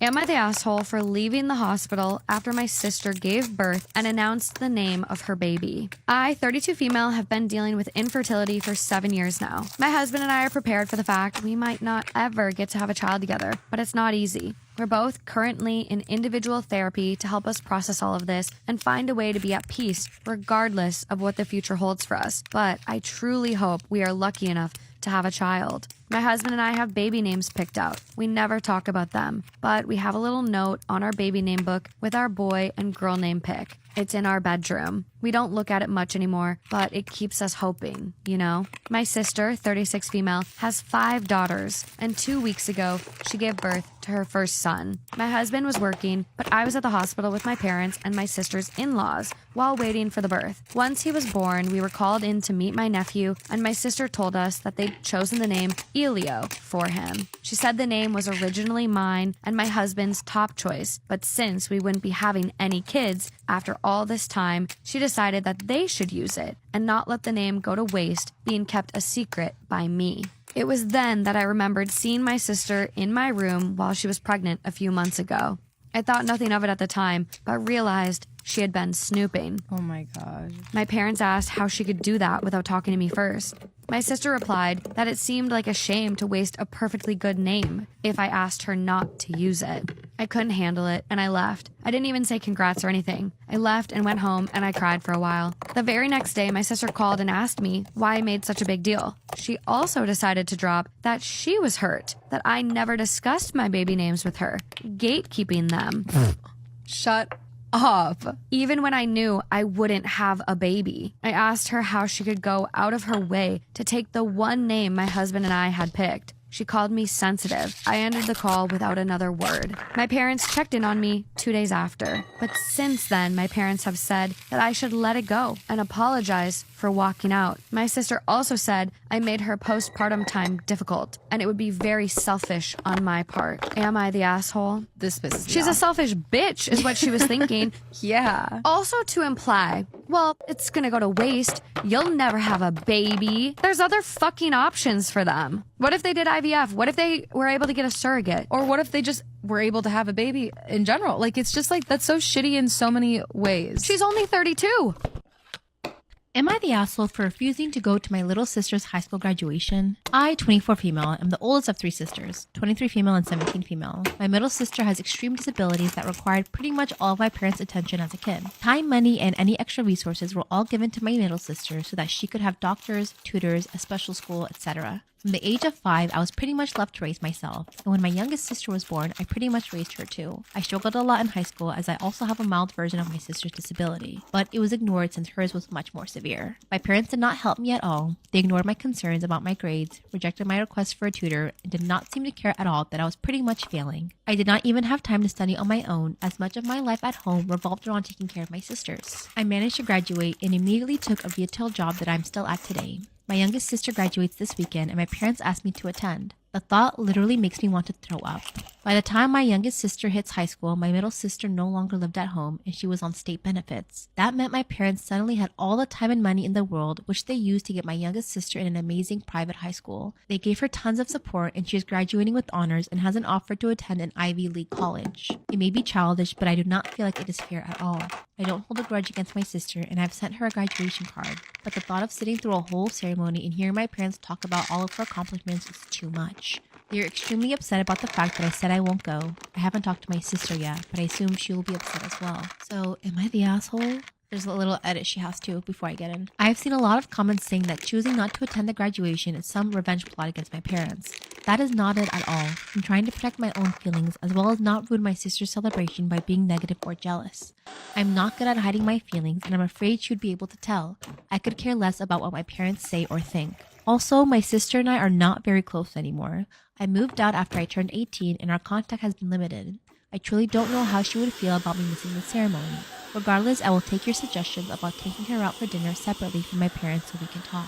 You know what it is? I think therapy would greatly improve your life, but of course that shit's expensive, so I get why people can't do it. You were failed by your parents, and I really hope you're able to heal your inner child, because I understand exactly how you feel. It's like they're over here boasting about their third daughter, where it's like you weren't even given that opportunity to thrive, right? She was able to. You can't help but compare and say, well, if I was given the same circumstances as my sister, maybe I wouldn't be where I am today. I could have been in an Ivy League college. I could have been somewhere else in my life instead of trying to make ends meet, you know?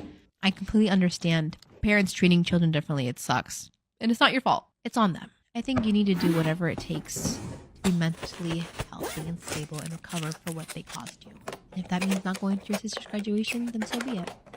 I'm leaving my husband because I found out that he has been making fun of me behind my back to his ex. My husband, male 45, and I, female 36, met about 6 years ago. We have been married for 1 year. When we met, I was very fit and athletic. I started gaining weight, however, after suffering 2 miscarriages and the loss of my mother to cancer. I was very depressed and barely got out of bed, if not to go to work. I stopped exercising and instead started eating junk food. I gained 40 pounds in 2 years, 2019 to 2020. Under this time, my husband, then fiance, was very supportive and loving. I felt guilty and tried to give him an out several times, but instead he proposed and we got married last summer. Since our marriage, I have been feeling much better and it showed. I've lost around 20 pounds so far and I gained back my muscles and abs. He was so happy to see me feeling better. On his computer, however, it was a totally different story. He was talking almost under our entire relationship to his ex-wife about me. His ex-wife, female 46, left him about 7 to 8 years ago for her colleague. The relationship didn't work, however, and she tried to get back together with my husband. He had already met me, but they stayed friends, mostly via chat, texting, since she lives 12 hours away. My husband was complaining about everything about me. My job, my depression,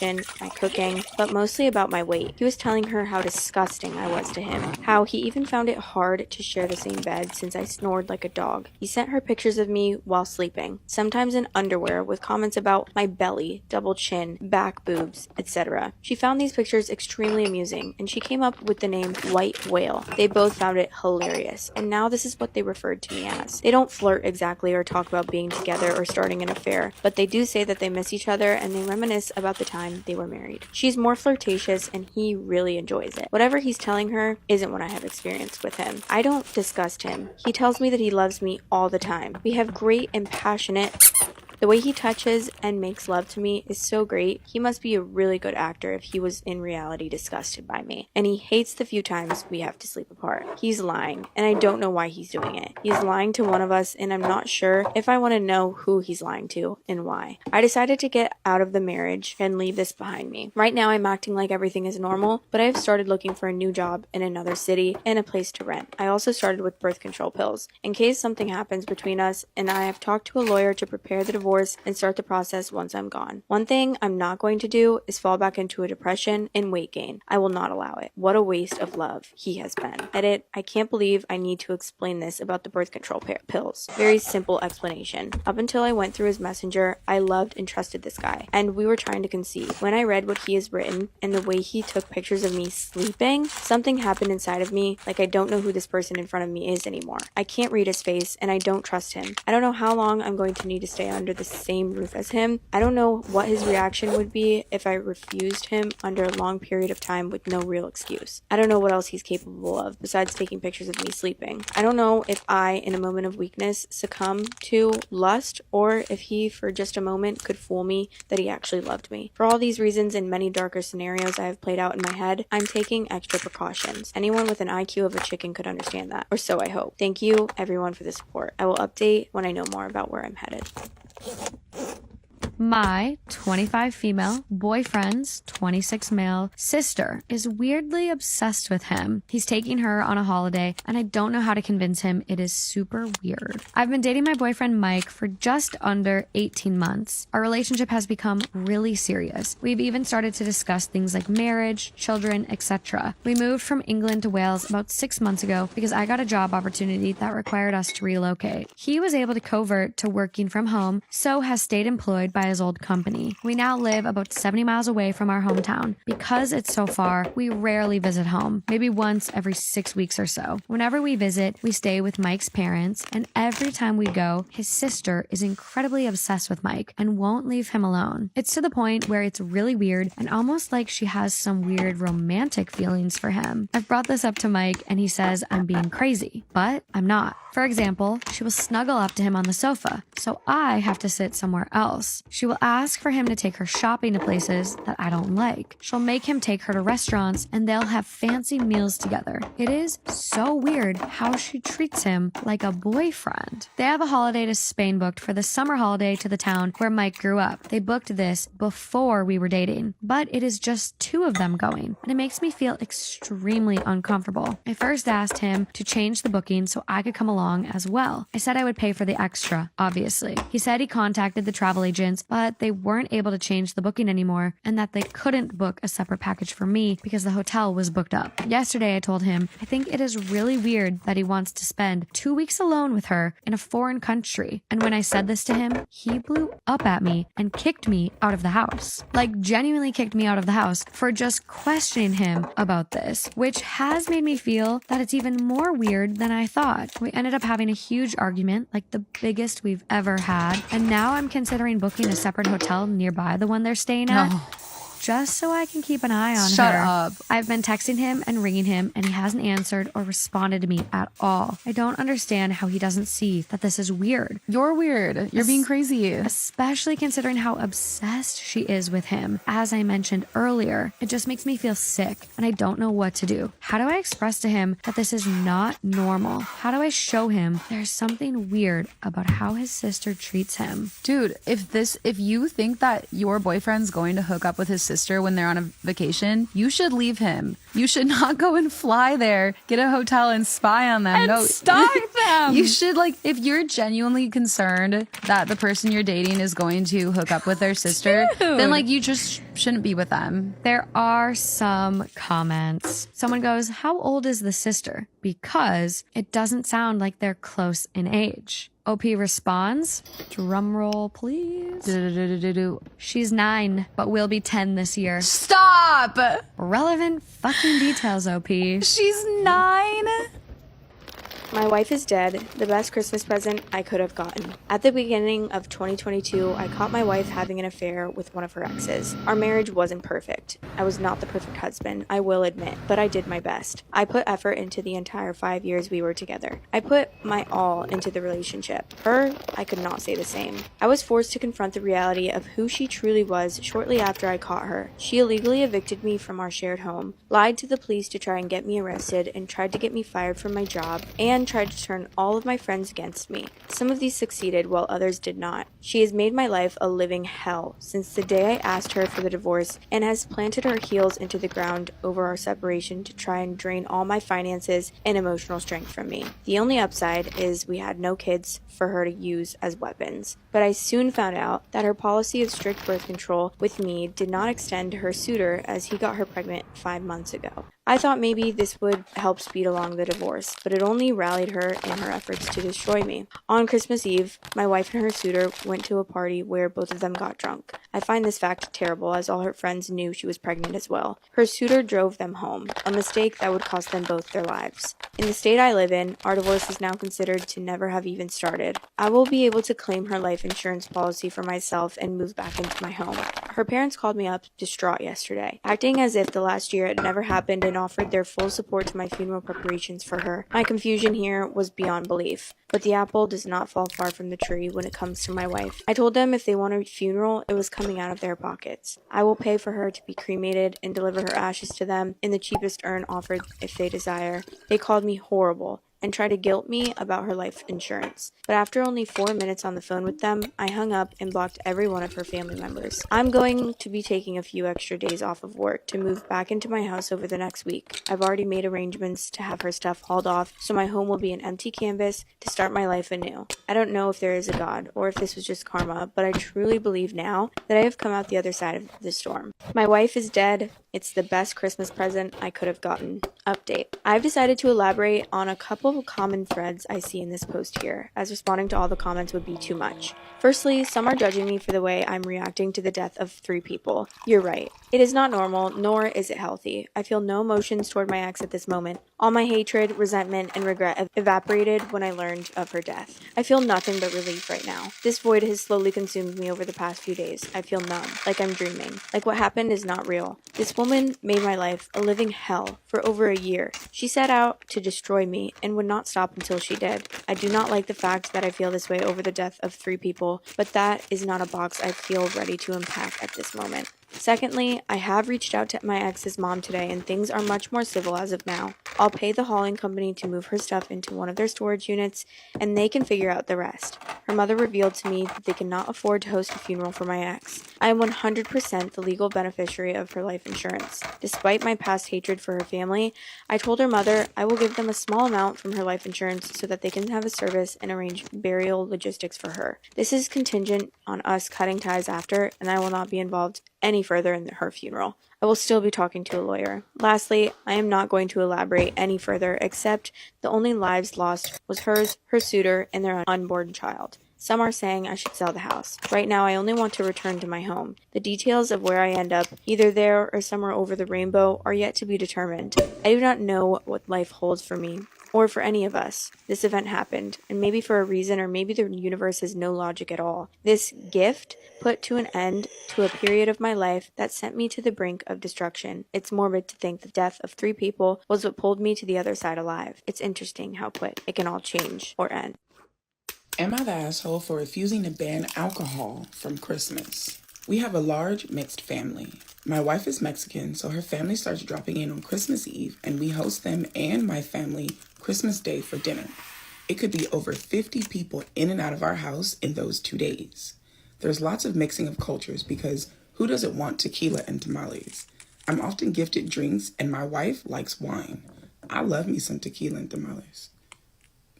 No, you're not the asshole already. I ain't even heard the rest of the story. No, because what I need is a shot and some tamales. My older brother Mike started dating this new woman who has children. I'll call her Jenny. Jenny wants to bring her 3 children that I've only met briefly over the summer, but she said her children are not allowed around people who drink. Okay, well, I completely understand that, Jenny. Like, I get it. Not wanting to have your kids around people who consume alcohol in large amounts. We'll miss you this year. Call us, send us pictures of what you and the babies are doing for Christmas, but us here, we will be taking shots. So now, Mike wants me to ban all alcohol from my house on Christmas. My mother backs him up, saying that it's unnecessary to have all those people around children, even though I have 2 of my own. My children love the loud, bustling house at Christmas and playing with their cousins. There are no other children on my side of the family, and that Jenny's children are like family, and I need to adjust my holiday to make Jenny and them feel welcome. Your mom, Jenny, and Mike can go back to Mike's house and have a wonderful alcohol-free Christmas. I don't understand what the problem is. Another issue I was told to talk about with my kids is Santa. Santa wasn't really a thing in my wife's culture, so we did away with it. My wife felt like the whole naughty and nice thing with Santa doesn't go with her Mexican Catholic roots. So Santa is more of a symbol for Christmas for my children and the cousins. I understand that Jenny is really into Santa and the elf on the shelf. My children are 5 and 8. Jenny's are 4 through 10, and I don't know how my children or their cousins would react to all of that if it was brought up. I suggested maybe next year that my mom could host our Christmas dinner, or my brother and Jenny could if they're still together, but I didn't feel like setting rules in my house about tequila and making kids pretend Santa and Elf on the Shelf is real, or to talk to their cousins about it. It sounds like a disaster waiting to happen, so I think Jenny and her kids should stay at home. Am I the asshole? First of all, your house, your rules. We're going to just put that out there. Your house, your fucking rules. What you say goes. So I came down to the comment section to see if Opie had added anything, and they made a comment saying, I feel bad for her and her kids for being excluded, but she can't really expect me to go around policing my guests over drinks. And I want to tell you that you're not excluding her. She's excluding herself. She's coming into an event that is not about her, asking you to change everything about it to make her and her kids comfortable. This, like you said, you met this woman and her children briefly over the fucking summer, and she thinks that she can come in and change everything about your event. No, you're not excluding her. She's excluding her fucking self, because if she knows there's something's going on in this environment that she's not going to like, that she's not going to want her kids in, her job alone is to fucking leave or not show up at all. You don't go and try to change everything about an event that makes you uncomfortable. No, that's not how it works. And your suggestion, well, maybe you guys should host next year. Mom, maybe you should host next year. It's perfectly reasonable. It is perfectly reasonable, because this girl is out of her rabbit ass fucking mind to expect you to go around all goddamn night pulling drinks out of people's hands because she doesn't let her kids be around people that drink. I know for a fact this woman is the type that'll take her fucking kids to a bar and then get mad at the adults there for behaving like adults in a goddamn bar. Am I the asshole for telling my brother I wasn't the right person to ask for opinions on his and his wife's struggles with infertility? It's not what you say, it's how you say it. My brother, 40, and his wife, 43, have been trying to get pregnant for 3 years. They've done multiple extremely expensive IVF rounds after the ones covered by insurance didn't pan out. Over the years, I've of course been there for them. Told them how sorry I was every time it didn't work. Wished them luck, sent cards, and brought over flowers. Everything to try and be a supportive family member. With Christmas, my brother, who wasn't drunk, but he had definitely had some alcohol, asked me in private if I thought it was a good idea that they were even trying to have kids. If they should give up, stop trying to find alternatives or wasting money. He was really down in the dumps. I know my brother wants to be a father more than anything. I told him I loved him and I was sorry that it wasn't working out. But that was a decision only they could make, and that I understood they were using all their resources to try for kids if this is what they desperately wanted. He kept pushing though and told me that was a generic answer you're supposed to give and what my personal opinion was. When I reiterated that my opinion didn't matter and only they could decide on this, he kept pushing. So eventually I said roughly the following, in what I hope was an appropriate, sympathetic, and loving tone. I know you really want kids and have always wanted them. You're sad and emotionally struggling with the fact that this isn't going as planned. I don't think the honest answer you're pushing for is going to be helpful to you or help you process what you're going through. I love you very much, but I think there's a specific answer you want that I can't give you. I just really didn't want to contribute further to any pain and emotional struggles he might be going through and didn't know what to say. Privately, I don't think my brother and sister-in-law should be having kids at all, but especially not genetically via natural birth the way they've been trying, and they refuse to consider adoption. I also don't think it's my business to say that to my brother's face when I know he desperately wants kids and his timeline and plan for them was already pushed back by almost 10 years. He's hurting and there's no reason for me to add to that. Wait, this is actually a really good brotherly response. I was scared that you said something really insensitive, but this is great. If I thought that saying that any part of that opinion in any appropriate tone with the correct words and as nicely as possible would help my brother process this complicated emotional roller coaster, I talked to him about it. But I know from experience when he pushes for my true opinion, he usually doesn't actually want that. And that even if he did, under these circumstances, he's had alcohol, it was Christmas, we were probably talking for a bit upstairs, but had to go back downstairs to the whole family. It wasn't the correct thing to do. He's been very unhappy with me and barely talking to me. So, am I the asshole? No, not at all. I would have called you an asshole just from the title, but based on what you're saying, your brother would have chosen... I think he was just using you as a target to vent out, and any answer would have given rage and fury would have followed. There was no right way around this. Yeah, sorry, that sucks. I actually really liked your answer. I think it was really like from the heart, and like you worded it very well. He wants you to tell him to stop trying. He wants someone to tell him that. That's literally what it is. He has lost the will to fight, but he can't find the words. He wants you to give him a lift of reason so he can go to his wife and say, hey, my brother said this, this, and this, and this. And he doesn't want to be the one to break his own heart and his wife's heart. People rarely want to know what you really think about their life choices. The more they insist they do, the less I'd be willing to get involved. Because I feel like you're looking for an answer that you already know within yourself and you just want someone else to validate that. Am I the asshole? My husband pantsed me while I was changing our baby's diaper, and I asked him to never do that again. I, female 32, was changing our baby's diaper when my husband, male 37, snuck up behind me and pulled down my pants. Just the pants, not the underwear. He wanted me to include this part. He did it to make me laugh. I elbowed him and yelled at him. I apologized for elbowing him. It was just a reaction. I asked him to never do it again, and now he won't agree and just keeps laughing. He says I'm overreacting, but I'm really just asking him to not do it again. And I'm worried he's gonna do it all the time now. He says he'll stop if the internet agrees with me, but he is confident you will all think he's hilarious. I really don't want to deal with this anymore. Please just say, quote, it's funny once, but not again. Am I the asshole? Who pantses people anymore? I was thinking that. I was like, maybe I'm just not part of the community. No, I don't think I've heard of anyone getting pantsed since like middle school, freshman year of high school. Like that feels very childish. And it wasn't even that big then, I'll be honest. No. I think like pantsing is sort of a dying, I'm not going to call it art. It's a dying. Why did I have that in my head though? I was envisioning it's a dying art. But it is a dying activity. It should be dead. Kill it. No, I agree with her. If you tell him like, seriously, please stop pantsing me. Yeah. Then he should simply stop.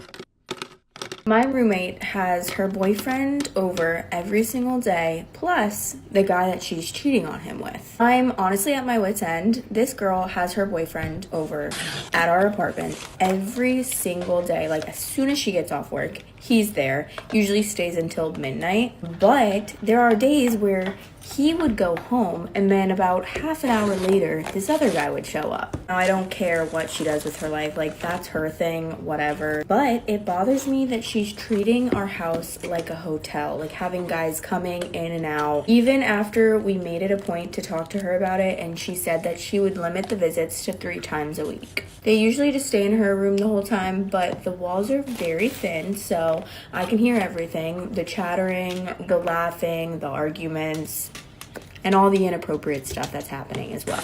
Now, don't get me wrong, I would be totally fine if it were just happening at like from time to time, but it's literally happening all the time. I find that I can't even relax and chill in my own room because all I'm constantly hearing are male voices. This is an all girl house, by the way. Like, obviously, I know she's allowed to have guests over. This is just different. Like I said, we have had the chat with her and she agreed to limit the visits, but now we're back at square one. So what do I do? Like, what's my next move here? Like, do I tell the landlord? Because I'm trying to be understanding, and I will literally always be putting on my headphones just to like blur out the noise. And I feel like, why should I have to always have headphones on in my own apartment? Why should I always constantly be on edge in my own house just because she's too selfish and cannot control herself? Anyways, advice is appreciated.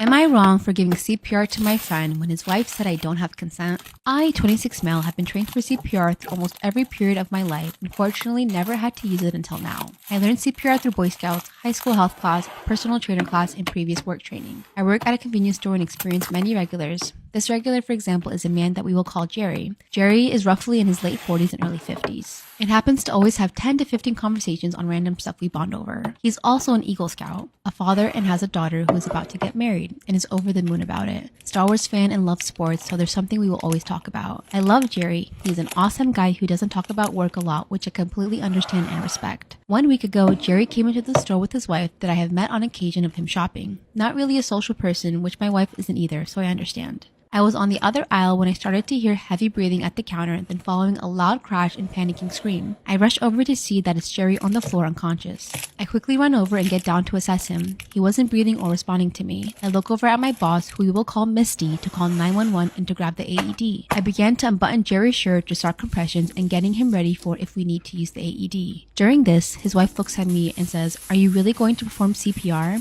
I'd rather have a medical professional than you." I didn't even comprehend this comment and just kept continuing. What seemed like 5 minutes of doing compression was only 1 minute. The wife keeps on yelling at me saying, I don't have the right to touch him without permission or her consent. I ignore her and keep doing compressions and mouth to mouth. That's when we started to hear sirens in the distance, and since we lived in a super small town, it was fortunate to have a hospital close by. The sirens were getting closer, and then suddenly the ambulance was right at our door, and rushing in with the stretcher, one of the paramedics asked if he could take over my round of compressions. Of course, I agreed, and we had a smooth transfer of compressions. That's when my boss with the AED in hand comes over, and that's when she's escorted away from the situation to calm her down while the wife was staring daggers into my soul. I was put into a room to calm down. After 10 or so minutes, I hear the wife yell, "I'm going to press charges against that guy. He could have killed my husband." My boss tells me to go home after writing a report and to take a break for a while. Right now, I'm at home scared and waiting for that phone call from a lawyer or someone. I know what I did was right, but I feel like I actually did do something wrong with going against the wife's consent. So, am I the asshole? CPR certified.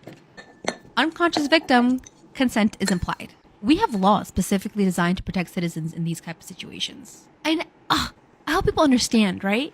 When you're down like that, those seconds count. Every second counts. When you're doing CPR, you're waiting for them to get transferred to a hospital. Every second counts. Keeping oxygen flow to the brain. People don't understand. People don't understand. Unless you're CPR certified, then you would know. Or if you're taking a science class, you would know.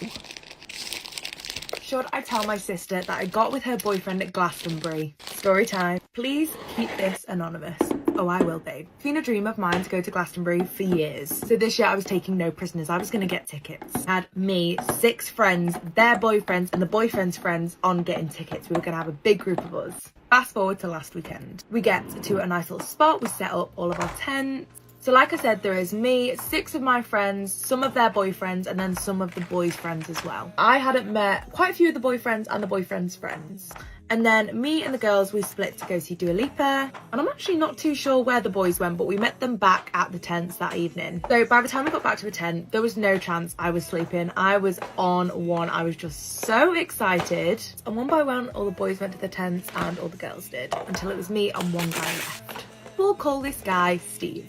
Of course we will. Me and Steve started the deepest of deep chats. We had a very, very similar upbringing, similar big life events. And next thing you know, we realise it's literally 4 a.m. So we say night-night and we go our separate ways. Didn't really think too much of it.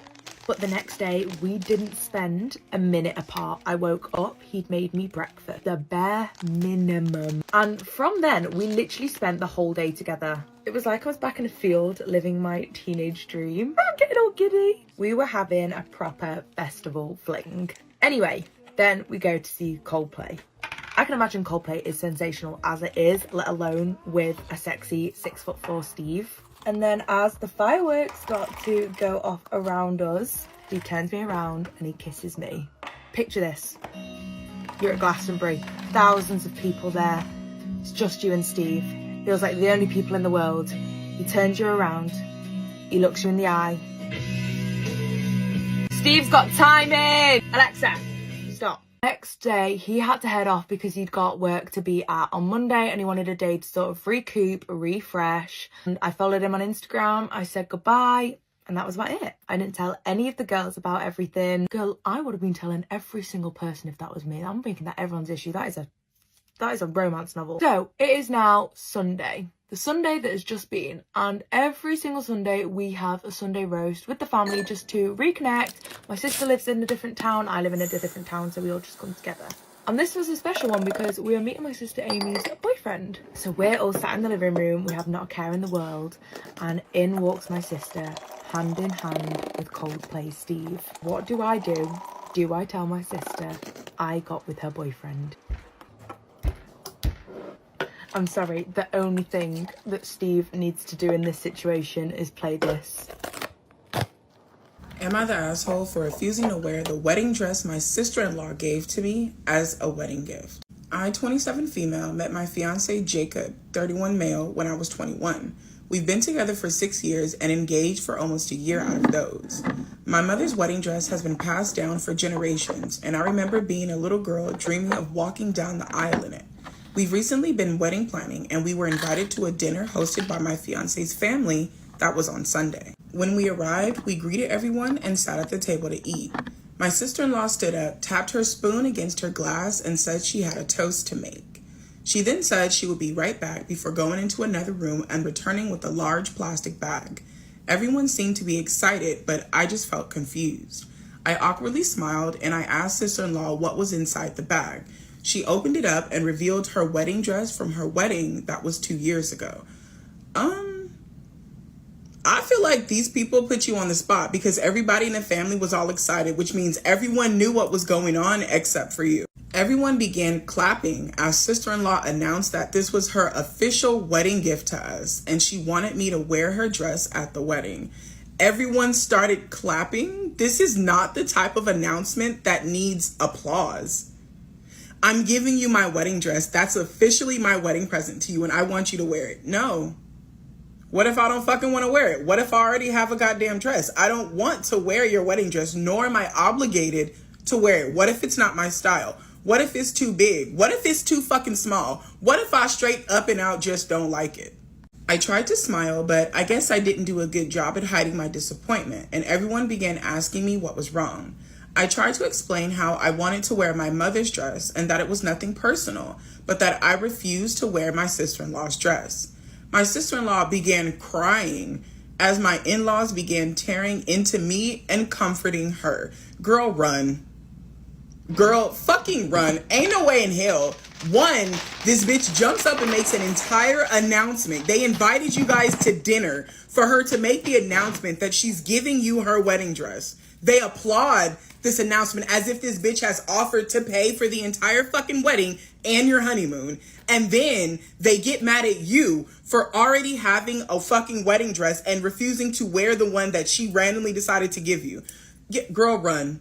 This ain't the family for you. I just burst into tears and I ran outside. My fiance didn't even come after me. And after crying my eyes out on the steps for what felt like hours, he finally came outside and yelled at me to get in the car. I was so confused, but I got into the car just to hear him berate me on how I made such a big scene and I embarrassed him in front of his family. Like I said, run. Ain't no way in hell this man is going to yell at you for embarrassing him in front of his family. Were you supposed to sit there and continue to let them yell at you? Girl, this is not the man that you need to be marrying. This is not your Prince Charming. He sounded so mad, and he even said that he couldn't believe he chose to marry such a bitchy, see you next Tuesday. His exact words. My fiance also said how sister-in-law was just trying to be nice and that her dress was more modern compared to my mother's dress, which looked like an old rag. Also his exact words. I tried telling him how much my mother's dress meant to me because I promised her that I would wear it. I felt like my fiance's family planned this and they put me on the spot, thinking I wouldn't stand up for myself and just agree to wear sister-in-law's dress. I don't think I did anything wrong, but a part of me thinks I should have just gone along with it and then told sister-in-law in private that I wouldn't be wearing the dress. Am I the asshole? No, you're not the asshole for wanting to wear your choice of dress on your wedding day. You know that. I know that. His family fucking knows that. You're not the asshole. It's your wedding. You get to wear whatever the fuck you want to wear. But you are the asshole for thinking that you should have just gone along with it to save face, to keep the peace, instead of thinking, I should be getting the fuck out of here. Like you aren't even contemplating about how wrong this is, how this is not okay. You are still considering marrying into this family, and that alone makes you the asshole. Why stand up for yourself if you're just going to continue to marry this man knowing this is how his family is? Your fiance allowed you to sit outside of a restaurant on the stairs crying because his family started to yell and scream at you for something you didn't want to do. He then disrespects your wishes when it comes to your wedding day, disrespects your mother's dress, disrespects you by calling you out of your fucking name because you didn't want to sit and allow yourself to be verbally fucking abused. And you're still considering marrying this man. You literally just got a sneak peek into your future. Into your future. You yourself said, I feel like my fiance's family set this up. They planned this and wanted to put me on the spot. And you think it's okay enough that you are sitting here, well, maybe I should have just not said anything. Why are you still there? Why is this something that's still a problem to you? The way I would be so fucking unbothered because I'm no longer engaged and this ain't an issue I gotta have anymore. Girl, I'm gonna need you to open your fucking eyes. This shit is not okay. This is your future. You are gonna continue to deal with this for the rest of your life if you marry this man. Ain't enough love in the fucking world. There is not enough love in the world for me to marry someone that's gonna yell at me because I refuse to be abused by his family. Girl, hell no. Am I the asshole for refusing to be my friend's alibi so that he can cheat on his girlfriend? I've known my friend Matt since we started college, and we're in the same program. We've been roommates since day one. I'd say overall, Matt is a great guy, but he has a terrible tendency to cheat. Throughout college, I think Matt had like 5 to 7 different girlfriends, and they all ended because he had the tendency to cheat. Back in January, he started dating his current girlfriend, Jen, and this has lasted longer than any previous relationship that he's had. From my interactions with Jen, I know that she is a wonderful person. She's beautiful, funny, kind, and she's obviously clearly very devoted to Matt. For the past few weeks, Matt has also developed a very close relationship with his lab partner named Cindy. And to be honest, it's become pretty clear to me and my other roommates that there is some type of romantic relationship that's been developing between them. We've even all met this girl because she's come to our house a few times. Long story short, Matt has informed all of us that things between him and Cindy are moving pretty quickly, and Jen is completely in the dark about all of this. He told us that for the foreseeable future, he'll be spending a few nights a week at Cindy's place. Here's the issue. Jen and her roommates live about a 7-minute walk from us, so there's a good chance that Jen will come by looking for Matt at some point, according to Matt. So Matt wants us to make excuses for his absences. Am I the asshole for refusing to be my friend's alibi so that he can cheat on his girlfriend? Matt wants us to make excuses for his absences and try to talk to Jen and convince her that he's not up to anything bad. Kyle and Robert, 2 of my roommates, are fully on board with this as they consider it the bro code. Our other roommate is fully against this, and although he didn't say he was going to tell Jen that this was happening, he has been really urging him to end his relationship with Cindy, and he is refusing to lie to Jen about this. I would say that I'm more neutral on the situation. I don't think what Matt is doing is appropriate, obviously, by any means, but I also don't think that I have the right to tell him how to manage his own personal relationships. I told him that while I wouldn't seek Jen out to tell her what's happening, I told him that I wouldn't lie to her and just make up excuses about where he is, and instead I would just say, I don't know, to stay out of the situation. We all argued about this for a while, and basically the gist of it is that Kyle, Robert, and Matt think that I'm being a bit of an asshole for not agreeing with this and not being cooperative. Aside from this, I don't think that there is much that I can do. Moving places is just logistically and financially stupid of me, so I don't think that will be happening anytime soon. I feel like my best bet is to just avoid stirring the pot. I would just love to know what you guys think if I'm the asshole. Was I almost human trafficked, or was I just being paranoid? I went to a concert in Detroit and met a young girl. She was 17, I am 20. I was standing alone by the wall, and she walked up to me and started being really friendly. She was alone and claimed to not know the band and said she wasn't with the people she came with because they were annoying. She complimented me, called me pretty, asked how old I was. She asked if I wanted to hang out after the concert. She was trying to take pictures of me, said it was for Instagram. She had burn marks and cuts on her calves. It looked like someone put a cigarette out on her. She was talking about how she wanted to have sex with someone and pointed out some guys and called them money-worthy. She said she was hungry and asked if I wanted to walk to McDonald's with her. I was just happy someone was talking to me, but my body was trembling and I knew I shouldn't go anywhere with her. After I rejected letting her take pictures of me or going anywhere with her, she left me and I didn't see her again all night. It was weird. Was she a recruiter, or did I just miss out on making a new friend? What does money-worthy mean? Am I the asshole for breaking my promise to my stepkids and abandoning them and traumatizing them because I did not want to parent them anymore? I met Will when I was 22. Will was 29 with 2 kids and had been newly widowed. We had a whirlwind courtship where he introduced me to the kids and got me involved in their lives very early. First few days after I met him. Will said really quickly he was sure I was the one, not only for himself but also for his kids. We got married when I was 23, Will was 30, and his kids were 6 and 8. Our wedding ceremony also included me and the kids making promises to each other, which was Will's idea. Soon Will shoved all childcare onto me. I wasn't a stay-at-home spouse. I worked full-time and always have, but he always had his reasons for me doing all the childcare.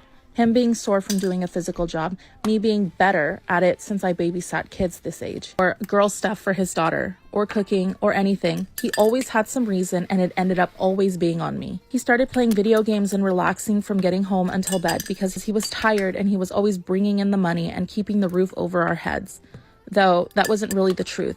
He said he deserved to relax. Then he went out with his friends or brought them back to drink beer and watch TV. He developed a major attitude with me and encouraged the same in the kids. Part 2. Am I the asshole for breaking my promise to my stepkids? He started openly disrespecting me and encouraging them to also.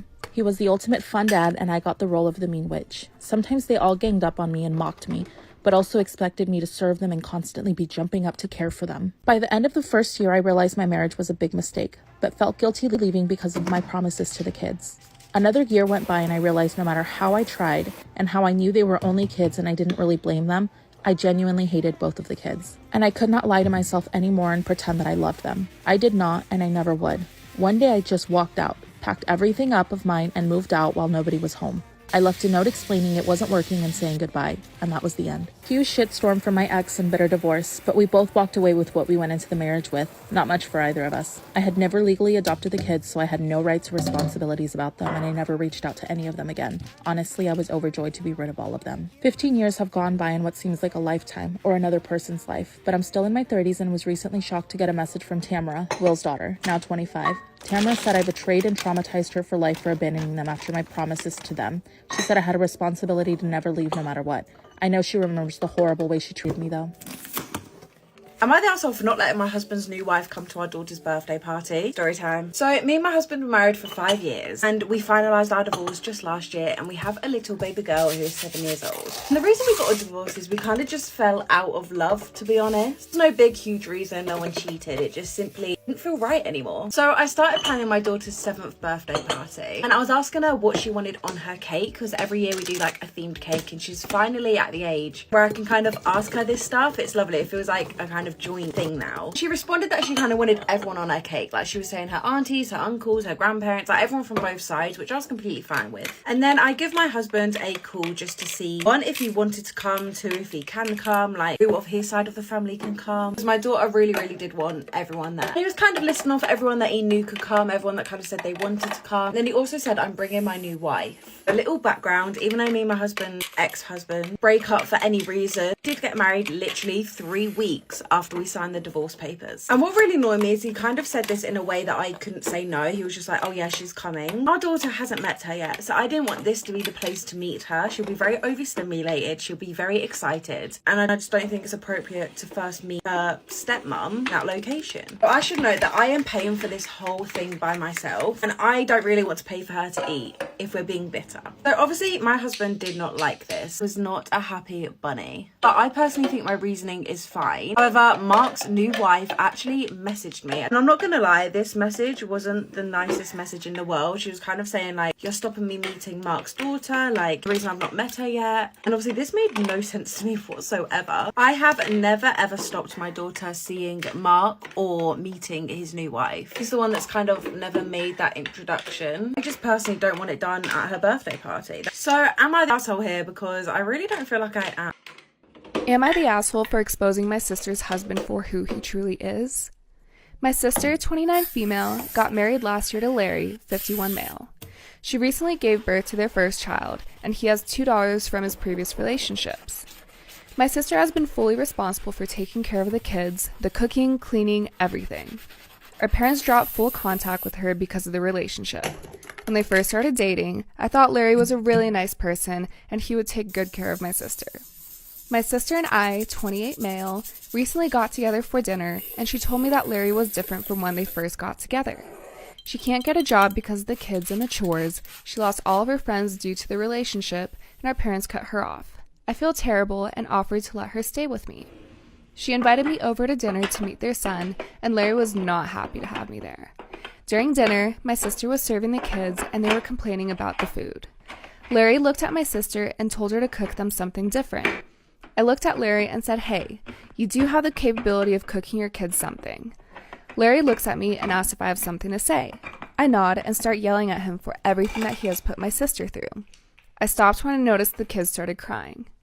Larry gets up from the table and leaves from the house. I stayed at the house to help my sister and offered to let her stay with me. I left in the morning and Larry texted me that I was out of line for what I said and he wants an apology. Am I the asshole for exposing my sister's husband for who he truly is?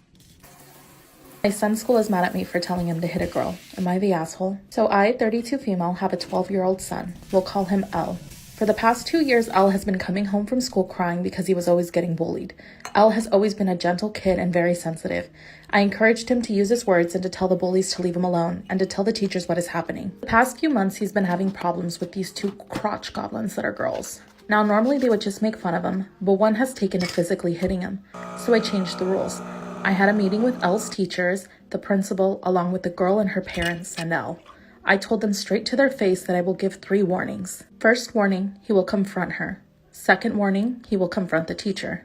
Third warning, he will tell the teacher he is going to handle it, and if she passes that warning, then he is going to punch her back. They all looked at me like I was crazy. So 2 weeks ago, I had a session with his therapist, where he looked at me like he was scared, and he told his therapist how he got into a fight at school. Part 2. My son's school is mad at me for telling him to hit a girl. Am I the asshole? They all looked at me like I was crazy. So 2 weeks ago, I had a session with his therapist, where he looked at me like he was scared, and he told his therapist how he got into a fight at school, where he threw hands with a girl and got sent to the principal's office.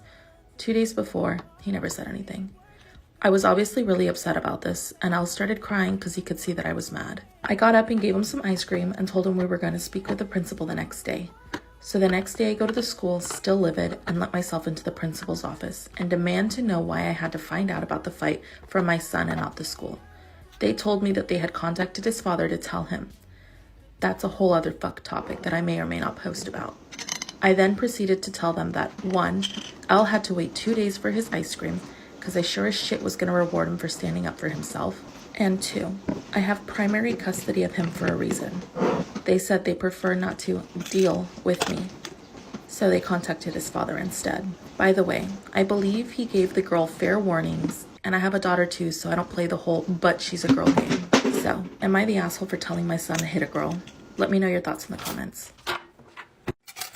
My dad has gotten my sister pregnant and I'm the only one freaking out about it. What do I do? He's about 4 months now. So now I'm gonna have a sister slash a niece or a brother slash a nephew. I don't know if that's how this works, but I'm supposed to be okay with that. My mom also seems to not care at all, and I just don't understand. She keeps saying Becky is an adult. I told my dad that I think he is overstepping some pretty obvious boundaries here. I really don't want to think of my dad as a predator, but I just don't understand how he can separate the child from the adult. Like, it just doesn't make sense to me at all. Not to mention the 20+ year age gap, and I know it's cool for some, but they are just not on equal levels at all. I have no clue what Becky's dad thinks because as far as I know, he has not been in the picture for a while.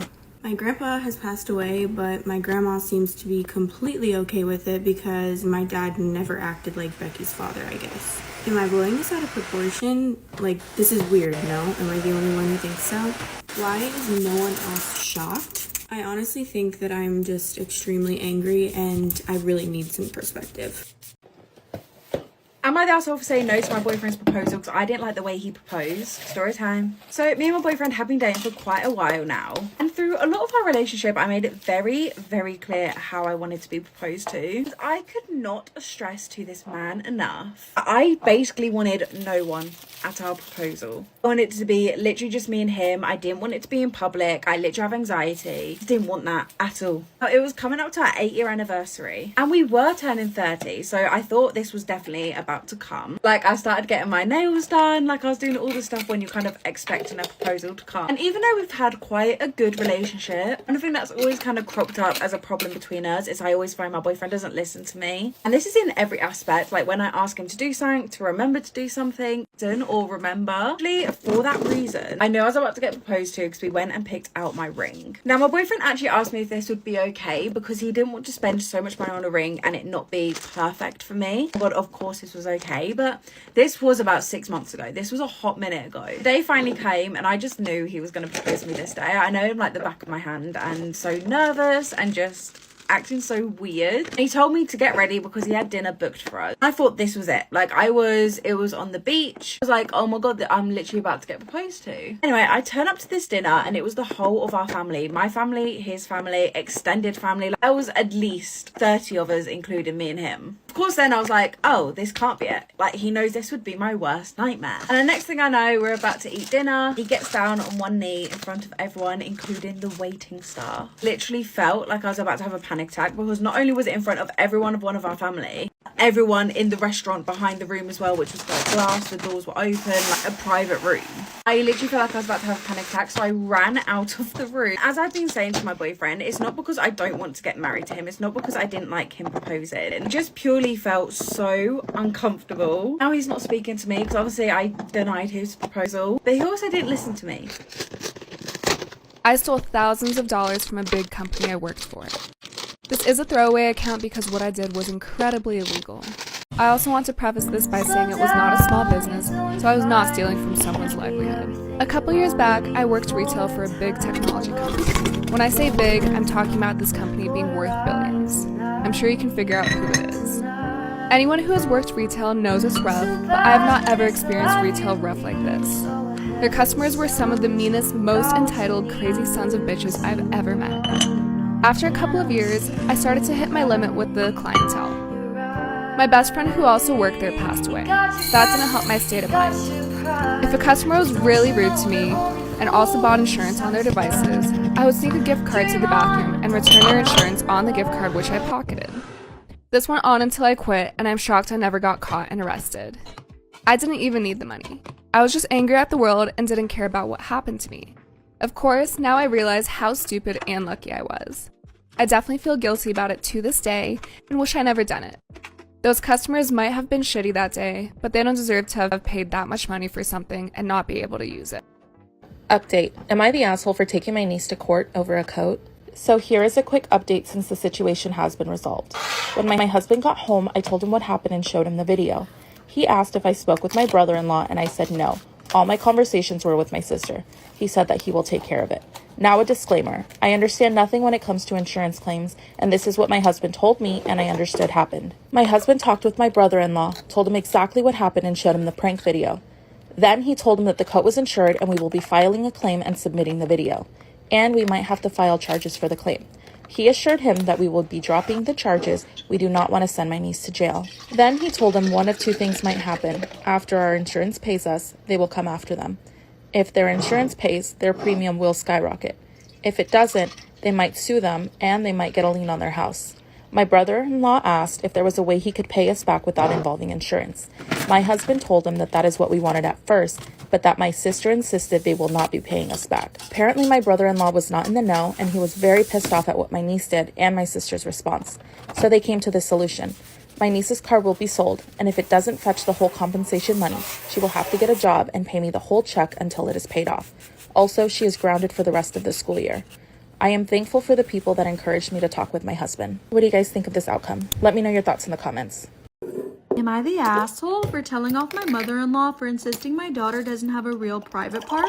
My 4.5-year-old daughter has a stomach bug and has been having some diarrhea. My wife needed to take our son to an appointment and I needed to work from home today, so mother-in-law came to watch our daughter. My daughter needed to use the bathroom and I was going to excuse myself for my online meeting, but mother-in-law said she had it. A bit later, my daughter came up to me and asked me to wipe her. I said, "Didn't grandma help you?" She said yes, but grandma wiped wrong, in instead of out. So I helped her, then went to ask mother-in-law, and mother-in-law said, "I wiped her. Do you think there's a better way?" So I explained to her that it's not healthy to wipe in. Am I the asshole for telling off my mother-in-law for insisting my daughter doesn't have real private parts? She asked me, "Do you have woman parts?" I said no, but I do have a daughter and I won't let her get an infection. She said that daughter doesn't have real private parts yet, so there's no chance of infecting anything. I said, "What? Of course she has a real one. She's a female." She said girls don't have real ones until they're teenagers and there's no chance of infection because it doesn't develop until they're a teenager. I said to her, "You're a woman, you raised 3 daughters, and I'm married to 1. You can't possibly be this stupid." She said I was out of line, and if I can't appreciate her help, then she's leaving. I told her I'm capable of taking care of my daughter, and she could. Am I the asshole for always being overdressed and making my wife look bad because she doesn't dress up? I work in a corporate setting which requires me to always be in formal apparel. I've gotten used to wearing formal clothing to the point where I actually prefer to wear it most of the time. Whether I'm picking up my kids from practice, visiting family, or shopping, except for when I go to the gym, I wear tailored pants with a button up of some sort. I know that I'm overdressed most of the time, but I enjoy being dressed well and it's become my style. My wife, on the other hand, is completely opposite of me. She likes to wear casual and comfortable clothes like sweatpants and hoodies, which is fine. But when we go out, she thinks it makes her look bad. Am I the asshole for always being overdressed and making my wife look bad because she doesn't dress up? My wife says that when we go out together, I make her look like a slob because I'm overdressed, making her look like she doesn't care for herself. A couple of days ago, we were visiting my in-laws and I was wearing my usual type of clothing while my wife was just wearing a hoodie and some sweatpants. My wife's mother made a joke about me looking nice in my clothes and jokingly said people would never assume my wife and I are married, and that I should encourage her to not dress like a slob. I laughed it off and said that my wife just likes being comfortable. But now my wife said that I should stop dressing like a pretentious person and stop making her look bad. Story time. I'm in a long distance relationship and I don't know if I should break up with this boy or not. So a little background information. Him and I were best friends for almost a month before we started dating. And literally as soon as we started dating, he started asking me for nudes. And I would be like, no, not tonight, I'm tired. And then he would keep asking me why. And then he would start to make me feel guilty about not wanting to send him nudes. Eventually he would just say, it's fine, I'll just wait until we can do physical things together. And he still has, quote, his hoes on Snapchat. And he still has all of their nudes and everything. And literally the day before we started dating, he told me that he liked this one girl. And he'll always hang up the phone to talk to her instead of me. And then when I bring it up, he tries to say that he's... So obviously I try and bring this up to him. And he tries to make me feel bad by saying that he thinks about unaliving himself. He also has a few other red flags. So like I said, he says he always thinks about unaliving himself. So obviously I feel bad for him. And I just love him so much that I can't let him go. And he has a bunch of other red flags. Like, he'll tell people he's 13 and other people he's 14, and, you know, he apparently didn't know his birthday. Well, fast forward, he's been texting me more, and when I told him I loved him, he left me on open, which he never does. He always says it back to me. We still haven't really been talking on the phone, but I did send him pictures. Not fully nude, but both times I sent those, he literally called me right after. But other than that, he will never call me. Am I the asshole for not reminding my ex he was supposed to come over and see our daughter? I, 26 female, have a 7-year-old daughter. My ex, 28 male, wasn't involved in her life by his own choosing. Back in December, he reached out. It took some time, talking, and a little therapy, but he's back in our daughter's life for about 4 months now. We are working with the courts to establish paternity and for him to get custody. In the meantime, I've let him visit her at my place, he's taken her on day trips, and since getting a bigger apartment, he's had her spend the night. He was supposed to visit her Wednesday, have dinner with us, and watch a movie. We try to do things, the three of us, per the therapist's recommendation, so she can see us get along. My ex said he'd be over around 6. He didn't show up. By 6:30, my daughter was hungry, so I fed her. I tried to put off the movie, but eventually I let her watch it. She was disappointed about her dad not showing, but I put her to bed at 9. 11:30, my ex called freaking out. He said he forgot he was supposed to have dinner. He only remembered because his girlfriend came home from work and asked how everything went. Rather than apologizing, he got mad at me and asked why I didn't call him. I said I'm not going to chase him around. I already spent 9 months of my life doing that when I was pregnant, begging him to be in her life. It's up to him to make an effort and remember this stuff. We had therapy the next day, and she's on my side. However, my ex insists that I should have called him. I'm frustrated that he hasn't tried to apologize to our daughter. My mom says that I should have called. Oh, am I the asshole for not reminding my ex he was supposed to come over and see our daughter? Let me know your thoughts in the comments. Am I the asshole for exposing my friend's reason for a cash bar at her wedding? I, 40 female, have a friend, 40 female, who recently got married. I am close enough to her to have been in her wedding. When we were planning her wedding, she kept mentioning how she was on a budget.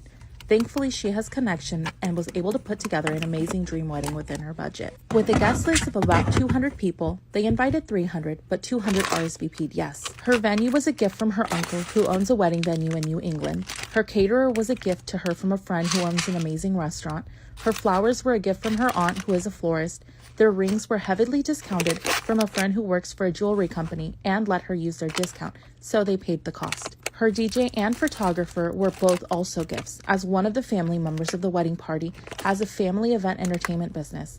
I guess what I'm trying to convey is that a lot of her wedding was gifted to her. Her largest expenses with the wedding were her dress and their rings. No shade, the wedding was amazing, she looked stunning, and everyone had a fantastic time. At the wedding itself, there was a cash bar. The bride and groom aren't big drinkers, so I can totally get why they wouldn't want to fund anyone else's total buzz on their dime, especially when they were trying so hard to save for their honeymoon. After their wedding, they had saved enough to be able to go to a honeymoon in Italy for a month.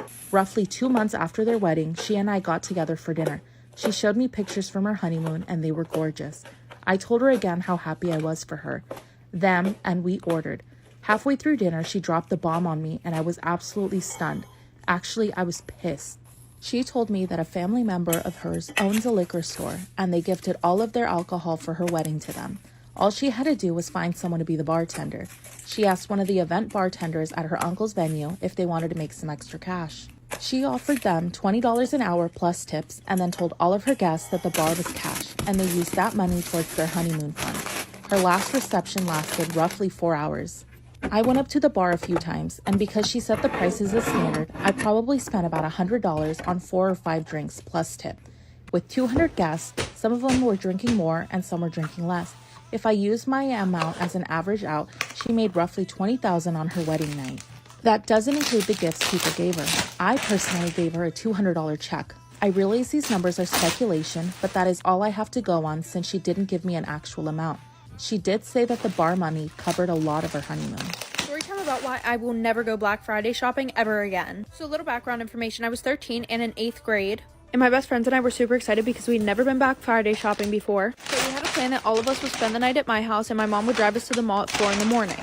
So fast forward, it's 4 in the morning and my friends and I are ready to go to the mall, and my mom came with us, but we didn't stay with her the whole time. So as we were walking to the first store, we realized that there were these 3 guys behind us that have kind of been following us around since we got into the mall. But we just think it's a coincidence because, you know, it's Black Friday, the mall is packed. There are obviously going to be people going the same exact way as us. So we go into the first store, we get what we want to get, and the men didn't follow us in there. But as we're making our way to the next store, we realize that they're following us again. It was like they waited outside the first store for us to come out. So then we decided that we were going to walk around one of the kiosks a few times to see if they were really following us. And of course they were, so we went into another store and they didn't follow us in that one either. So I go up to one of the workers and I asked if they could possibly call security or something because there are these guys following us, and she said yeah. So like I said, my friends and I go into the one store and of course they don't follow us in there, so we ask an employee if they can call security. So whenever security got there, I told them that these guys had been following us around since we got into the mall. And then security's like, well, where's your mother? Acting like it was our fault that we could be kidnapped for not being with my mom. So after that, he's like, all right, just go find your mom, I'll talk to them. So I call my mom and I'm like, hey, where are you? Of course, she's on the whole other side of the mall. So my friends and I are going to meet her on the other side of the mall, and we look back to see if the security guard was talking to them, and literally the security guard just walked out of the store and went the complete opposite way. Then we walk up to the security guard and we're like, you didn't even talk to him. And then he turns around, rolls his eyes, goes over and starts talking to these guys, and then we continue to the store that my mom was at whenever we decided to stop at Starbucks to get something to drink. So after 10 minutes of waiting in line, we turn around and we see these guys standing at the end of the line just staring at us. So we get out of line and we decided to just go straight to the store that my mom was at.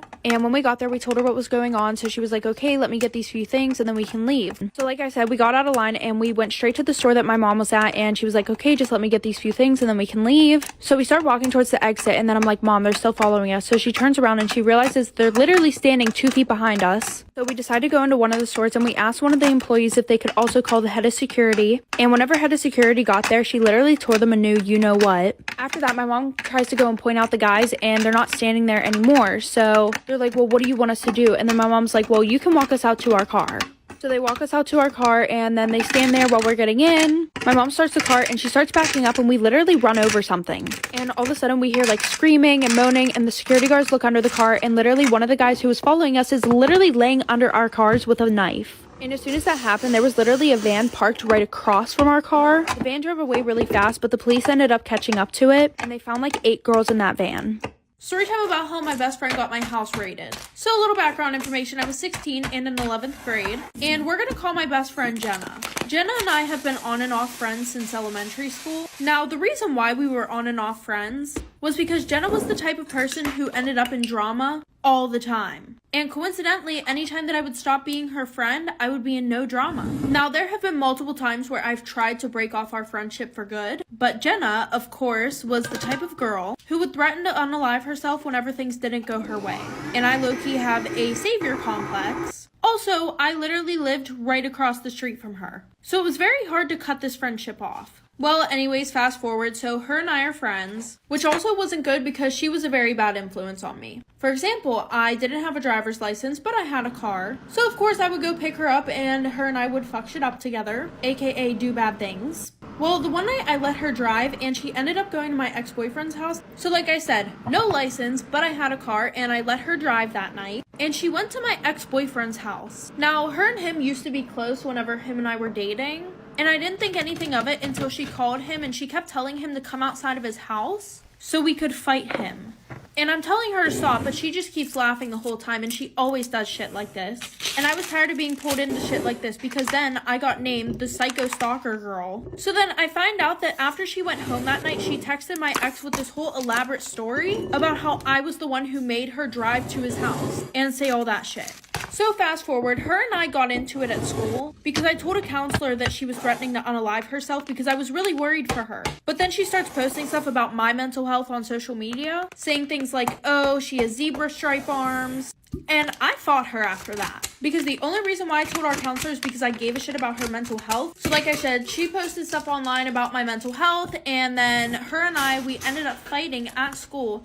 And her mom decided to press charges, but then I ended up showing the cops everything that she had said to me online and all the bullying that she was doing, and how she would literally blackmail me into being friends with her. And this made Jenna and Jenna's mom super unhappy, so they ended up filing a false report about me to the police, saying that I have illegal stuff in my house, and I do this and I do that, and I plan on unaliving my mom. Like, what the... So in the middle of the night, my whole family and I are woken up by this loud banging on our front door. So my mom, hurry up, go open the door, and they're saying that they have a warrant, and come to find out, the only thing that they could find were a bunch of empty vapes, which my mom was not happy about. And yeah, my mom and I's relationship is super rocky sometimes, but I would never try to unalive her. My wife gave me chlamydia. I found out she was sleeping with a coworker and planned to blow up our marriage that night. Thankfully, my drunken mind decided to wait. I had gotten into contact with the coworker's wife, giving her evidence of what was going on and informing her of the two cheaters probably had chlamydia. I did this because I suspected my wife was cheating with more than one person. In her text, her lover boy asked her if he was the only one she was screwing at the time. She gave him a non-answer. I know this dumb broad well enough to know that she was screwing someone else as well. Luckily, the coworker's wife got back to me first thing in the morning and explained that she figured he was seeing someone else. The two of them were privately separated at the time, and their separation agreement stated that they were not to see anyone else at the time. Decided not to confront my wife that morning. I pretended everything was fine and dandy while I looked for lawyers and dug deeper to figure out the mystery of the chlamydia caper. I installed a keylogger onto my wife's personal PC and quickly got access to a secret email where, guess what? My wife was talking to someone on a hookup website. Best part was it solved the mystery. As the man informed her, he tested positive for chlamydia and that she probably had it. Even better, these emails were from months before I was infected myself, meaning she knowingly gave me chlamydia. I have a lawyer and it's not looking well for my soon-to-be ex. Her chances of getting much, if anything, out of me are pretty slim. I served her the divorce papers and an eviction notice last month. She cried, apologized, tried to claim it was a one-time thing, tried to blame me, saying I don't love her, yada yada yada. I'm trying to decide whether or not to press assault charges for her knowingly infecting me with chlamydia. But I just want her out of my life. Am I the asshole for telling my sister I will only watch her kids if she pays me? A few years ago, I was going away to a conference, so I asked my sister if she could watch my dogs while I was away. She said she would do it if I paid her, so I hired a service instead. Yes, I could have paid her, but that would require me going in to pick her unemployed ass up from my parents' house, letting her stay at my house, eating my food, and drinking my booze. The service came in, fed, and walked my dogs. When I moved out of our parents' home, my friends all helped me out, but not her. She was busy doing schoolwork, but said that she would take a break if I paid for her time. She was watching TV. When she moved in with her boyfriend, now husband, I helped her out. She never even bought pizza or beer. She's an amateur photographer, but pretty great to be honest. When I got married, it was a small thing in my parents' backyard. To save money, I did everything with friends and family. My aunt lent me her wedding dress, and one of my friends made the cake. Everyone pitched in to decorate, set up, and clean. I asked if she could take the wedding pictures. She said only if I paid. So I got a bunch of disposable cameras and used those for the candid shots and paid a photographer for the ceremony and formals only. I now make enough money that I can afford to make my life easier by just paying for whatever I need. And this is what I do for most stuff now.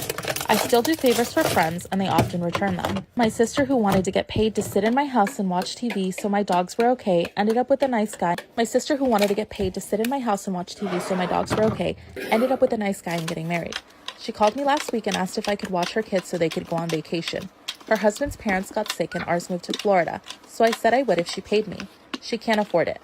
But now it's all about how family helps each other out. I reminded her of all the times I asked for her help, and she said I was being petty and vindictive. She tried to get my parents on her side, but they also told her that she's the one that set the ground rules for our relationship. Now she's on social media trying to get her friends to make me feel guilty about not helping family. I should probably not have responded, but I did, saying that her friends were also available to help her out for free. But I guess she burned a few bridges there too, and some of them called her out for always wanting to be paid for a favor.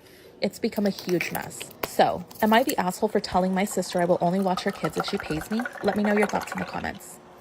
Am I wrong for yelling at the neighbor's kids at 2 a.m. and calling the cops and CPS? My neighbors have 6 kids and I have 3 dogs, all of which I keep in check. I work from home as a medical consultant, so I watch them inside and out. Well, 3 months ago, this family moved in and it's been a nightmare. First, their kids knocked on my door asking for a Wi-Fi password. I told them I couldn't share it due to work, and every day that week they kept asking. Then they noticed I had a pool and started showing up in swimming suits and their mom on the sidewalk knocking on my door asking to swim. I said no, but I allowed my dogs to jump in the pool, and the mom said, "You let your dog swim." It just wasn't neighborly.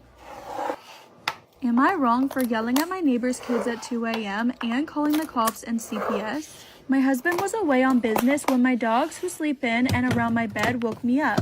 I groggily walked to the kitchen and saw all their kids in the pool. I came out screaming and they scrammed, and the mother of them came and called me the B word. I then called the cops and forwarded the report to CPS too. I will say I'm too sensitive, and when I was 11, 3 burglars broke into my house and saw me. I screamed and they ran. Screaming at them wasn't okay no matter how angry, and now I'm embarrassed to leave my house. The mom flipped me off along with her children when I went to the vet this morning. Update, they tried to open the door when I wasn't home. Am I wrong for using graphic and vulgar language when my teacher wouldn't let me bring my bag to the bathroom? I, 17 female, have this hard-ass old-school teacher who I'll call Mr. Miller, but his name is Steve. He's in his 50s and super strict, especially with the girls. Due to a stunt pulled last year, he has a policy that students can't take their bags to the bathroom. His idea is that if students have to leave their bags behind, they'll come back for them. As you can imagine, the rule has been frustrating for the girls in class because, as you know, most women's clothing don't have pockets large enough to fit pads, at least discreetly. So I've been putting them in my hoodies, but it's been really hot, so Thursday I didn't wear one. Halfway through the class, I raised my hand and asked to go to the bathroom. Am I wrong for using graphic and vulgar language when my teacher wouldn't let me bring my bag to the bathroom? He said yes, and I stood up with my bag, hoping he wouldn't notice. Well, he noticed and reminded me in a condescending way that I had to leave my bag in the classroom. I responded, "Sorry, I need it," and he said, "I don't care, I make the rules. Please go to the bathroom without the bag or sit down." I said, "Come on, please, I need my bag," and he said, "I'll bite. Why in the world would you possibly need the backpack?" So I shouted, "Because I need a pad to soak up the blood that comes out of my you-know-what, Steve." I then stormed out with the bag and was intercepted in the hallway by a guidance counselor and taken to the office. Am I wrong?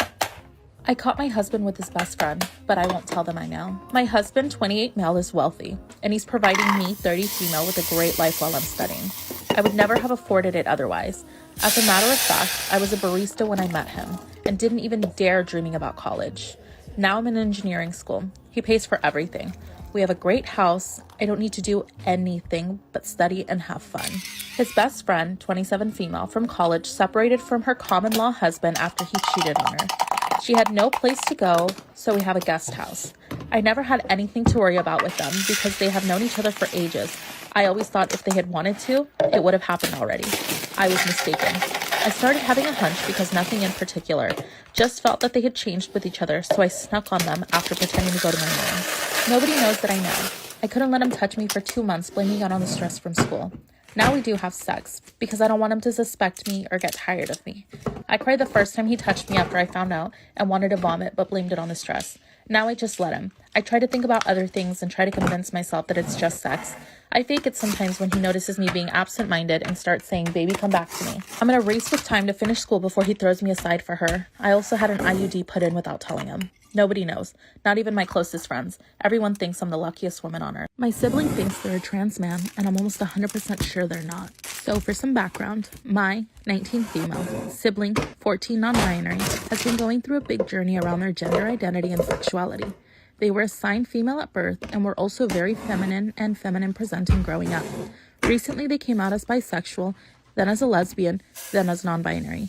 They've taken to dressing in a more masculine ways and have cut their hair. I've tried to be as supportive as I can. It was a little hard for my mom at first, but when she had time to let it settle, she was also very supportive. But now my sibling is saying they might be trans. And here's the thing. I don't know if they're trans or even non-binary. It's important to mention that my sibling has been diagnosed with OCD. One of the biggest ways this manifests is in obsessions. They will get totally absorbed in something and only be able to talk about it and literally live and breathe that thing. Their gender exploration has all the hallmarks of being a textbook obsession. The timing is right. It began right after the latest obsession dwindled. I'm so confused and conflicted. I love my siblings so much and I want them to always be able to be themselves. I feel like such a bad sister, but I'm worried about them. I just don't know what to do.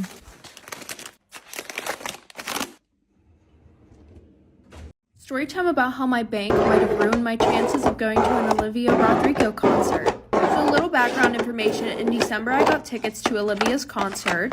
I thought it would be the perfect Christmas gift for my sister and I to go to California and go to her concert. And I got 2 floor seats. So I was super excited when I gave her the tickets. We were both like screaming, that we were going to be going to a concert. We had the best seats. Well, knowing that I had the tickets, I hadn't checked on them for a few months. And this concert is on May 20th of 2022. Well, a few days ago, I was going on Ticketmaster to check the tickets, and it said that they had been voided, and I had no idea why, so I was frantically trying to figure out what the hell had happened to my tickets. And I didn't want my sister thinking, oh my god, like she really didn't get the tickets. So I was sending emails with Ticketmaster, and they said that somebody had filed a dispute. If you don't know what that means somebody was like, hey, that's my money, I'm taking it back. Like for part 2. Part 2 about why I might not be allowed to go to an Olivia Rodrigo concert. So like I said, pretty much somebody was like, hey, I want my money back, and the tickets were no longer there. Mind you, I was already charged in December, and now it's April. So I call my bank and I'm like, hey, what the fuck is going on? My money is missing. These people say they don't have it, aka Ticketmaster. And they're like, oh my god, we're so sorry. We thought that it was a fraudulent charge, so we just disputed it. So now, of course, I'm extremely pissed off and upset. So then when they realized they fucked up, they were like, okay, we'll give the money back to them. That's completely fine. And then I called Ticketmaster and I talked to somebody. They said, that's fine. Just let them know at the door that there was a mix-up. And I'm like, okay, but they're not just going to believe me. So can you send me an email saying that's what happened? And right after that, they hung up the call, and I've been trying to get a hold of Ticketmaster ever since, and they haven't been answering. So go check your tickets, and please tag Ticketmaster. Story time about how my aunt kidnapped my dog. So a little background information, I was 14 and in 8th grade. I had a 4-month-old puppy that I would take care of because since I wanted the dog, my parents were like, you have to take care of him, blah, blah, blah, blah, blah. So put him in the crate, went to school, came home, thought everything was good, until my dog is missing. So now I'm like, what the fuck? Because it's literally a 4-month-old puppy. Anyways, I searched around the house to see if he maybe escaped or he was hiding under the beds or something, but he was nowhere to be found. So I asked the neighbors to keep a lookout for him and even put up missing posters everywhere. And when my parents got home, I told them the situation, and they were like, oh, honey, he probably ran away, but he'll probably be back tonight. Yeah, fast forward 5 hours, he still wasn't home. So my dad was like, go to sleep, he'll be back in the morning. So I went to sleep, or I tried, but then I couldn't sleep, so I got up and got some melatonin. For part 2. Part 2 about how my aunt kidnapped my dog.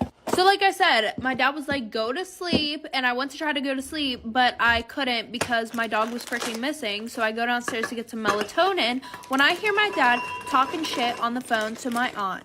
He was talking about something with the dog, but my dumbass starts walking across the floor, and all of a sudden the floor creaks, so I run upstairs, get back into bed, and go to sleep.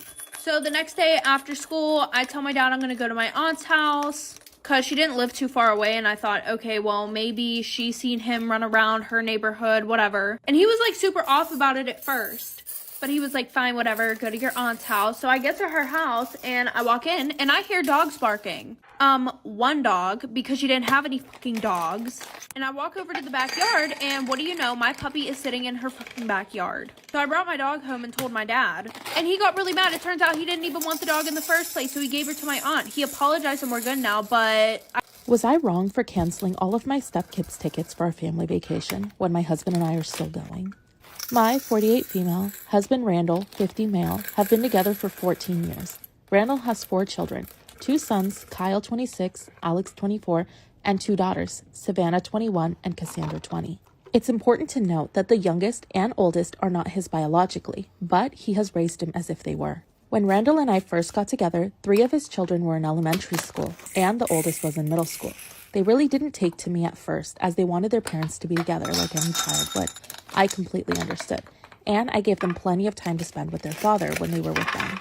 I'd busy myself with shopping or visiting my own family. Eventually, we bonded and began spending time together. I'd do birthdays and holidays big for them, and got to where we would go and do our own things.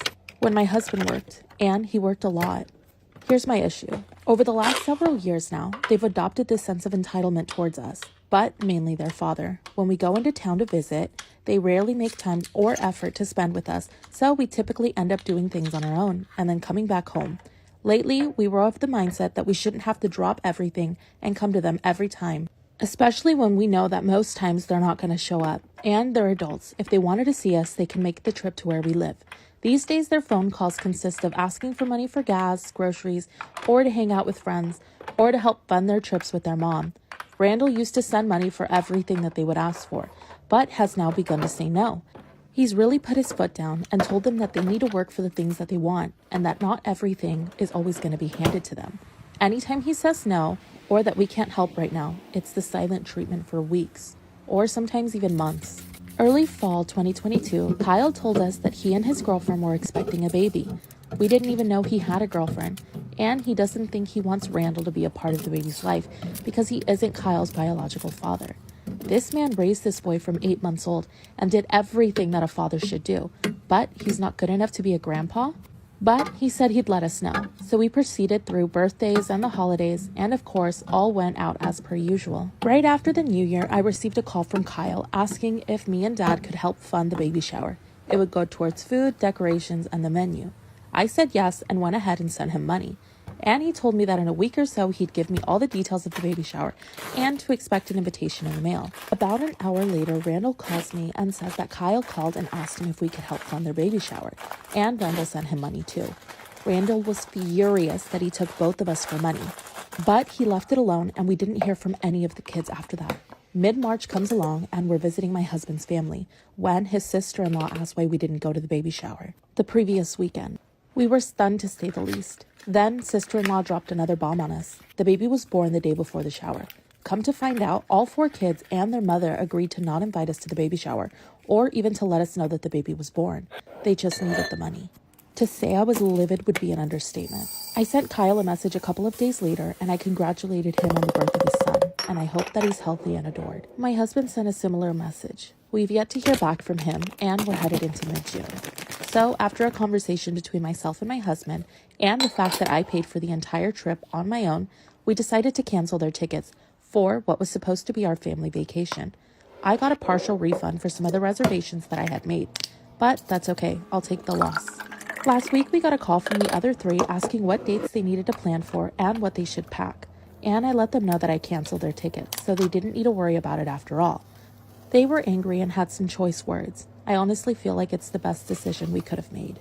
But was I wrong? Am I wrong for saying I told you so to my friend after her boss is being weird now that she told him she's pregnant? So a close friend of mine, Mary, is 3 months pregnant. I'm over the moon excited for her and really looking forward to being an auntie to her child. However, she does have a promotion expected to come up in the next 2 to 3 months, so I did give her some advice. I advised her not to tell her supervisor or bosses until the latest possible time required in her contract, which would be 7 months. Anyway, long story short, she did tell her supervisor and he asked when she's gonna tell the boss. She admitted that she wants her promotion and raise, so she's not saying anything until later. This was Friday. Am I wrong for saying I told you so to my friend after her boss is being weird now that she told them she's pregnant? I told her she was foolish to mention it and that she would find her promotion becoming tenuous and maybe wouldn't get good work. This morning, her supervisor asked her when she was going to tell her boss again. He said that he needs to hold interviews to replace her ASAP, and she also got removed from a long-time matter that she's been working on for 2 months. Of course, she called me to complain and for advice, but I said, I told you to expect this if you said something. I'm not sure what you want from me now. She got mad and called me a shitty friend and said I should be sympathetic instead of making her feel worse. So I honestly just want to know, am I wrong? Am I wrong for cooking food while my roommate's girlfriend was here and also offering? I, 21 male, am from the South and grew up cooking and helping my mom cook for the business. I was frying chicken and catfish when I could reach the stove and making gumbo and buttermilk biscuits at a very young age. And I'm also currently in culinary school. I've lived in a rented house on the East Coast with my roommate 22 male for a year and a half. He's good to live with and we watch shows and movies together and also hang out for drinks sometimes. He's been seeing his girlfriend 20 male for like 6 months and I've met her before in passing. She's staying here for 2 weeks and things have gotten a little weird. For instance, when I tried to mow, my roommate said he would, but he never has. Am I wrong for cooking food while my roommate's girlfriend was there and offering?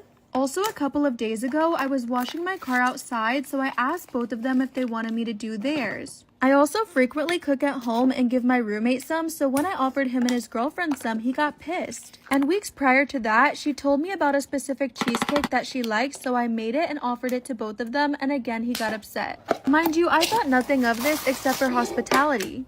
But now my roommate's saying it's so annoying hearing his girlfriend talk about how good my cooking is. So please let me know, am I wrong? Storytime. I became a stepmom at 22 and my stepkids hate me. So a little background information. I was 22 and working at Hooters, and I had this one regular who literally came in every single day that I worked. I mean, it wasn't really creepy because I did give him my schedule because he tipped really well, but that's besides the point. The one night he asked me out, and obviously I knew that he was going to pay for our dinner, so I said yes. Because I was hungry and I did not want to pay for food. So anyways, I go on this date and I actually end up really liking him just to find out that he is 40 years old. Fast forward a few months, we start dating, and he realizes that I still live at home with my mom and dad. So he's like, oh, like, you can move in with me, but first you need to meet my kids. And I, thought that his kids were gonna be, 2 and 3 years old. No, when I went over to dinner the one night at their house, there were 4 kids who were literally all above the age 13. And every single one of the girls gave me a death stare as I sat down in my chair. Like for part 2. Part 2 about how I became a stepmom at 22 and my stepkids hate me. So like I said, we're all sitting down in the dining room and there's 4 kids. There's 1 boy, 3 girls. The 1 boy is 14 and all the other girls are 15, 16, and 19. And we're gonna call my boyfriend James. James is like, okay, well, I'm gonna go back to the kitchen and finish cooking. You guys should bond a little bit. So he leaves me alone with these little fucking roaches and they just start firing shots at me. They're like, you're a gold digger, aren't you? Don't worry, my dad will never marry you, so you're not gonna get any of his money. So after that, I told James that they need to warm up to me a little bit more before I move in. So for the next month, we would try to plan things with the kids. But anytime that I was going to be there, every single one of them would be like, we're not going, we hate her. Eventually, James just kind of said, fuck it, and he asked me to marry him. So I moved in, and then a week later, we got married. His kids didn't show up to the wedding, and James had to go on a work trip. So I was moving some of my stuff into the house from the car, and the kids fucking locked me out of the house. This has all been within the span of 5 months. What should I do? Storytime. I didn't know that I was dating my best friend's brother. So a little background information. I was 17 and a junior in high school. And I know you guys are probably thinking, how the fuck didn't you know that you were dating your best friend's brother? And we're gonna call my best friend Rima and we're gonna call her brother Alex. So I had met Alex whenever I was in 5th grade. We never hung out outside of school. We were more of just friends in school. But I only met Rima last year. Also, Alex was a year older than us. Well, one of the art teachers who usually taught the senior class, she just gave birth to her baby, so they decided to mix both of our classes, aka the one that Alex was in. Well, my art teacher decided to pair us all into partners and have us do an art project. So I got paired up with Alex. Fast forward, we end up liking each other and we start dating. And usually whenever Rima and I hung out, we would always hang out over my house because she said her family was annoying. And Alex and I would only hang out during school, like for part 2. Part 2 about how I didn't know that I was dating my best friend's brother. So like I said, we always hung out at my house because she never wanted to hang out at hers. But this weekend, her whole family was supposed to be gone, so she wanted to throw a party. And she was like, OMG, you should definitely invite that guy that you like. Now listen, I know you guys think it's weird that she probably didn't even know that I had a boyfriend. Whenever I have talked to people that were best friends with her before, and yes, multiple best friends. This girl went through best friends like she goes through underwear. They had all said to not let her know who you like or who you're dating, because she would either try to get with them or she would get with them. And if she couldn't get with them, she would just send them nudes out of nowhere. So fast forward, I get to the party. She comes up to me. She's like, I'm so fucking annoyed. My brother's here. And then she was like, oh, did you bring the guy that you like? And I was like, no. And then I walk into the living room and I see my boyfriend. So I go over and I give him a hug and a kiss. And Rima starts screaming at me. After that, she told her brother that I bullied her so that way he would break up with me. And he did.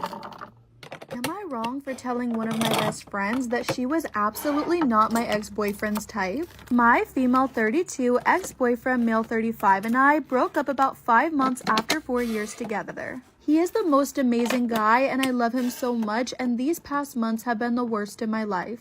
He is very handsome and successful and rich, and I'm sure he won't have any problem getting into a new relationship.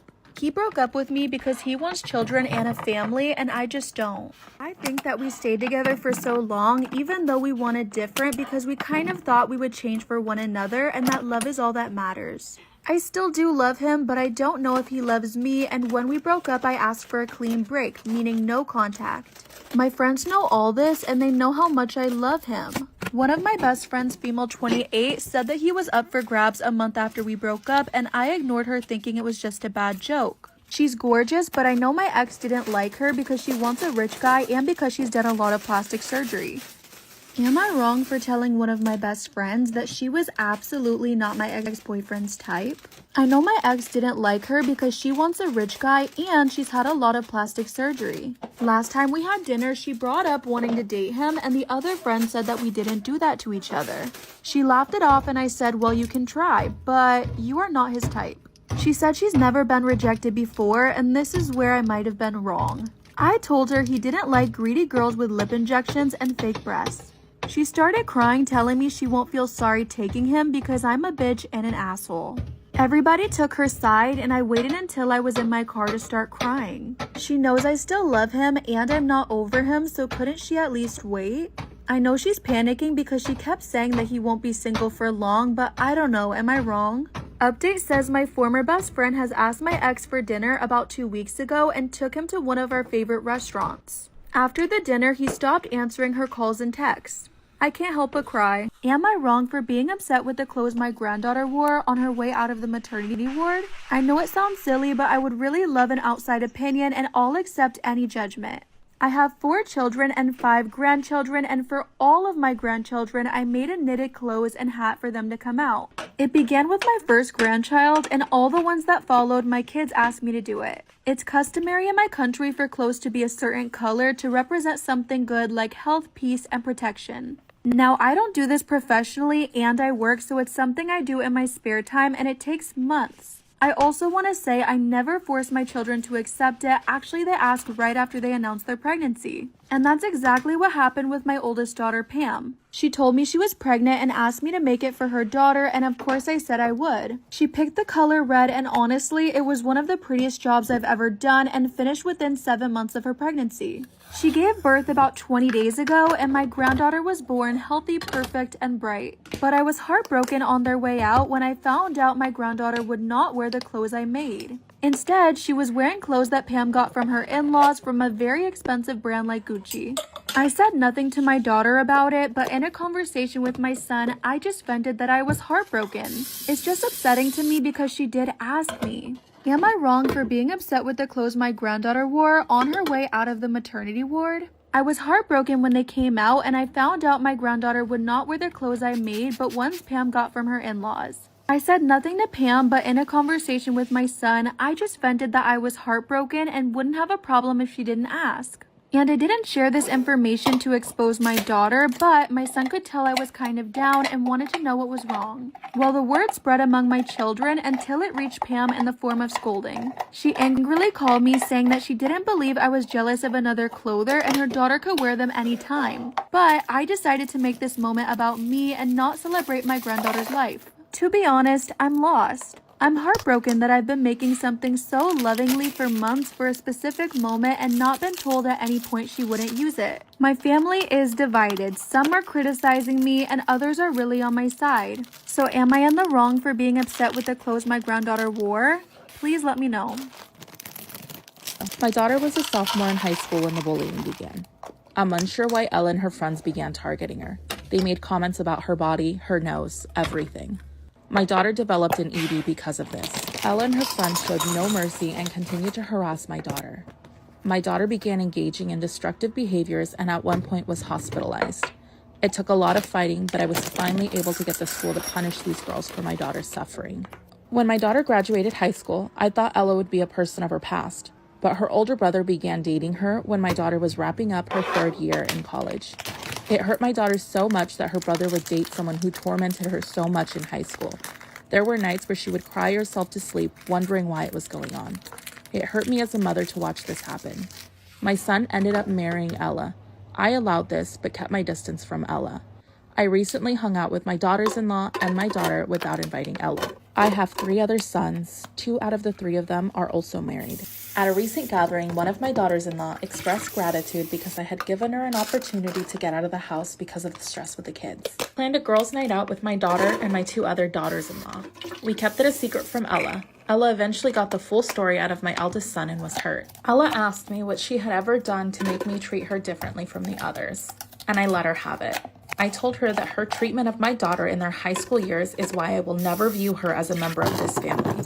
I told her that I had already been kind enough to allow her near my family and that she should not push her luck. She left with my son and he later told me that she cried herself to sleep that night.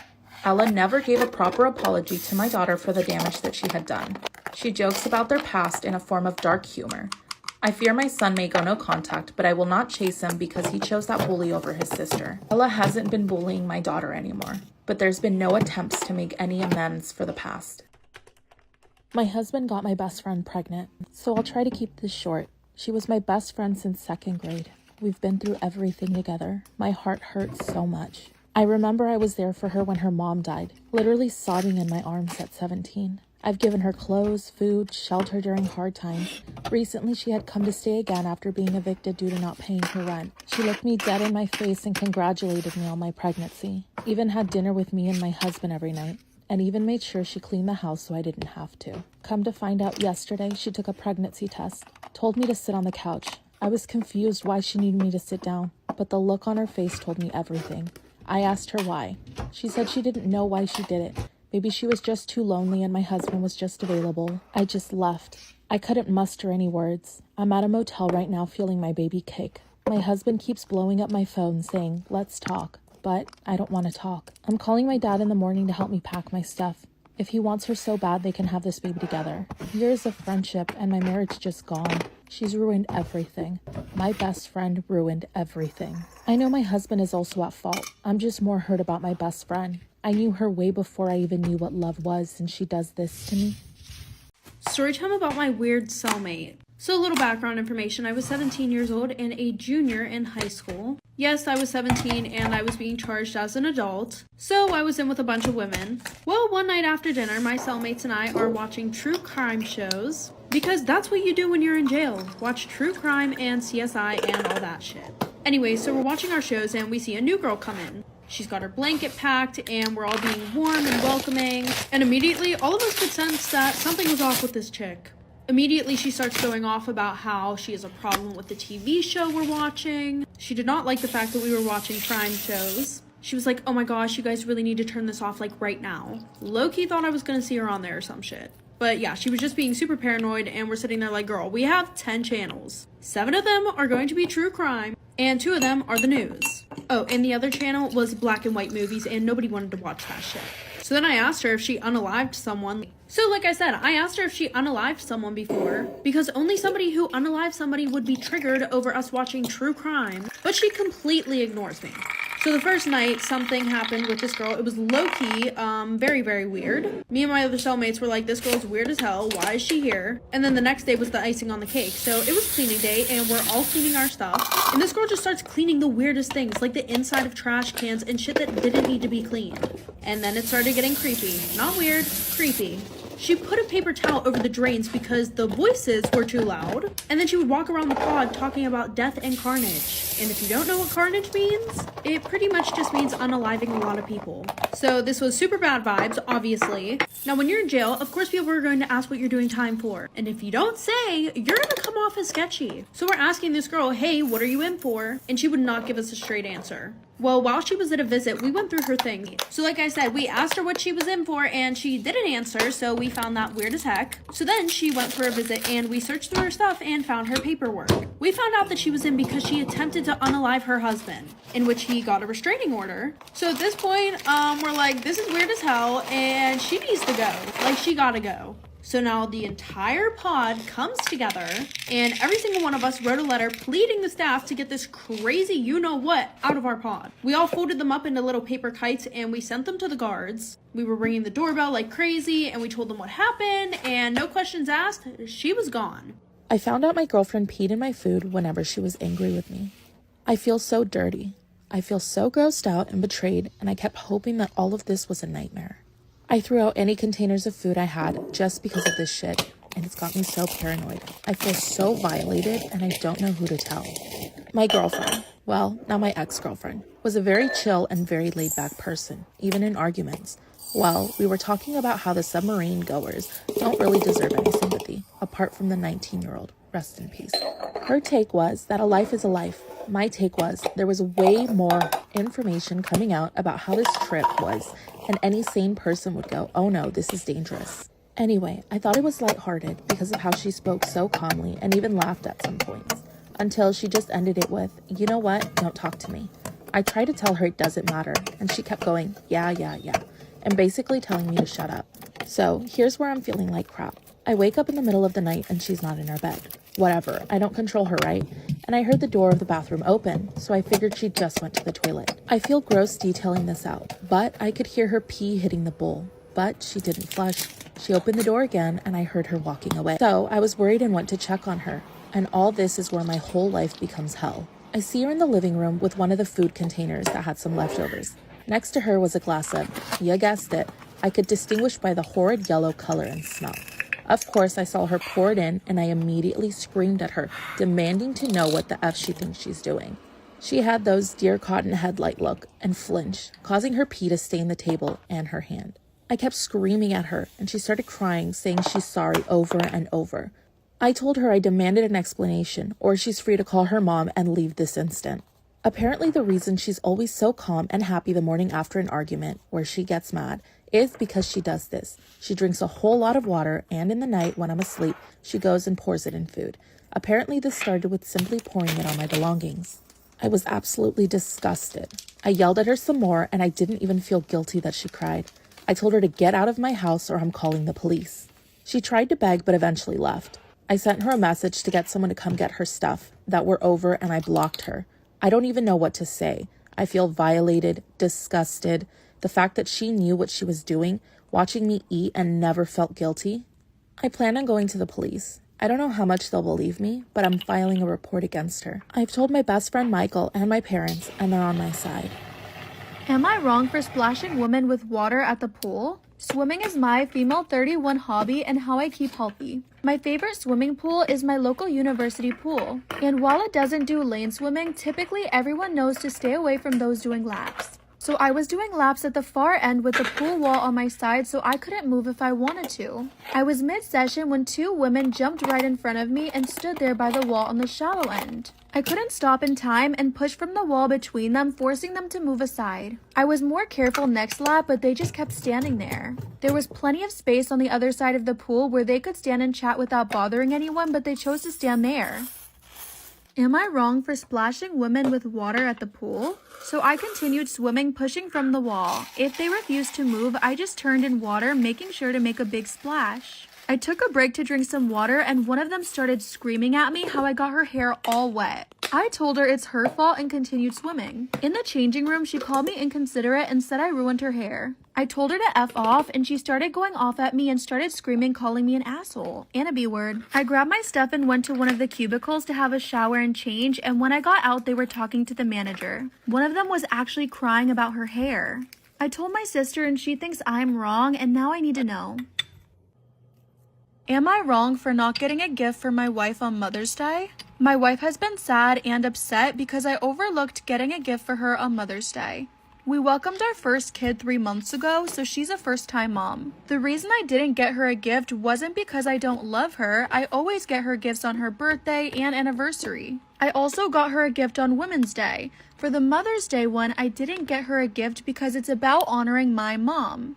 So like she get her mom a gift, I get my mom a gift, but my wife's not my mom. She's my wife. Guys are so funny, and also the mother of your kid, babe. She said that's not how it works and that she's the mother of my kid.